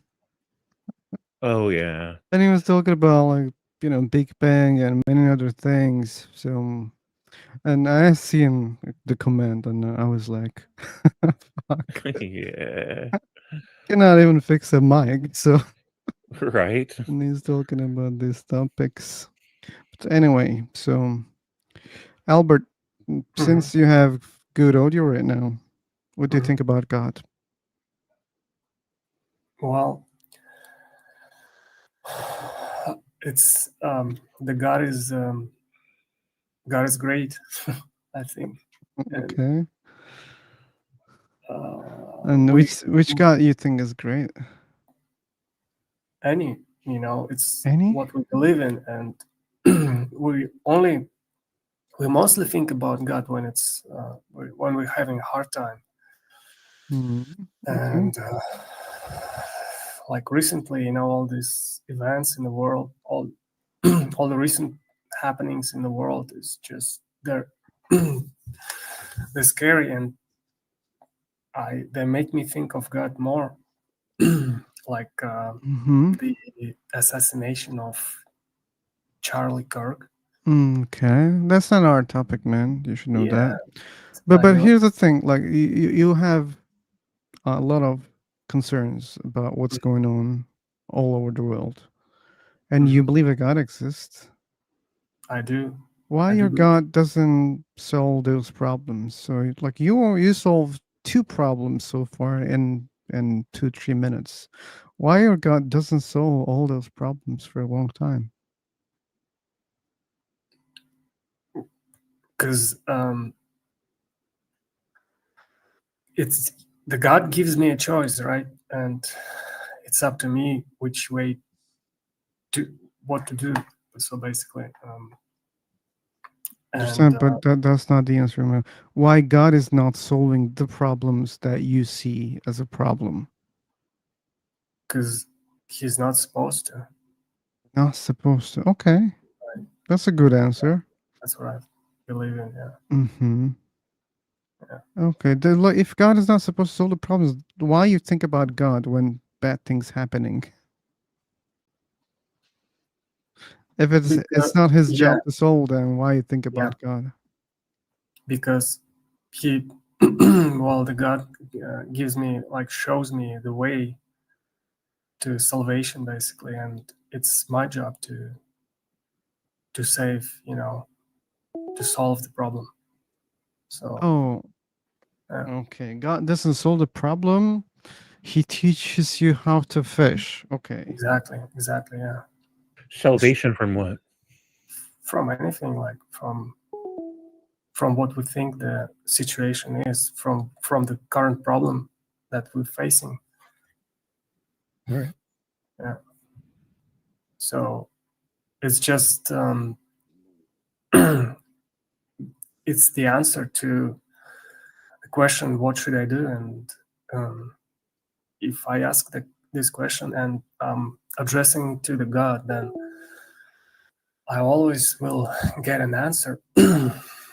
It's just like the inner feeling, like if I would ask myself what the God would do in the current situation, and I always, feel the feel the right answer, and then it's my job to do what's right.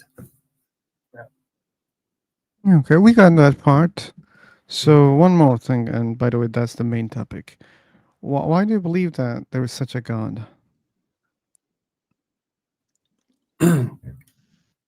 Because there is a lot of things that we don't have any explanation. Like the material world does not explain a lot of things, and Okay, but that doesn't mean God exists. That only means we oh, don't have the explanation. exactly, yeah. But I know you're right, but it's I don't have like the straight away answer to that. Okay, it's okay. Don't worry. Yeah, but that was our main topic, unfortunately. Mhm. Well, I'm open to to listen to your opinion. Like, I don't have much things to share. I'm an agnostic atheist. That means I don't know whether any God exists or not, but currently I don't have a belief that a God exists. The reason is I don't see good evidence to start to believe a God exists. Very simple for me. Did you experience like hard times in your life? Many times, yeah. Like, yeah, well, you had to struggle, and All people struggle, right? yeah, but something like really scary, like Really scary. walking at the edge. No. Doing what? Walking on the edge, like on I a don't thin think. ice. Well, like, Mm, I no, I don't think I had such kind of situations. But let's suppose I had so. Mhm. Because Yeah, some people are having. yeah. At those moments, that's what think that people start believing in God. Sure, because they think that, like, here's the thing, Albert. We learn God, right? Majority of the people on the planet, they learn the God from their either parents or environment, okay? And still, majority of the people on the planet, they believe some sort of a God exists, okay? Still. So we learn, like, when you learn what you learn that there is someone who helps you, who listens you. When you pray, he listens and he answers. That's what you learn, okay? Yeah. And our survival mechanism, our biological features, just wants to keep you survive, okay? Alive. And when you're in a very terrible situation, okay? So like there's this story like always like believers bring, right? They say like if a plane is about to crash, there's no any atheist in that plane, okay? So they say that they start believing a God exists the way that you explain, okay? And I say that might be true, yeah. Like I'm sure that there are many non-believers, they start praying in such kind of urgencies, okay? Yeah. Emergencies. And the reason is because they learned that like their brain automatically uses every possible thing to relax their mind or body, whatever. It uses automatically. You can't like try to stop your breathing intentionally. Your body will resist, right?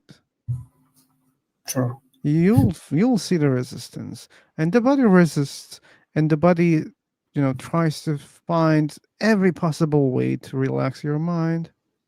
And when you believe, when you pray, a God exists that gives some sort of relaxation. You knew it when you were a believer, okay?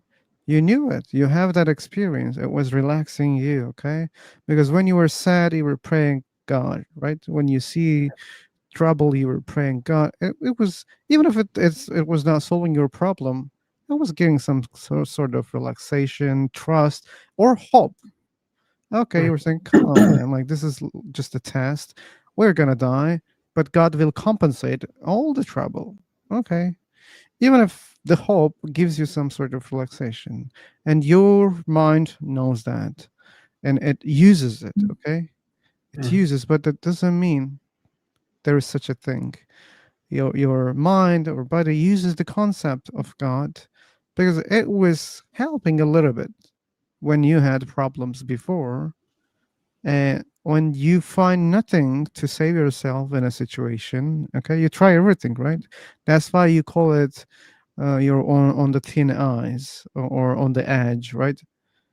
So that means you're not able to solve that problem by yourself, and no one's helping. Yeah. And then you try to pray to God to solve the problem, because if no any person is helping you, maybe God will help you. Yeah, but that doesn't prove a God exists. But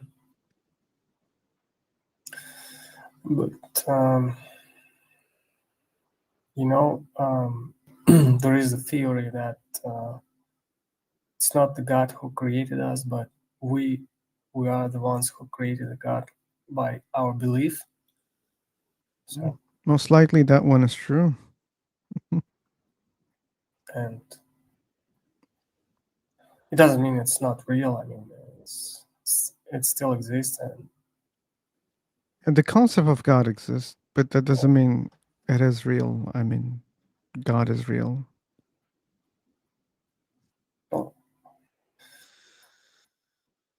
it's your like yeah, this kind of questions, they're hard because there's a lot that we don't know yet. Yeah, that's why we say we don't know. But many believers choose to say, I don't know, but since you don't know, I don't know, that must be God. But you see, there's a lot of things that we don't know how it actually works, like the That's true. electricity. That's And true. we're still able to use it, right? And we are still learning many of those things. And we didn't know many of them in the past, but we learned many of them. And still there are a lot of things we don't know, but we're going to learn many of them. Well, no, I'm just saying that we don't know how it actually works, how for instance, the electricity, how the electrons, move, but we're able to use it, and we're successful using it, right? Yeah, but so what does that mean?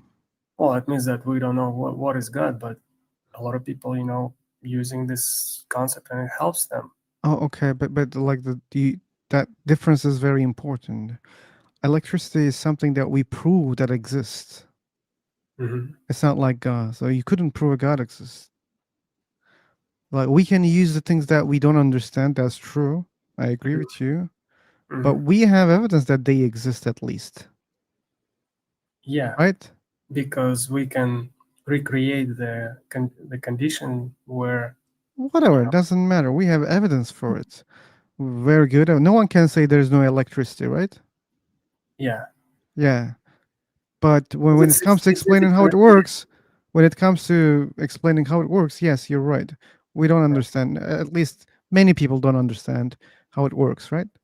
Yeah. But your example is different. God example. Yeah, people use a concept, but it doesn't mean that that one is also real. But it doesn't matter as long as it helps them. That's what's Look, important. to me, it matters. Like I care about the truth. Okay, so for example, here's the thing. I like watching sci-fi movies. Okay, and fantasy also. Okay, when I watch those kind of movies, it gives me a lot of pleasure. I use it.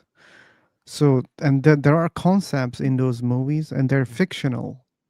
I know that they're fictional, but it helps me. When I'm moody, when I watch those movies, I become really better. So just making use of something, getting benefit of a concept, doesn't make that stories real. Okay, fictional stories can also benefit. Like grandmothers tell stories to grandchildren, right? They are fake. It helps them to relax, to dream, imagine, and sleep, right? So something is useful doesn't mean like it's real out there, because like imaginary concepts can be useful also, but it is just imaginary. Well, I guess. Oh, Everyone sorry. decide for himself. Yeah. So, like that's important. I should mention that. Like one of our friends says, psychologists help people, music helps people, art helps people. Mhm. So you see, there are many concepts that helps us, True. but they're all our creation. Okay. Yep. Yeah. I think everybody can decide for himself, you know, if he believes. That's why we call it a belief, right? And Okay. Yeah, but in my case, at least, it doesn't work like that because I don't have the belief. Okay, having a belief is a different thing than not having a belief. So I didn't decide. Okay, I didn't decide whether there is a God, or I didn't decide that there is no God. then that means you don't need it right now. I mean, No, it's not about you're doing needing. fine, right? No, it's not about needing. It's about, sufficient evidence. I don't have enough evidence to confirm that a God exists or to confirm that God doesn't exist. I don't have it. Yeah, but now what's the dilemma? Like, are you trying to find the truth or? I care about the truth more. Yeah. Okay. Yeah. But if it's not important, why do you care? Or Who's- why is it important for you? Why it's important for me? I like it. That's why it's important for me. I don't want to lose the important things. And why? Because I like them. That's why they're important to me. Okay. Oh, there's nothing much I can tell you about it. I'm serious. I don't know what else to say. Okay, we have Quintavious and Ford.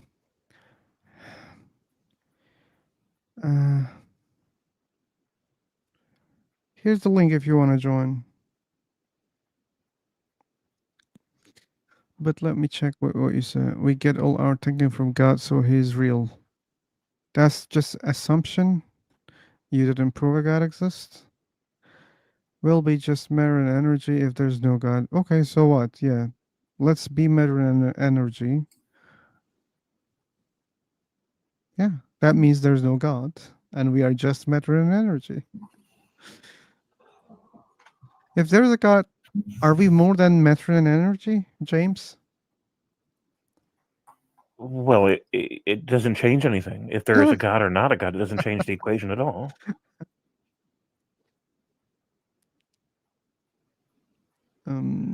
If there is one, we might still only be matter and energy. If there's not one, we still might only be matter and energy. Exactly.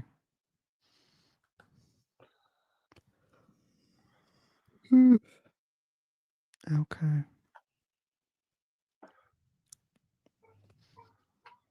Let me check. Do that. I think I still need to spend some more time.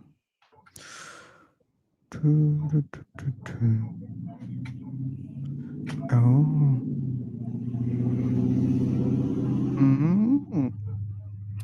What a powerful machine passing by. Yeah, sorry about that. I should have hit the mute No, when they. no, it was. I don't know. I enjoyed that. Sounds like some big truck. Yeah, it was. So can we talk to like about other topics or Like what, for example? like where are you from, guys?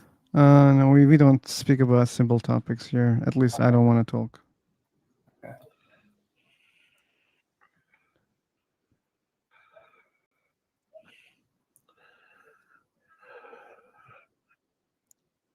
Phil is from heaven and I'm from hell. Just to get it out of it.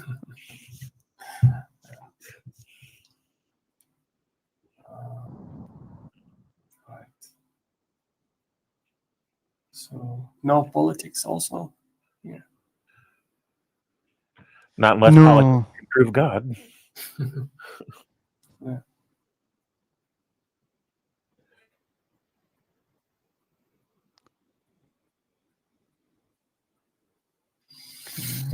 All right.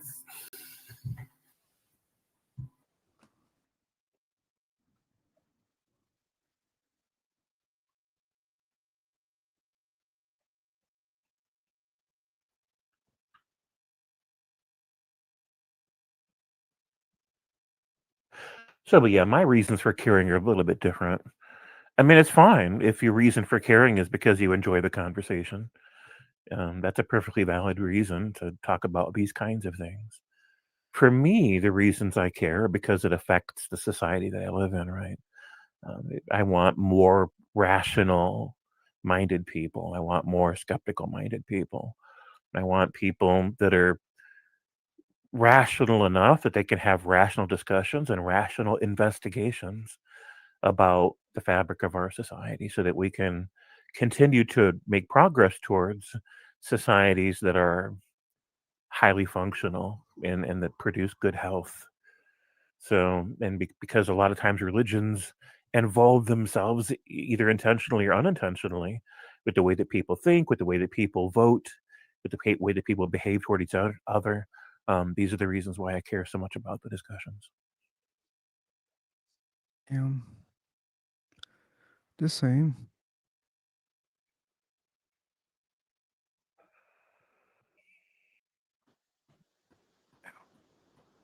So, do you follow a religion, James? Oh no, I'm about as non-religious as you can get, I think.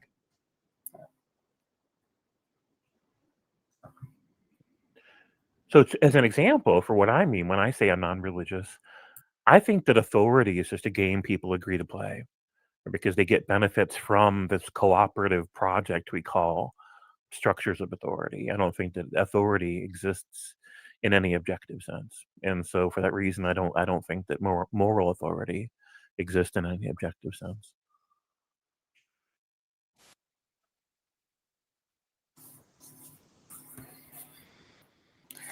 I'm not sure if I understood. What do you mean?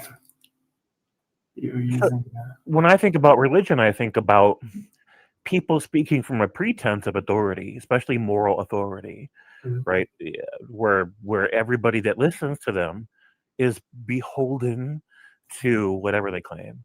So God said it's wrong to do this or it's good to do that. Therefore, we must do these things and not do these other things. Mhm. I just, to me, that's just humans posing as gods so that everybody else will do whatever that human wants them to do. Right? God said that He wants you to give me your money. Right? God said that He wants you to um, behave in these kinds of ways or whatever. And then that's just a human saying, man, I really wish I can get other people to do what I want them to do. I know. I'll say God wants us to do these things. And then people will go, oh, okay, well, I guess I better do them.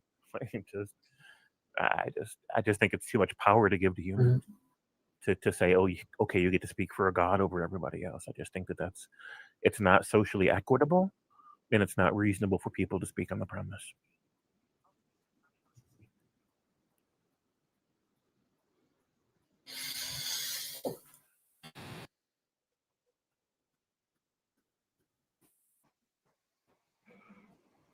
But Asteroid ruler? Yeah, Um, have to rule an asteroid. That's the nick here. oh, I know her. Oh, really? Yeah. Is And she here? she comes here, yeah. Oh, okay. And Yeah, not right now, probably.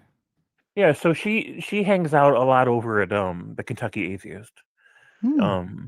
She co-produces that with him, and so she's one of the personalities in the network that I'm plugged into. I don't usually go over to the Kentucky Atheist channel, but sometimes I'll stop in for a minute. Okay, okay. Yeah, yeah. Anyway, like anyone who is interested, you can subscribe her too. Okay. Doing my advertisements. Okay, Let's check this one. Yeah, Jess, absolutely. Yep. And she's nice and she's smart. I like her. I don't have any personal problems with her at all. There are some people in that part of the network who really, really, really don't like me, and so I just don't hang out over there for that reason. If not personal, why they don't like you? Oh, here's the thing about the atheist, what people call the community. It's kind of like high school. People form cliques and they form loyalties, and if you offend their friend, then you've offended them. It's people divide about who's in and who's out and who they like and who they don't like. I've accidentally involved myself in some dramas. Um, and sometimes people just create dramas around me. It just happens. Ooh. And some of it's over politics, right? I say something that they don't agree with politically, for example, and then somebody gets mad at me, and somebody else is like, "Well, if my friend's mad at you, then I'm mad at you too." And that high school kind of thing happens a lot. Don't get me wrong, I'm not accusing Jess of that. I'm just saying that there's some people over in that part of the network that don't like me, and so I just don't hang out over there. I don't need it. Yeah. That's why I want to keep this is the beginning of this channel, so Yeah. I don't want to involve other topics so that not to Right. find more conflicts. If there will Right. be a conflict, it must be only on religions, God, or these philosophical topics. Right. But there will always be a side to avoid. But we Yeah. can just decrease.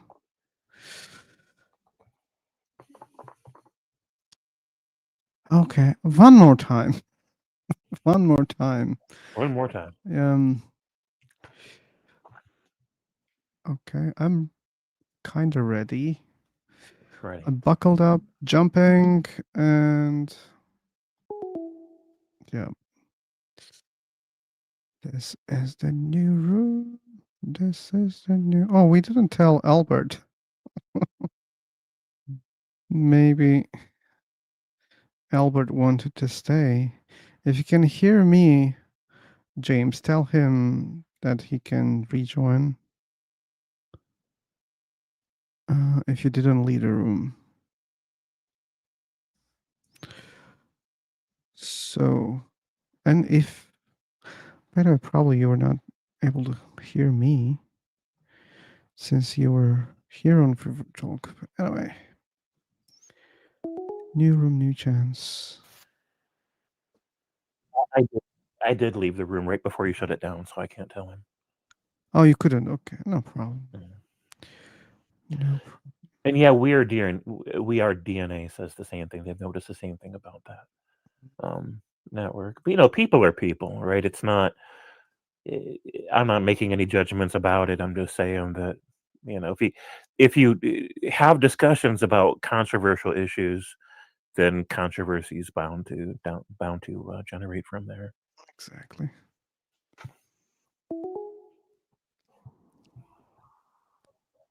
Hello. Hello. Hello. Hello again. Hello. Hi, how are you? I'm fine. I believe James Can is also fine. Yeah, thank you, Vikas. Is that your name, Vikas? Oh, it was Anne Tolkien. Oh, okay, Anne. Hello. Hello. Now it's Vikas. Hello, guys. Yeah, I'm Vikas. Hello, friends. I hope you have seen the topic. And I hope you had seen the first line of the welcome message, which is sometimes important.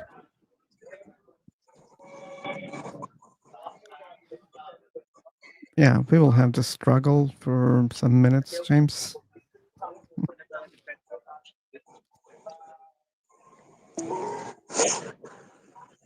Okay. So there is a discussion on God, I guess. Yeah, that's the purpose. Oh, but I don't believe in God. Okay. That doesn't mean we cannot So, discuss, but mostly, it's not that much fruitful.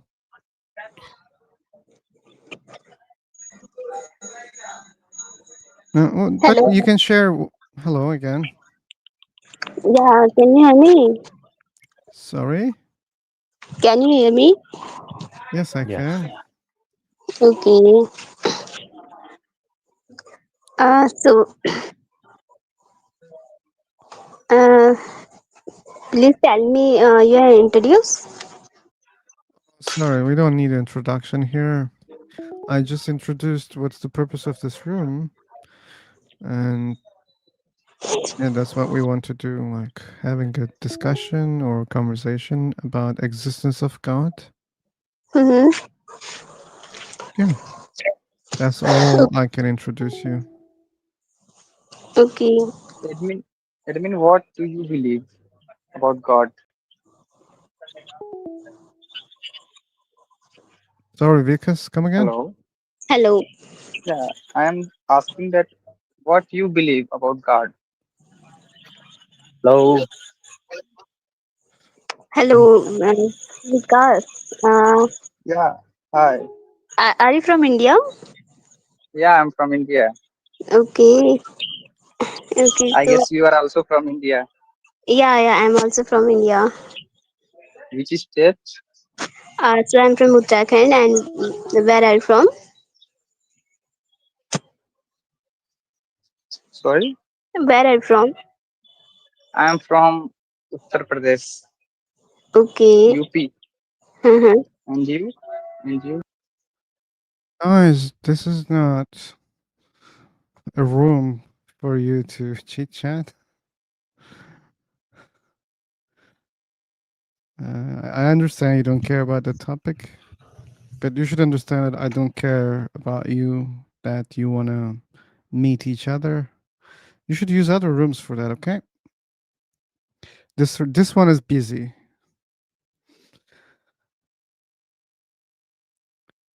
Anyway.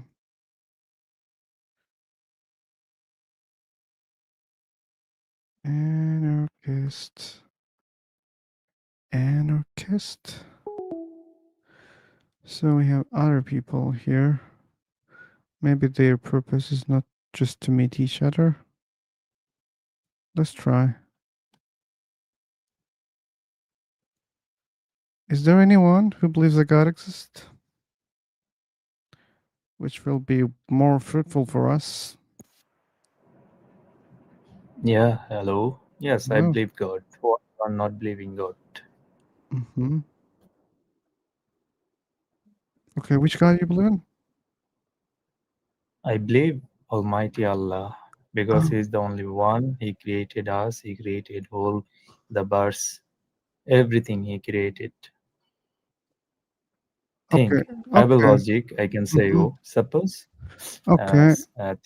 think, brother. Okay. Suppose you are in a bus or you are in a train. Mm-hmm. Okay, you are going somewhere. Mm-hmm. So without a driver, how a bus or train or aeroplane can move from one place to another place? Is it possible? Yeah, it's possible, man. We have now cars that can go without drivers. You know that?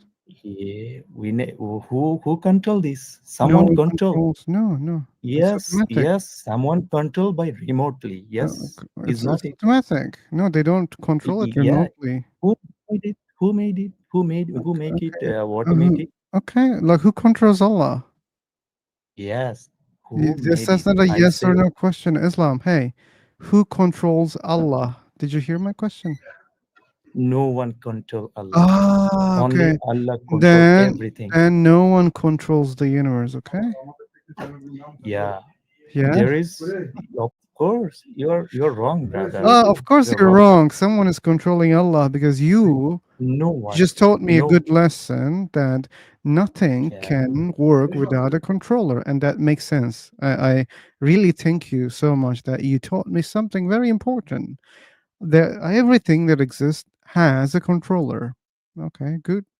So if you claim a God exists, that means God has a controller. You can't say no because you just said that everything has a controller. Nothing can work without a controller. Okay. Then who is controlling your God? Can you answer this question? And thank you again for the, lesson that you gave me. Everything has a controller. So now I'm curious to know who is controlling Allah.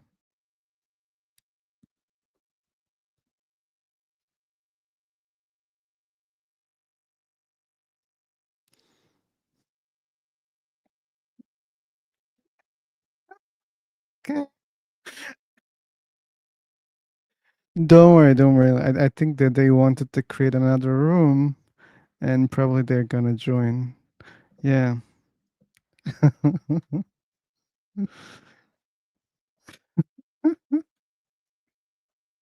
Okay. Sorry. Yeah, I think he doesn't want to answer that one. Oh, Vikas. You're not following her. Where is she?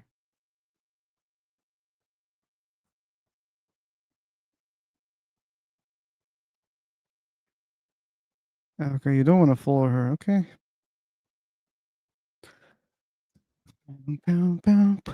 I I I don't believe in God, and if someone is here who believe in God, I can counter him or her.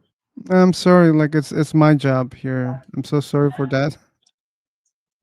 Okay, so Mm. okay, so like I can also counter, but okay, it's your job. Yeah, you It's okay, can. no I problem. just that as you see, the guy is silent right now. So maybe after he responds, if he wants to respond, then maybe yeah, you can contribute. Okay. Yeah, but did you listen to him carefully? Yeah. Okay, like, well, how you can respond to that? Yeah. He said cars don't go without drivers. There are always controllers, drivers. So Of course. therefore, universe must have a controller. That was his argument. What do you think about that? I didn't get your query in clear way, like what you are asking. Mm. If you want to counter the arguments, you should listen and understand them first. So No, what I understand, he was saying that everything is created in this world or on this earth was by God. I don't agree with that point because we know there is that. a very scientific proof that everything was sometimes because something happen on earth and that's the result, the tree, river and all the things. It's not created by God. It's my thinking.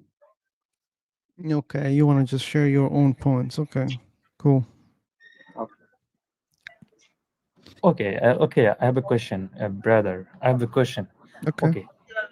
Okay, can you make a single ant or any animals as a small animal like ant?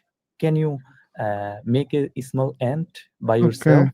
I will answer your question and I will ask you a question. Please, you also answer my question, okay? Yeah, of course, sure, sure, Yeah, sure. my answer is I cannot make a single ant. Now, my question is, can you create Allah?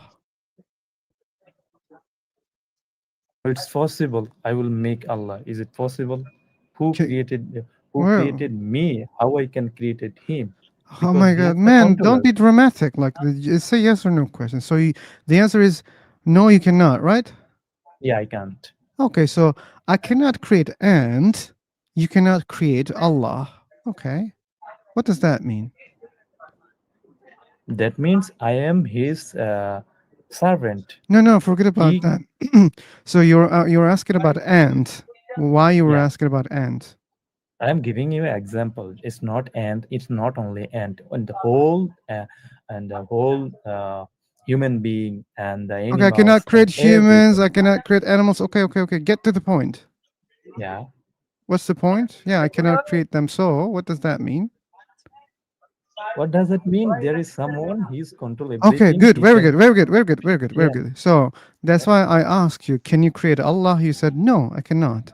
So that means Yeah. there's someone who's controlling Allah, who's Yeah. creating Allah, right? No. No. This is the fun. Oh my No. No. God! No. Come on, man! You, Like, come on! You are you creating a rule here, okay? Yeah, I You're rule. telling me, I create. hey, look, my friend, you cannot create these things by yourself. Therefore, someone must have created them. Okay. I say, okay, that sounds reasonable, no problem. And I ask you a similar question. Can you create Allah? You say, no. Okay. So according to your logic, there must be a creator of Allah. Yeah. Yeah. But you say no. Yeah. So maybe you should check your logic, okay? Because what you suggest me is saying that, hey, you know what? You cannot create these things, therefore someone created them. Okay. Yes. So you cannot create also those things. You cannot create any of those things. You cannot create Allah also. If Allah exists, you cannot create Allah. So what does that mean? According to your logic, that means someone must create them. Yeah. Yeah. Who is he? He is Allah. He is God. You don't understand even what I'm saying. Oh my No, God. I understand your No, point. you don't You're understand. literally So, saying okay, to Islam, if I say, okay, no one creates humans because humans are humans. No one yeah, creates ants because ants are ants. That makes yeah, sense to you? No, right? Does it make yeah. sense to Ants you? are ants, No. humans are Your humans, answer is and God is God. That's why no one creates God. My answer is humans are humans. That's why no one can create humans. Why you don't accept my answer, which is nearly the same answer that you give to me? Okay. That's the same yeah, answer. You're saying God is God. That's why God doesn't have a creator. And I'm saying, okay, humans are human. That's why humans don't have creators. Or universe is universe. That's why universe doesn't have a creator. But you say no, no, no, yeah, no. It has a creator. yeah. Okay, I Okay, say also the give me same the thing. answer. Give I me the tell you the answer of same my same. first point. Which one? I said, if no one can tell Mm-hmm. the bus or Mm-hmm. airplane, so how it will work? Okay, that's a question. So if no one controls Allah, how it works? Yeah. Tell me. If no one is any driver controlled by another others? Is any driver controlled by sure, like you can control even the Suppose I drivers. am a driver. Suppose I am a driver. Yeah, I am freedom. I am freedom. that doesn't mean I you're have free. freedom. Yeah, I have freedom. So There is no one in the world. no, Only that world. There is doesn't no. mean you're free, man. Like just because you're a driver, that doesn't mean you So are okay, not yeah, being yeah, yeah. controlled. You got my point. I I got got your your point. point. You I say got your point, but you're I got your wrong. point also. You say Yes, you are you're not free. wrong. You're wrong about your point because Okay, let me just tell you. because let me tell you why Listen. you're wrong, okay? Okay, You cannot interrupt me, okay? Don't think about that, okay? So being a driver doesn't mean you cannot be controlled, okay? So like if you watch these Formula like F1 races, okay? Have you seen them? Like did you watch them? Are you into such kind of probably no. But you should know that no, not F1, but you know, in some car okay, listen. races, Listen. I You will mute say you you again if you just want to speak what you want to say. You'll be muted all the time, okay? First, you're gonna listen what I'm saying, and you're gonna say, ah, okay, yeah, I was wrong. Then make your point, okay? So there are car races where the driver is mostly being controlled by the next person sitting on the right or left, okay? Telling how fast he should go, in which direction, okay? And always being controlled. So that means, yeah, drivers also can be controlled. And what was your point? I hope you listened. yeah, you got your answer. When I said, supposed to, I'm a driver. I have freedom. There is no one controlled by me. Okay, I just gave you an example where drivers also can be controlled. I think you don't want to listen at all what I'm saying. That's reality. That's the fact that there are cases where drivers also being controlled. I don't understand why you deny a fact.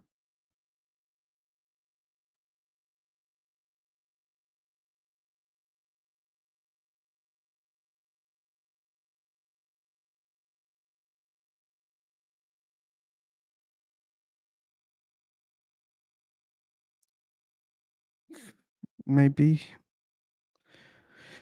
maybe we can have a better one with you. Let's try. Philosopher. Hey, What is the concern of the room? What is the I said, topic? brother, I said, okay, I got your point. If a single bus driver or anyone cannot move free, or cannot, if a driver can, control by others, so how the whole universe uh, cannot control by someone? yeah, I accept that. I accept that Islam. Like you're too stupid that you don't understand it. I accept that. Okay, so I accept that. So if something works, needs a controller, a driver. Slowly, God, slowly. God, God is also working. That means God also has a controller. So what will be the answer if God have another God? So Mm-hmm. what will the happen? No, like nothing. Like that will be the case But according I to your said, okay, understanding. okay, I got your point. You said God controlled by other. Okay, okay, Hmm? God controlled by other. Just note my point. So who controlled by God? Controlled by another God? There is Another. God, and God more than one and more God. Yeah, according to your logic, yeah, there must be. And my According to okay, your logic, my because logic, it's you my said something works without a driver. I cannot understand that. That's what you yeah. said. And I said, okay, no problem. So then we should assume that there must be a controller. Okay, no problem. So then we have another problem. So God exists. Then who's controlling God? Because the God is also working. If something works, it needs a controller, according to Okay, your now logic. now I Then who have done. controls God? Okay, now you believe there is a God, I believe there are infinite amount of gods. infinite amount. Oh, that's Yeah, the point. yeah. You You convinced me believe there that are infinite. number of Okay, gods. Yeah, numbers of God. Okay, okay, fine. You can believe, but Mm, who control infinite amount of God, infinite number of God? there's no such a one. Like every god controls each other. Next I one, mean, it's infinite. isn't the Okay. logic that there's an Yeah. infinite number of gods Yeah. and all Go of ahead. them are being controlled by someone? That's why there's like he mentioned infinite, but you cannot tell any singularity. Oh. In the first place, we don't need a controller. That's how you can solve the problem. If you don't want to No, accept I infinite don't number believe of, this oh my logic. fucking I don't god. believe this. Okay, Don't you think like if you don't need a man. controller, there will be a lot of disbalance in the universe? If there's a controller, If there is no controller, there can be chances of the disbalance. yeah, there is. Like you don't see. Like if you look at the universe, you'll see a lot of problems in the universe. Even big galaxies are colliding each other. There are stars being sucked by black holes. There are gamma rays that even can destroy planets. So yeah, I don't see any balance in the universe.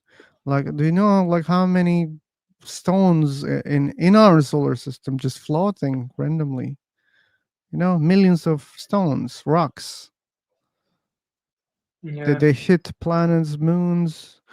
Like when we believe even one of them killed all the life, nearly all the life on this planet. So, what kind of balance you're talking about? balance in the sense like, I mean, don't you believe that um, in order to like create something new, you need to destroy the first one? In order to create something, you need to Like destroy. in order to control something much bigger, you need to destroy the previous one first. In order to control something, well, I'm not able Something to much is reason. think I'm not being able to explain that. Can you give an example?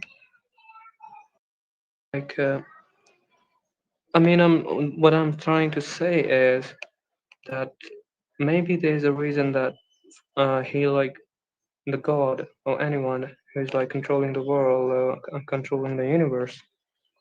He is like first like testing every. He's always like But you didn't like prove a God testing. exists, man. Like our purpose is to prove God exists here.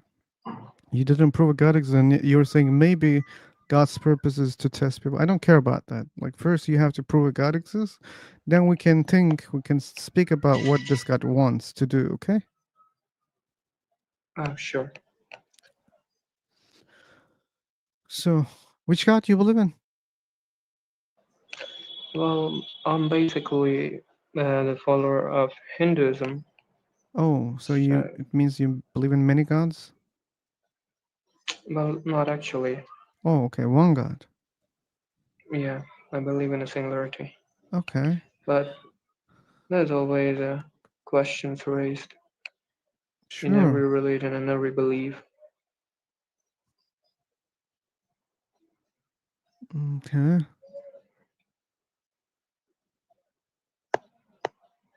I see. Like, do you have good evidence for your God? I'm sorry? Do you have good evidence to prove your God exists?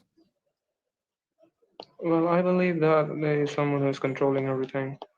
I know that this is your belief. Do you have good evidence for that? Evidence? Yeah.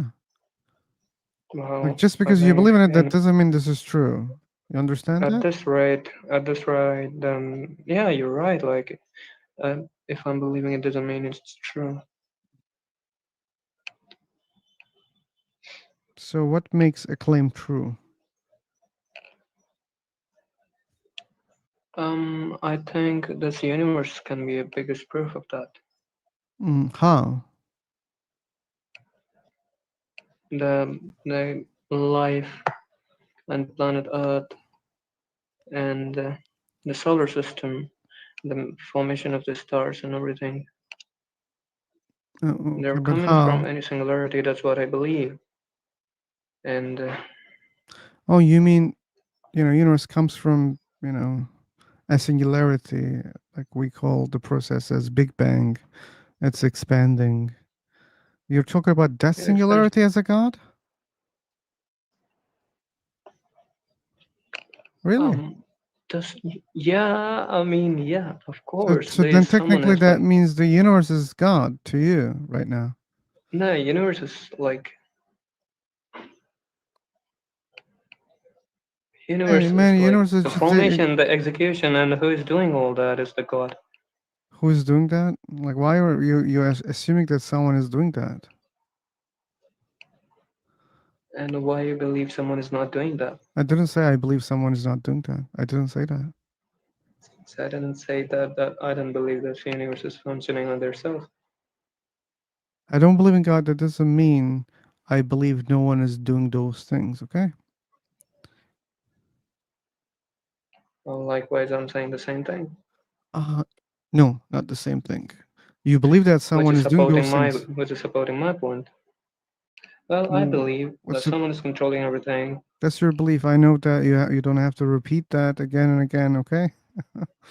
Yeah, Yeah, but what good evidence you have for it? that's good questions. And if I try to put evidences, well, let me think about it Okay, take your so time. that I can give you a right answer. Just not waste your time. Okay, thanks for thinking about my time. Mm, we have Mahdi. Hello. Thanks for Hello.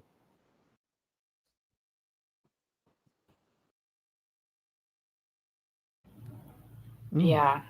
You wanna ask me anything? Oh, I already asked my questions and the topic.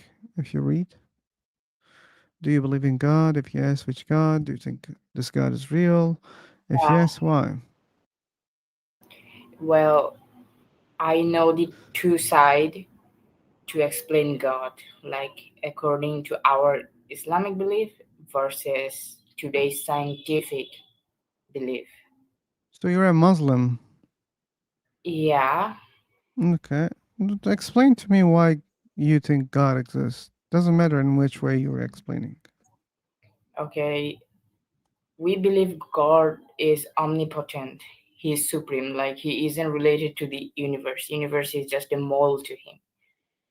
So we believe it. I'm sorry, like those details about the thing that you believe is right now. It's not necessary. Okay, why do you Yeah. believe God exists? I know Allah. Don't worry. Okay, I was a Muslim before. I know what you're talking Shall about. I ask I'm you just something? okay. Okay, why I Um, believe? Okay, shall so shall I answer you on the basis of what my scripture said, or shall I answer you on the basis of a more logical answer? Sorry, come again.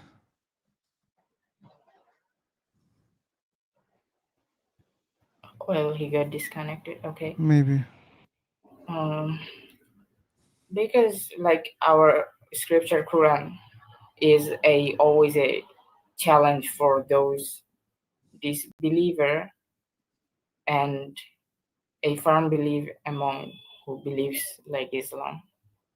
So Okay, what's the challenge? like the way Quran is written, one Mm-hmm. is poetic and the Okay. I mean overall the way it's written. Well, maybe I'm a B2 level English speaker. If I could explain it in a better way, I wish. And it's not just the way it is written, not it's just poetry. Also, the thing is, the time it was written, it knows many few historical events that were like it wasn't easy or it's not possible to know by Muhammad. For example. Because, like for example, Quran has described the events of Pharaoh, like how they died. It was impossible for Muhammad to know about how the whole Pharaoh kingdom was like it was destroyed. Why So it was impossible? uh, from where Muhammad was born and the time and the level he was educated is just impossible. But you were not there. It was a very long time ago. How they know what was his education? Yeah. Like they didn't even know about the history of Pharaoh. I think you Okay, know. not only that. Okay, let me come with one more example. Okay. Just give me a few seconds. I we get better example. Like you ever heard of 13 people who went vanished in a hole and when Jewish people asked about them to Muhammad, what happened to them, the event, the Quran exactly described what happened to that 13 people in Surah Kahf. It was explained. And because he explained that to them, to Jewish, they become a believer. It Okay. was like maybe I can't talk detail. It is in Surah Kahf, and regarding all those 13 people event, you will also discover the secret of our earth, like where they got vanished That and doesn't how. make any sense, man. Okay, that That doesn't event make any is sense. about like they came back after 300 years. You don't know that. Okay, look, I'm not that a good Muslim. Like, sorry about that. Okay. No one is good. Don't worry. So, like, what he's trying to say that's a famous topic in Christianity. Also, the seven sleepers. You know, the ones who escape from Roman soldiers, try to hide in a cave, and sleep in the cave like 300 years. And there was also a dog next to them, according to some versions of the story. And so what? Muhammad knew this story, and Jewish people surprised. If Jewish people they knew the story, that means people knew the story, right? So that means anyone can know it. So imagine you and I, we know something, okay, and we think no one knows. And when someone says we are like, wow, We were so surprised, man. How you know it? I wouldn't think God told him.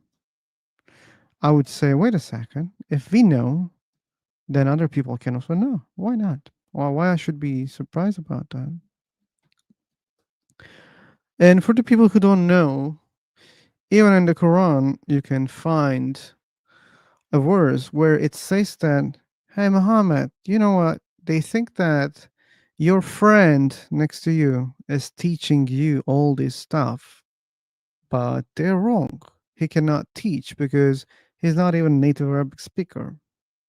And that's a terrible argument, too. And that's another good reason to believe that Quran is not from a god, because if it was coming from a god, he could understand that that's a terrible logical mistake. So just because someone is not a native speaker, that doesn't mean he cannot transfer information or he cannot translate a book.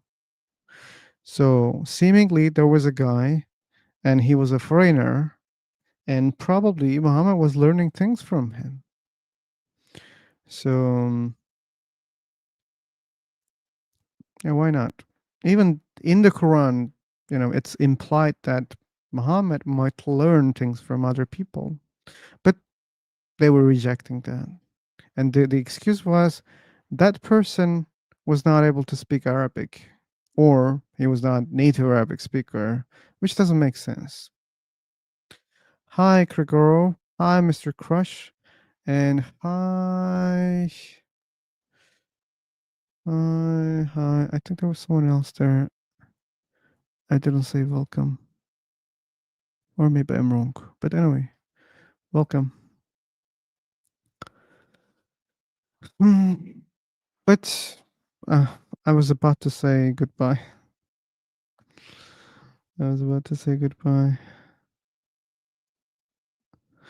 Anyway, James, are you there? I'm gonna share the link of this Yeah, room. I'm here. Maybe someone will join and maybe you can continue if you want. But it's better if I leave right now. Oh, if you need to leave, that's fine. I'm good either way. Okay. But thanks, like big thanks to you today, James, for Yeah, thanks to supporting you here. too. So for co-hosting, thank you. Yeah, awesome. And other people who joined here also, thanks. Thanks a lot. Thank you so much. And yeah, Scam, Weird DNA, Mr. Crush, Crisp. Oh, who else? And then please don't forget to subscribe to James' channel. Also. Yeah. Okay. Yeah, VibeCon.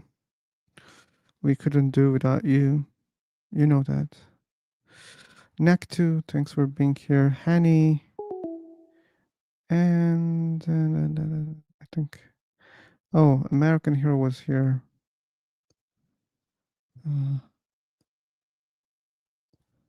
Okay. Anyway. So.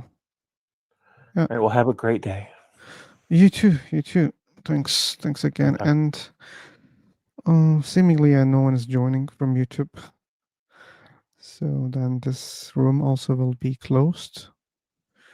Alrighty. But anyway, they keep typing. I don't understand. Like I provide them a link that they can keep typing, but Yeah. I don't understand. But anyway, thank you all again. See you tomorrow, I hope. See ya.